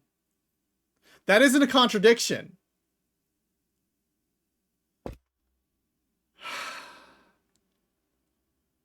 Okay, I'll accept it. I'll accept it. Paris, it seems like you forgot what you told us earlier today. The charity money can only be used on anything directly related to the orphanage. It also cannot benefit someone at either the charity or the orphanage directly. His car belongs to him, not the Klaus orphanage. That directly violates the national charity standards. The real purpose of DG Turtles was to hide the money so he wouldn't get caught in his next audit. I can't believe you, Bill. That money was raised for the kids, not your car. You win. I give up. Paris, you did your best to help me. Thank you. There was nothing wrong with what I did. I used my car every day for those kids. When Rena was sick, I took her directly to the hospital in my car. When Lloyd wanted to visit his father and he missed the bus, I drove him in my car. That car was just as important to this orphanage as you and me. But the government would never see it that way. That was the only way. Paris, you knew this, didn't you? I did what was best for my client. I've known him for years. He would give an arm and a leg for those kids. If he says it was necessary, I believed him. So that's why you defended him. Bill's a good man. I don't want his reputation ruined. Annie, you agree, right? I did before coming in here. What he did was wrong. I'm not going to defend his character anymore. Annie? No, she's right. It was wrong. No matter how I spin it, this was all done to fix my car. Detective Swift, I'm sorry for lying. Let me at least give my full confession. I think we skipped towards step 8, but if you're sure, the room is yours. Oh, God, I should have stated the obvious, huh? I was like, no, we've already established that they're saying that the car was for the benefit of the orphanage, but then I guess technically on the technical grounds that it was benefiting him personally, it runs afoul with the laws. Damn! We dumb. The full truth. I confess. I had Anton send me 25,000 alms to my own company, BG Turtles. No question that. Why did Anton agree to that? I don't know. I came up with this massive plan to convince him, and he just agreed. I just counted myself lucky. You worked with Anton at all before he took over the charity? No, I only met him this year when Mr. Eubank stepped down. Huh. No further questions. Carry on. Did you figure out something? By doing so, I was able to circumvent the law and avoid the audit. Ferris, what would have happened if he got caught in the audit? It would be a breach of fiduciary duty, and Eubank Investments would have pursued legal action. We would have demanded that all compensatory damages be covered and demand his resignation as trustee. Come again? She means he would have broken their trust, and she would want the money back. Come on, Justine. You should at least know basic civil law terminology. I went to college for art, not law. Clearly, my knowledge on color theory isn't going to help here. I swear, what may have been my car... I swear, that may have been my car, but it's the unsung hero of the orphanage. mentioned some examples earlier, but is a single car that important? When Rena got sick, if I didn't have my car, it would have taken an extra 30 minutes to get there. 30 minutes of waiting and wondering if she was going to recover. Surely she would have recovered. I take the health of the kids very seriously. She was very ill. Those extra 30 minutes could have seemed small to us, but to kid, it feels like forever. It's not just that. Do you know how many groceries it takes to feed an entire orphanage? I can't just haul all of that on a bus. I think that answers our question. Thank you, Bill. Only that kid hadn't loosened the brakes on your car. That kid? You mean Fry, right? Yeah, that one. But Fry didn't touch the brakes. He left too early for that. Hold on, Annie. Why do you think they were after the brakes? Well, how would I know? Never met that kid. I see. What's he thinking? Then we wouldn't be in this mess at all. I guess the gods work in mysterious ways. Don't bring the gods into this. This is the work of a person, not a god. It's divine force. How else would you explain it? Magic. By that logic, why else are we here? Unlike us, Annie is a red locust follower. She thinks the gods interfere with us by divine intervention. Divine intervention, my foot. We were created to live our lives our way. The gods don't toy with us with attempted murder. How about we save the religious debate until after we finish? Right. Sorry.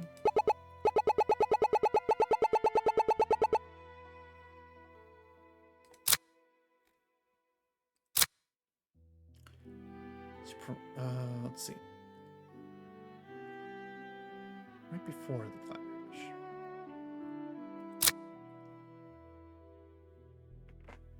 Please don't use the gods to explain why you appropriated funds to fix your car, dude. This has never worked before. I think that who's on the stand right now is Annie, though.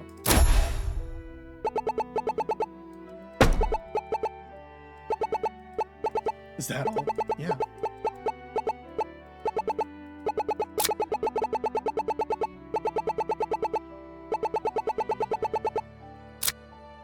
Let's see. If we talk about the broken brakes. Oh, it is. Damn. Annie, why are you saying the brakes were loosened? What?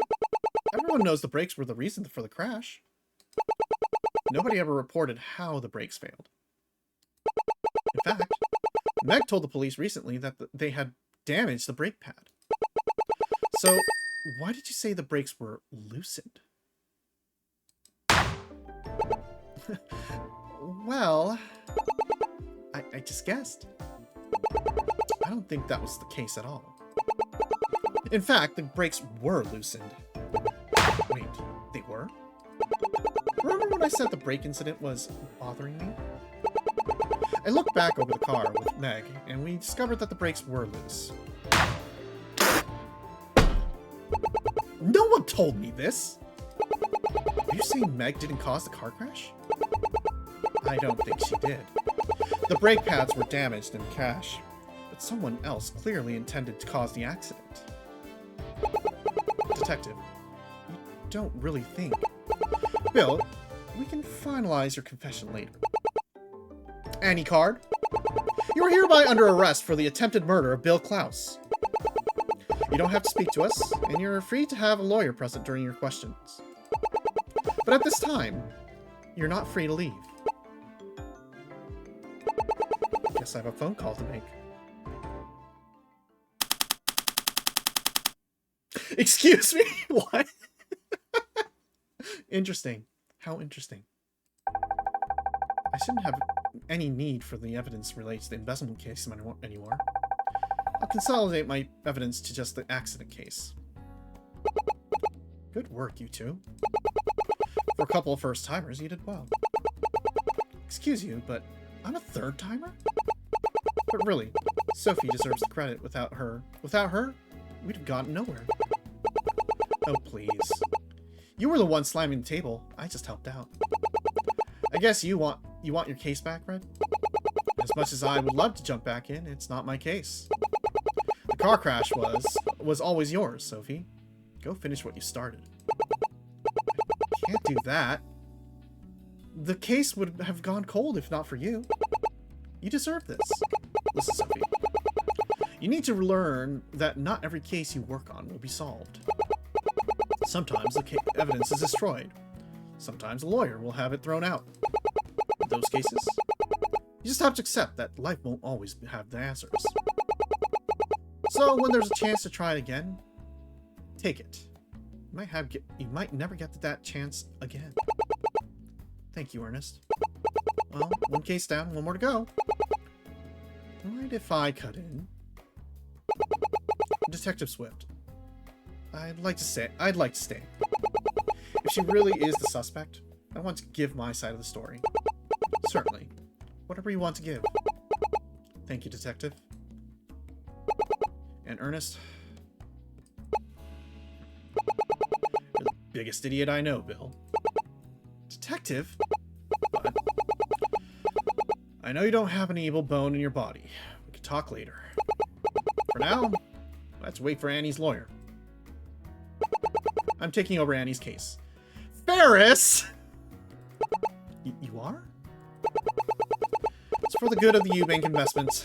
I'll need a moment to speak with her before the interrogation. This is going to be tricky. Bill, can you think of any reason Annie might try to harm you? Of course not. We've worked together for years. Besides, I was with her the whole day. She never had a chance to mess with my car. Is that so? Well, good luck, you two. You'll need it. Thanks. Gods. How does anyone expect me to solve 2 cases in one day? Oh, we're going straight at... Man, case 3 is long!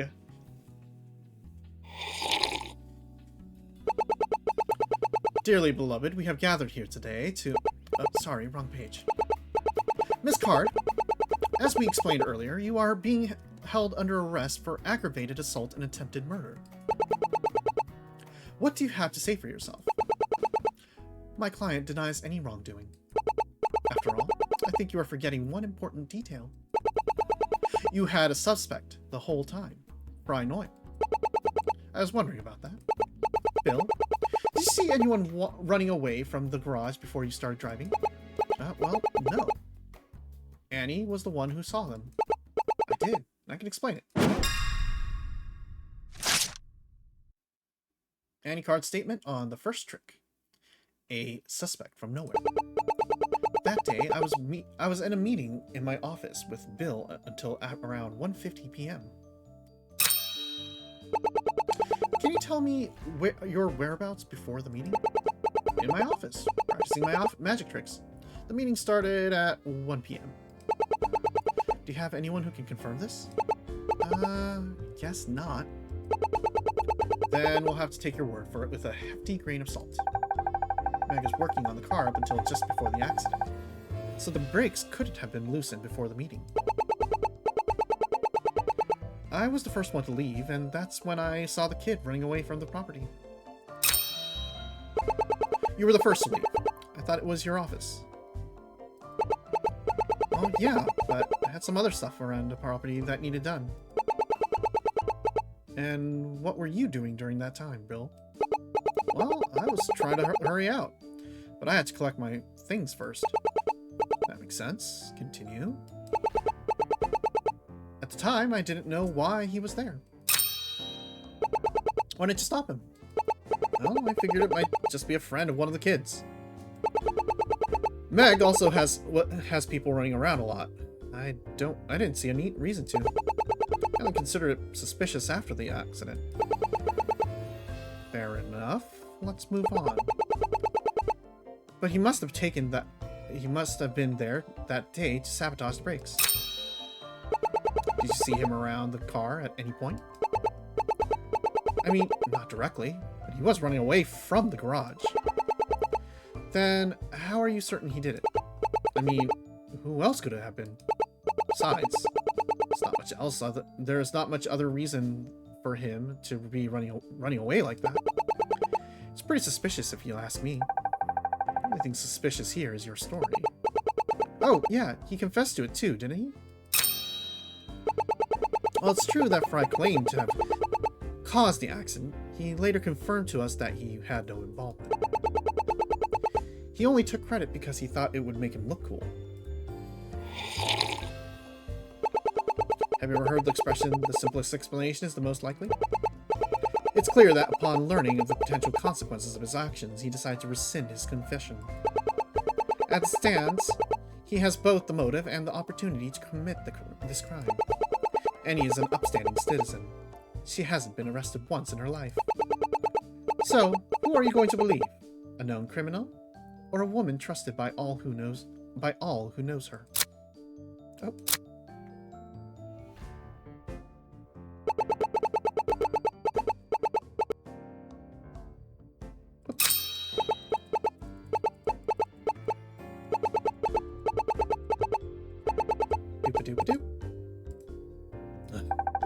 Quite the speech, but not an ounce of it the truth.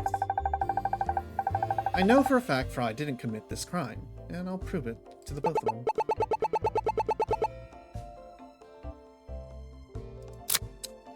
Well, officially, we know that he was visiting around 1:30 and left.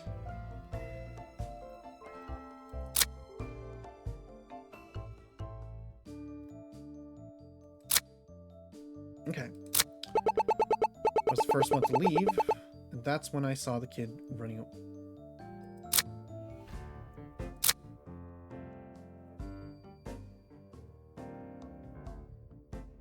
Technically, he should have seen this, right? Though I'm guessing this isn't the thing. And voila, your argument disappears. Yeah.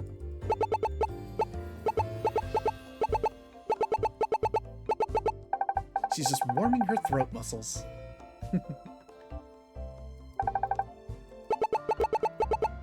Any ideas, detective? It's clear that they want to pin the crime on Fry. So our angle of attack should be to unravel Annie's trick. Right. Wait, to unravel Annie's trick. It's true Fry was there that day, but Annie must have set this up. That means there's bound to be an issue with her statement. First one to leave. At the time, I didn't know why he was there. How about this love letter?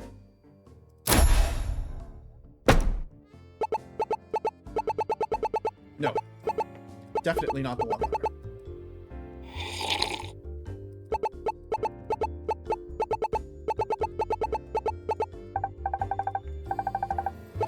While there is no health bar for failed accusations, we still have to establish he wrote the letter. That's true. He must have been there that day to sabotage the... Wait, no, hold on. It is the letter. Actually, Annie, we already know why Fry was at the orphanage that day. Fry got a love letter, supposedly from Meg, who invited him to the orphanage at a very specific time. 1:50 p.m. which would just so happen to be right around when you claim to have seen him. However, Meg never wrote this letter. It was a fake. Someone else wrote this letter and sent it to Fry. Someone who was familiar with Meg's life.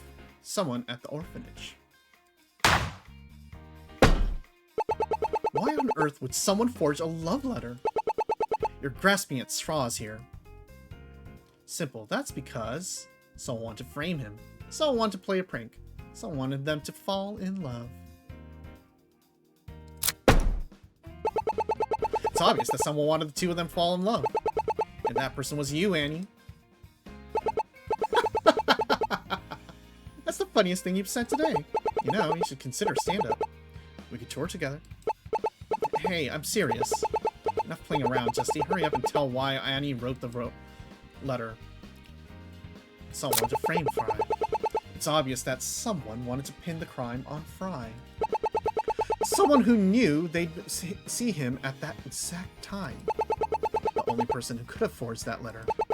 And the only person who claims to have seen Mr. Noyle fleeing the scene. It was you, Annie Card.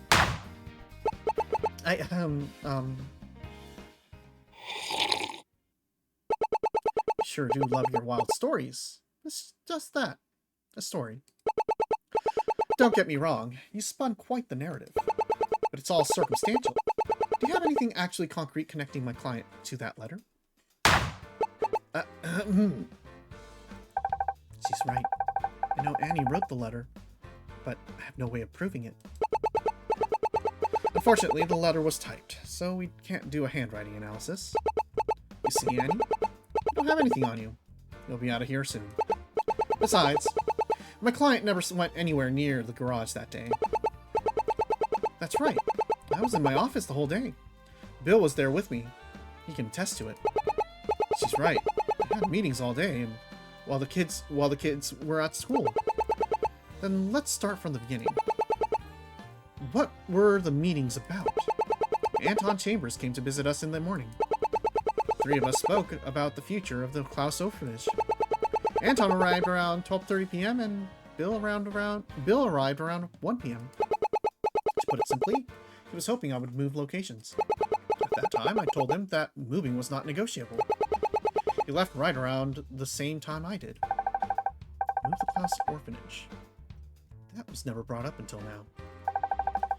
I should keep that in mind. I can ask him about it later. Let's see. When a suspect claims to have an alibi, press them until it breaks. You know that the brakes have to have been tampered with during Meg's break between 1:45 and 2 p.m. Miss Card, please give us your statement as to your whereabouts during that time period.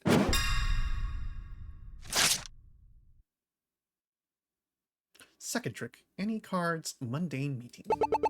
I never left my office until after the meeting had ended. You never stepped out of your office at all? Not even for a break? No. I didn't take a break until afterwards. You're telling me you had meetings all day long, and you never even left for the bathroom. Trick of the trade, as they say. Okay. Whatever, I don't think pressing her on this will do any good. Anton and Bill were there as well, so they can confirm that. Bill, can you verify Annie was in the room the whole time? Yeah, well, we were there for the entire time. Not unless she managed to clone herself. Detective, maybe we should confirm with Anton. Why would you need him to tell you the same thing twice? Bill saw her the entire time. That's all that matters. But he already lied to us once. He's an unreliable witness. Hey, I'm right here. I don't think Bill has a reason to lie to us about this. I'm sure there's a more solid path elsewhere. The meeting itself, all we did was talk about business. Nothing unusual happened. This is probably the lie. That's pretty vague. Can you clarify what counts as usual? All we discussed was was the future of the partnership, orphanage and our partnership. Like I said, spent the whole time talking. Nothing else noteworthy happened. Unless something other than talking might happen, my client just had a standard meeting. Keep that in mind. Continue. There was never a moment where those two weren't watching me. I doubt they spent the whole time staring at you. Maybe you distracted them, and you slipped.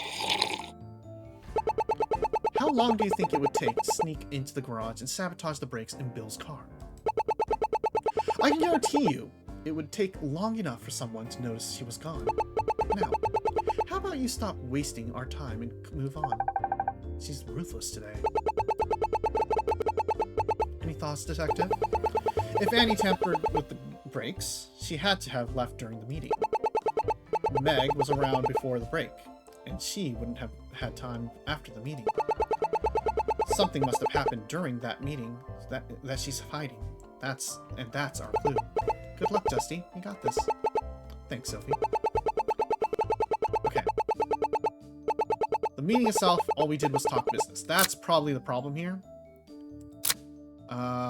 Annie claims that she performed a magic trick for Bill at 1:45 p.m. Also claims that she saw some. Okay, here it is. Easy.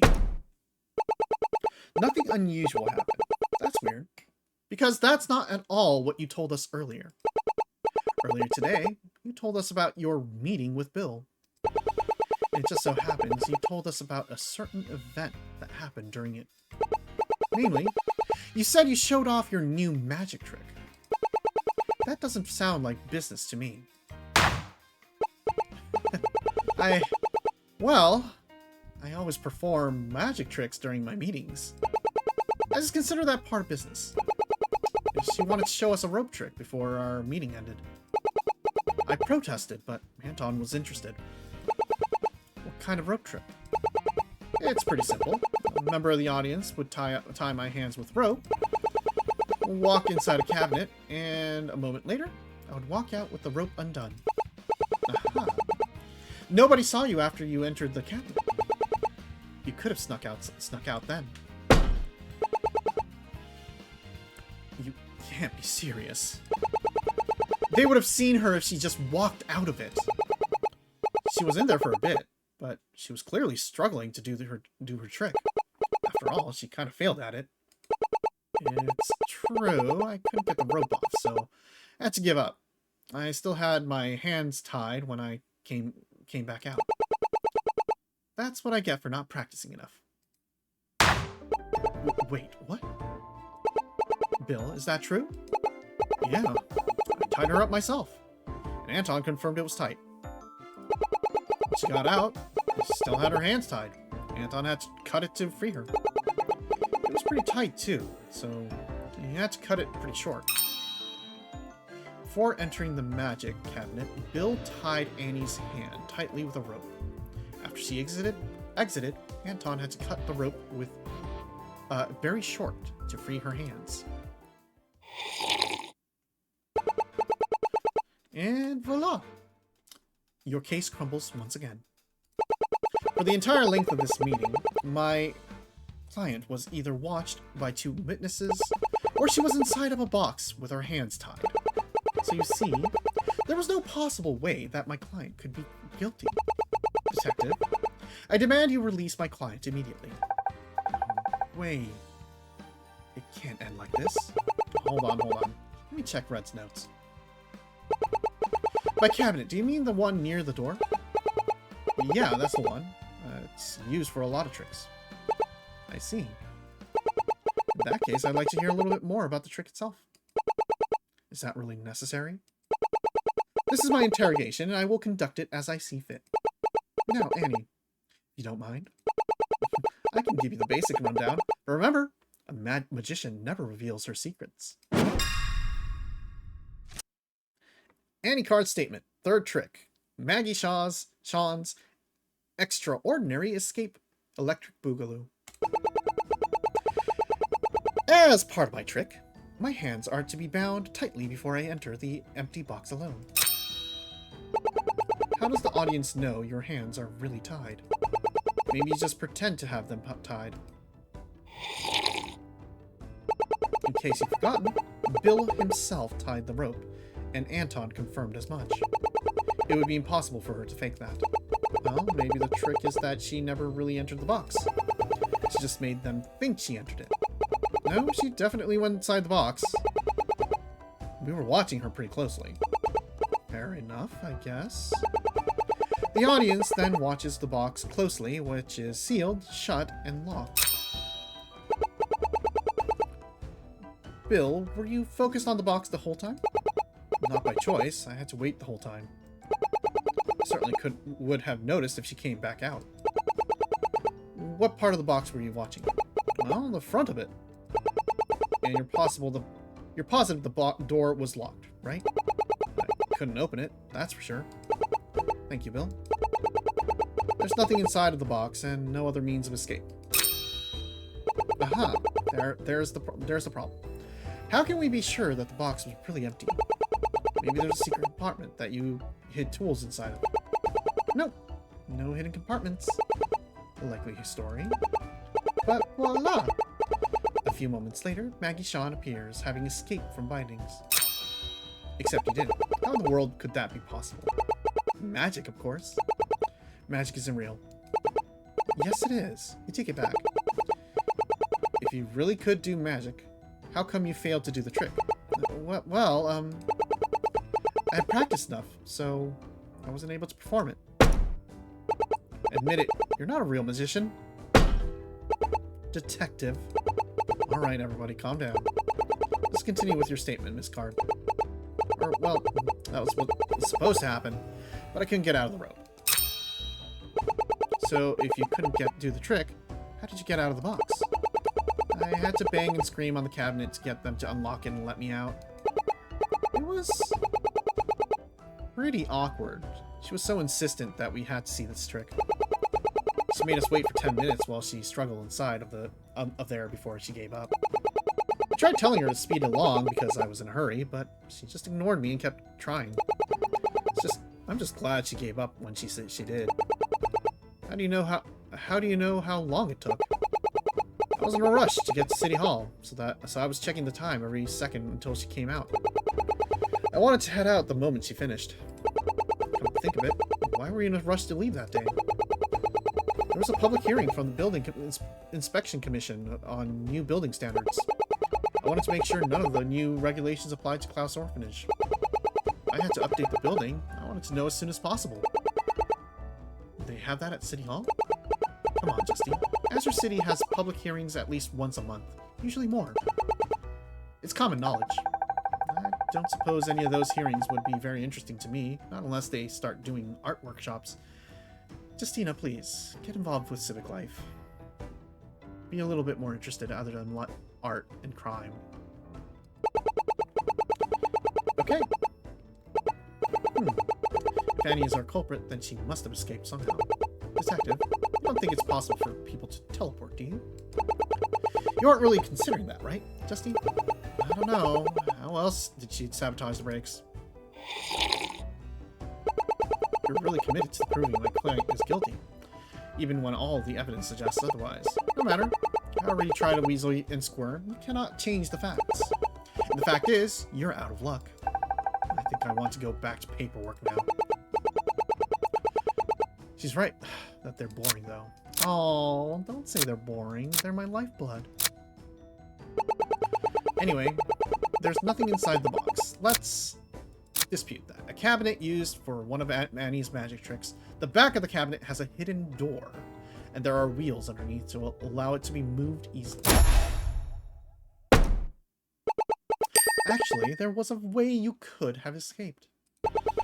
There's a false panel in the back that you could exit through. That's the secret of your little trick. Stop ruining the magic. I'll concede that she had a secret way out of the box. However, have you forgotten where in the room the cabinet was? It was right against the wall. Even if she did escape, she'd be stuck. What if the cabinet wasn't flush against the wall at the time? Then how did she leave the room? The only exit is the door, where she would have been spotted. Unless you're about to propose, she used magic to leave the room as well. I'll concede that my client isn't a wizard. Did you, Annie? If you pick a card, I'll tell you. Drat, this is going nowhere. That panel is the only way she could have left without being seen. There has to be a way. Just gotta think. How did Annie leave the room without being spotted? She used magic! She moved the box. She distracted Bill and Anton. There's a hidden door in the room. Well, let's use she used magic. It was magic! She escaped the room using her magical powers. Aha! Finally, someone who believes in my magical abilities. You're really funny, Justina. Hey, don't make fun of me. Justy, do you need to take a break? Kinda. If you're feeling out of it, I can do this myself. No, I can handle it. It won't happen again. Guess that rules out magic. Let's see. There's a hidden door in the room? I think there's a hidden door in the room. Behind the cabinet. She obviously escaped through there. And did you find such a door when you searched the place? Well, no. As you know, Eubank Investments helped secure the property for the orphanage. As part of that, I personally reviewed both the blueprints and as-built. I can assure you there is no other exit from that room. Okay, let me try again. She distracted Bill and Anton. She must have prepared a distraction at the very moment she left. Then she was able to sneak out while Bill and Anton weren't looking. Magicians are masters of misdirection, after all. And how does she sneak back in without being spotted? Well, Bill, were there any such distractions that day? Not that I remember. Okay, let me try again. She moved the box. Of course, it's on wheels. Come on. What if she had moved the box beforehand? After all, it's been a month. We have no way of knowing it was in the same spot as it is now. Bill, do you remember where in the room the cabinet was? Not really. She tends to move her furniture around a lot, so it's hard to keep up. Then Justina could have a point. We just have to show an area where she could have put the box that would allow her to leave unseen. Where the cabinet could have been, it must be a quaint little window in the landlady's office it has a decent view of the motel, including the garage, probably here. There's exactly one spot that the cabinet could have been that would allow Annie to enter and exit the room unseen. And that place is the window. Think about it. The cabinet could have blocked their view, and she could slip out the back of the cabinet through the window and to the garage. Then, when she was done, she simply snuck back in and pretended like this trick failed.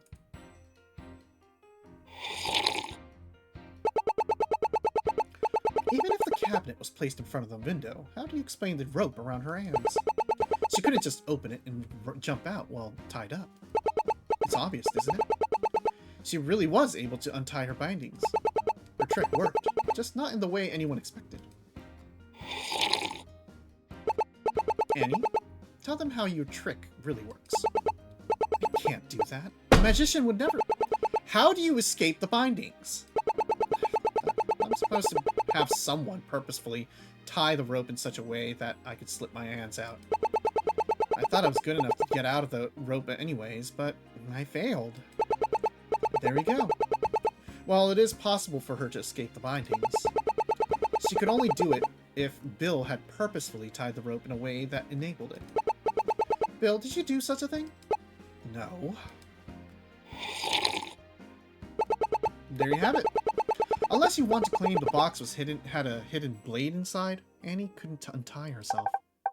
Drat, she's going to fight me tooth and nail on every single detail of this. If that's the case, let's hear Annie's statement on the matter. You mean, you really don't know when to give up, do you? I didn't come this far just to give up when we are so close. If this case is dead in the water, I want to sink with it. If the detective is up for it, so am I. Go ahead then. Waste our time even more. You're supposed to help me. Don't encourage them. Let them flounder. They can't prove any of this. Fine. But this is the last time. The final act of Maggie Shawn's impossible escape. There's no way I could have escaped that rope alone. Is there really no way? Maybe there's something in that cabinet we haven't found yet. Detective, I think we should... Oh, no, you don't. If you can't prove this, then you should let my client go now. Fine, I'll stick with what I already know. What it's worth, I checked inside of that box before she entered. I can attest that it was completely empty. Bill would have had to tie it in just the right way, and Anton would had to have not noticed. Can you tell me how your hands were tied? I had both arms behind my back, and my wrists were bound tightly together.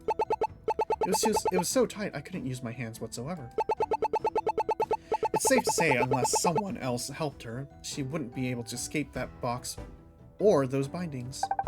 I wonder, is it possible that someone helped her? I'm guessing that Anton did. The only way out of the rope at that point would be cutting it. Bill, did you make sure she didn't have anything on her? Like any kind of tools or blades? I did, yes. She had nothing on her. I can't say she could have cut the rope after she entered the box. I wonder, is there a way she could have cut the rope? Also, we're about to hit the ad break, so we'll just keep going because I think we're close to the end here. But even if I did cut the rope, it would be too short for me to tie. Actually, you know what? I'm going to take a quick break because I've been yapping. We've been yapping for like 3 hours straight, and we need to take a quick break to get a little drink of water and stuff. So give us a couple minutes. Yeah.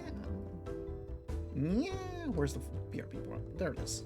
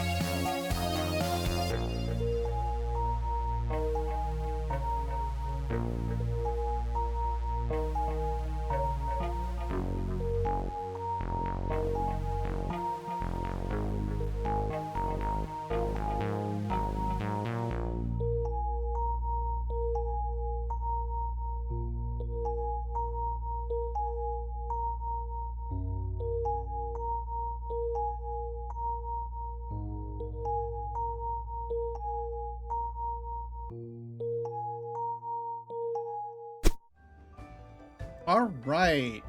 It's amazing how much a cup of water can help you lubricate your throat after yapping for 5 hours straight.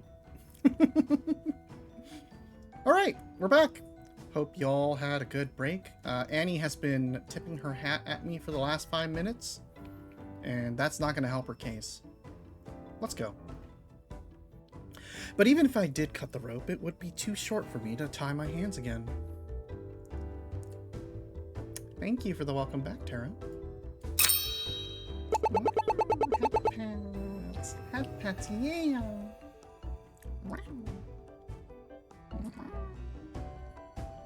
Maybe you were able to tie the rope back together again. No way. She handed me the rope when she was done. It looked like it had only been cut once, when Anton cut her free. I would have noticed if she reused the same rope. Speaking of which, were you able to confirm that the rope was still tied the same way? Anton cut it pretty soon after she came out. I didn't have a chance to look. So, she was tied up with your knot, but could have come out with any knot. It's not like there was extra rope lying around for me to use. Okay, here we go. There it is. You could have gotten that rope from anywhere. Maybe you hid it somewhere on the property. Maybe she escaped with magic. As long as we're throwing out conjecture, anything is possible. Let's face it, Annie is innocent. Unless you can show me where she found this hypothetical rope, you've got nothing. If you're so confident in your little hypothesis, let's take it to court and see what the jury thinks. I wonder, is there a place she could have found rope? Detective, what now? She has a point, right? There's no way she could untie herself or cut the rope. Is this it? Not so fast, Justy. We're not going to give up yet. All we need to do is think outside a box a little. Or in this case, the cabinet. Think. There's got to be some clue that Annie left behind that points to the real truth of this case. That's a lot of pressure to throw on me. I'm only a clerk. You're not just a clerk. You're a certified investigating pro. I believe in you, Justy. Thank Justina. It's not like there was any extra rope lying around. It's not like there was any extra rope lying around. Actually, Annie, there was extra rope lying around. Meg keeps a box of rope in her garage.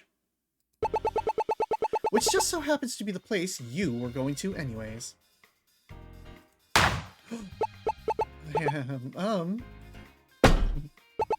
This is ridiculous. How can you prove any of that? You know, something was bothering me since I found that box. It was full of short pieces of frayed, tangled rope. They would have been completely useless. The way that rope looked, it was almost as if it came from someone cutting up knotted rope.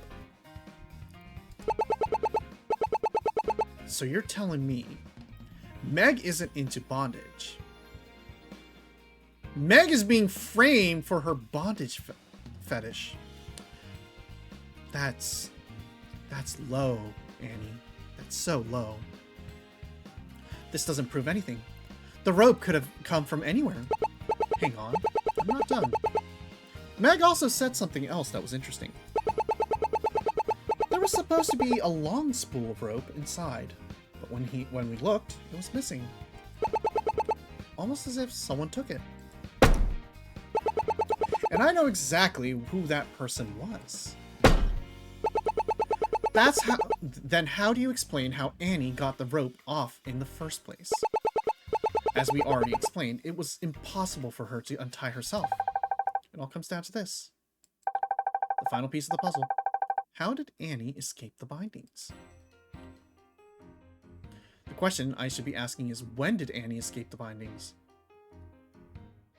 It was before she entered the box. If she escaped beforehand, then she would have had to do so without anyone noticing, unless someone in that room helped her. Was there an opportunity for either of those? Could we say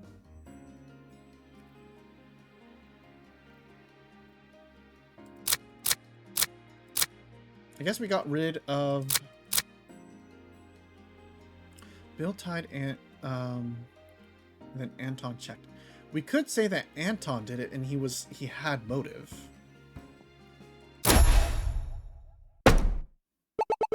Anton was the last person to check Annie's bindings before she entered the box. He also had a knife on him, as we established. Meaning, he cut the rope before Annie entered the box. Anton? What are you... That doesn't... It's obvious the two of them were working together. That's ridiculous.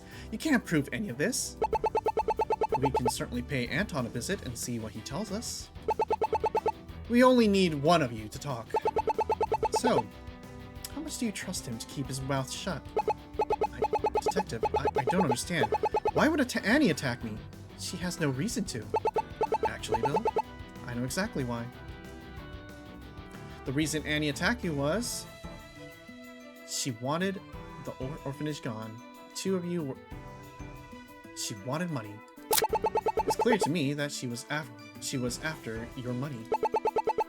Her plan was to intimidate you, so she could extort you. No, that's...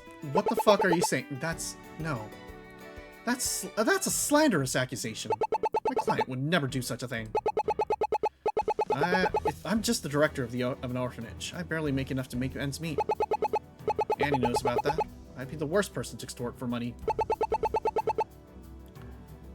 Yeah, that's some mental gymnastics there, dear. I think you went a little off the rails there, yes. I'm sure Annie has a motive, but this isn't it. That ain't it, Chief. Why don't you try again? Well, she wanted the orphanage gone. As much as I hate to admit it, I think she wanted to scare you. She wanted you to move the orphanage to a new location, so she set up this plan with Anton to make it happen. After all, Anton was pretty interested in buying it.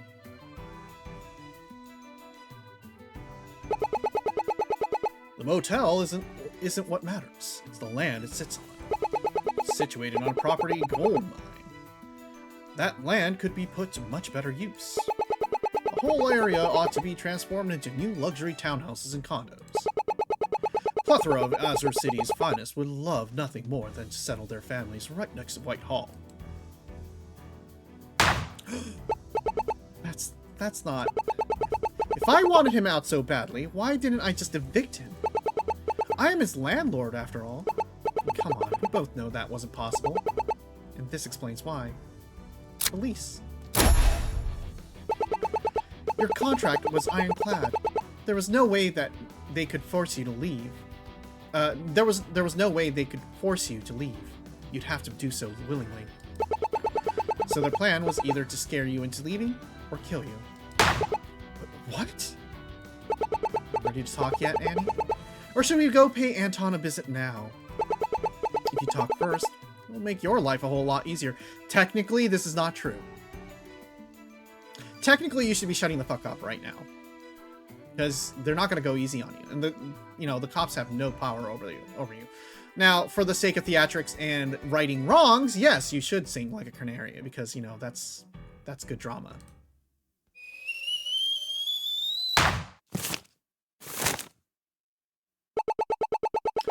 A good performer knows when to throw in the cards. Fine, I confess. Annie, why? I don't understand. We worked together for 5 years. You helped raise the kids as your own. If you decided to move out, I would have done everything to help. But you wouldn't do it. You're too stubborn for it. I didn't have another choice. I thought if I scared you and the kids, you'd leave. What better way to do so than have you get hurt? The funny thing is, it worked. It worked? After the car accident, the kids were scared, so I agreed to move. Thought Meg caused it, so I played along with their story to keep her safe. I knew for a long time that a motel was no place to raise children. more conventional home would be better. That was the straw to break my back. So I agreed to move further away on the condition that the students could at least finish their semester in May. I see. So then, why did you want him to move? When I first inherited the motel, I had a few offers to buy it. But then what? Live off that money for a few years, then go find a real job? At that time, I had no goal, no motivation. Bill offered something no one else could, a chance to do something good. And so I took it. I figured that even if I died, at least help some kids have a better life. Then I discovered stage magic. I had something. I had something I was not only good at, but something I wanted to do. He offered something no one else would. Rent. But then I was trapped in a place I could no longer sell. When I needed money more than ever to perform my magic around the world. That's when Anton came to me and offered me a way out. He gave me the deal of a lifetime. He'd buy the property for enough money that I could finally pursue my dream. All I had to do was get Bill to sell. We did not agree to any of that! If Anton agreed to buy it, he was going around us completely. He can't make promises like that without informing me. He said it was prime real estate. We just needed Bill gone. Do you have any idea what the hell you two were doing? If the public finds out about this, it would ruin Eubank investments. How is that what she's worried about the most? Bill could have died. Why didn't you tell me what was going on? There had to be a better way. If you could have paid the same amount, I would have sold you the whole place. But you couldn't. I had no choice. I can't believe this, Annie. What are the kids going to think? Could you really look Meg in the eyes and tell her that your career was worth more than my life?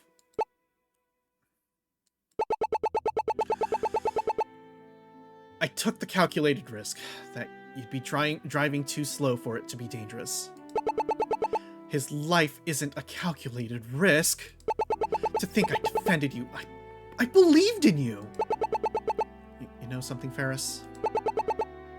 I never liked you. You act all high and mighty, like everything in life is fair. But if you stopped working right now, where would you be? Living it up in a mansion? Doing whatever you want? If I had your money, I could be free to live my life however I want. Would it be worth it? Knowing that it comes at the cost of those kids' homes? How many times do I have to teach you this lesson, old woman? This game is literally, we keep owning Ferris until she realizes maybe she needs to, like, stop having her ass, head up her own ass. Bill would have found another place. I was done worrying about other people for a change. I think we heard enough. Let's finish this case up. After we finalized her confession, Annie was taken away. Ferris left without another word. She looked even angrier than usual.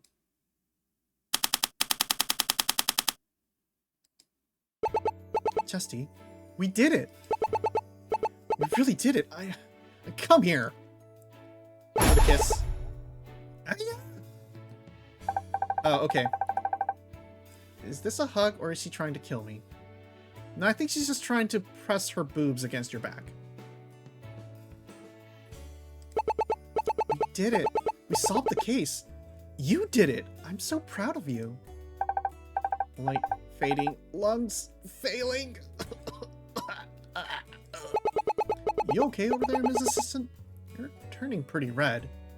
Boobs, soft, arms, tight. Can't breathe. Help. sorry. I guess I went a little overboard. More than a little. I wanted to be the first to say. Great work, both of you. Solved 2 cases in a single day. Pretty impressed with how you did do 2 in there. Make for a great team. Think I may have to give my assistant, give you my assistant, Sophie. I think I'm ready to just be a clerk again. I don't think I can keep doing this. But you're really good at this. You can't stop now. Hey, why don't we go take Zephyr for a victory lap after this? We can celebrate properly then. Please, not Zephyr again. Justina is dying. Please. I think Sophie really stole Justy, if you know what I... Yeah. I will. She using that not emote, excuse me. Hey, Shog, shout out not for me. Just because. Can't believe it. Annie, you could have killed me. And all over the orphanage, no less? Was everything a lie? Did the orphanage just mean nothing to her? Thank you. To think she would throw it all away. Come on, Bill. You know that isn't true. Actually, I know for a fact it isn't true. I can prove it. Here's the proof that Annie really did care about the orphanage residents.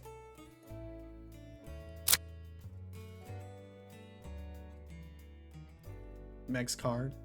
Meg's card, maybe? If it wasn't for Annie, Meg would never have found her true passion in life. She taught Meg everything she knew about working with machinery. Plus, she helped Meg completely rebuild a car. I don't believe that was all for nothing. I think she really did value the orphanage and you too. I just think she felt stuck, and that made her desperate. Thank you, Justina. Thank you. Justina, was it? I'm sorry for causing you all so much trouble. And Ernest, I'll talk to you later, Bill. I have a lot to say to you in private. Anyways, what are you still doing here, detective? I thought you'd be home by now. A detective never rests until his work is done. Besides, there's one more thing we need to take care of. Why don't you go out wait inside? I'll be right back. Any idea what's going on? Only one way to find out.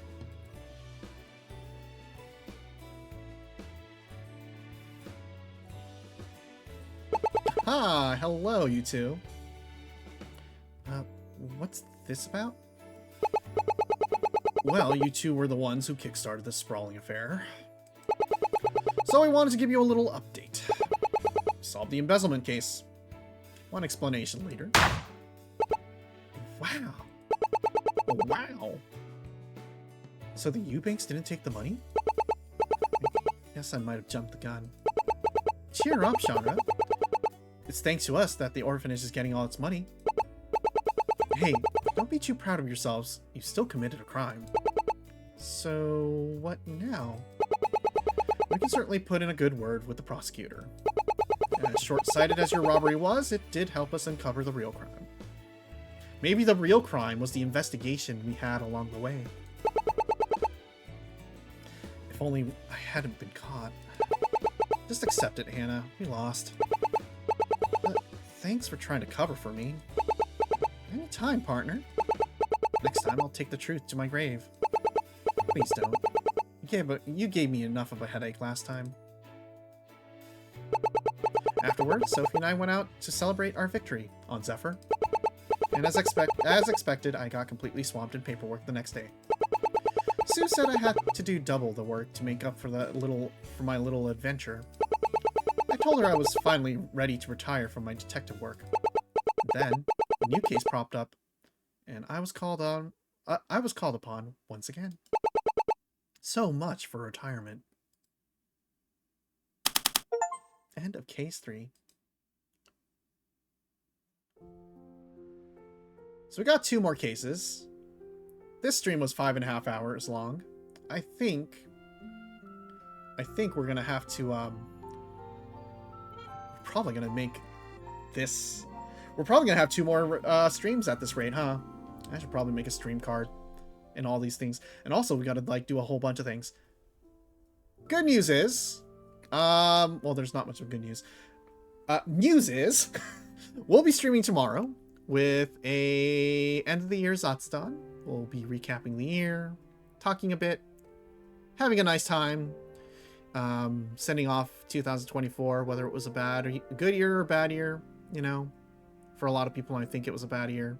For us, it was mid for certain. There were good moments. There were bad moments. It was the best of times. It was the worst times. You know, really Tale of Two Cities shit. But anyway, thank you all so much for hanging out with us for this longish stream as we tackled case 3. Thank you, Tara. Yeah, thank you so much for hanging out. Let's take a look at who we could possibly raid out to, if anyone is here.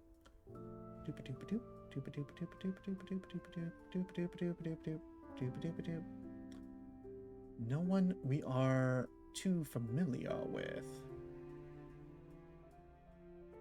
What is this? Who are these people?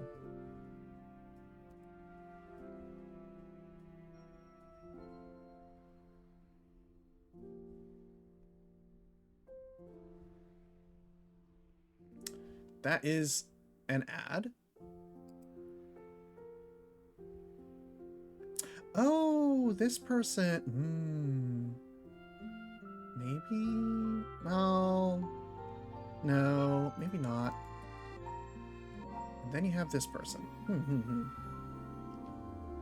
Who? Well, I like to spend half this year without walking, so it could have been better, probably. Yeah, for sure. We can talk about that tomorrow too. Thanks for streaming. Yeah, thank you for watching. It was a very appreciated effort for you to be here. I think. Let's see.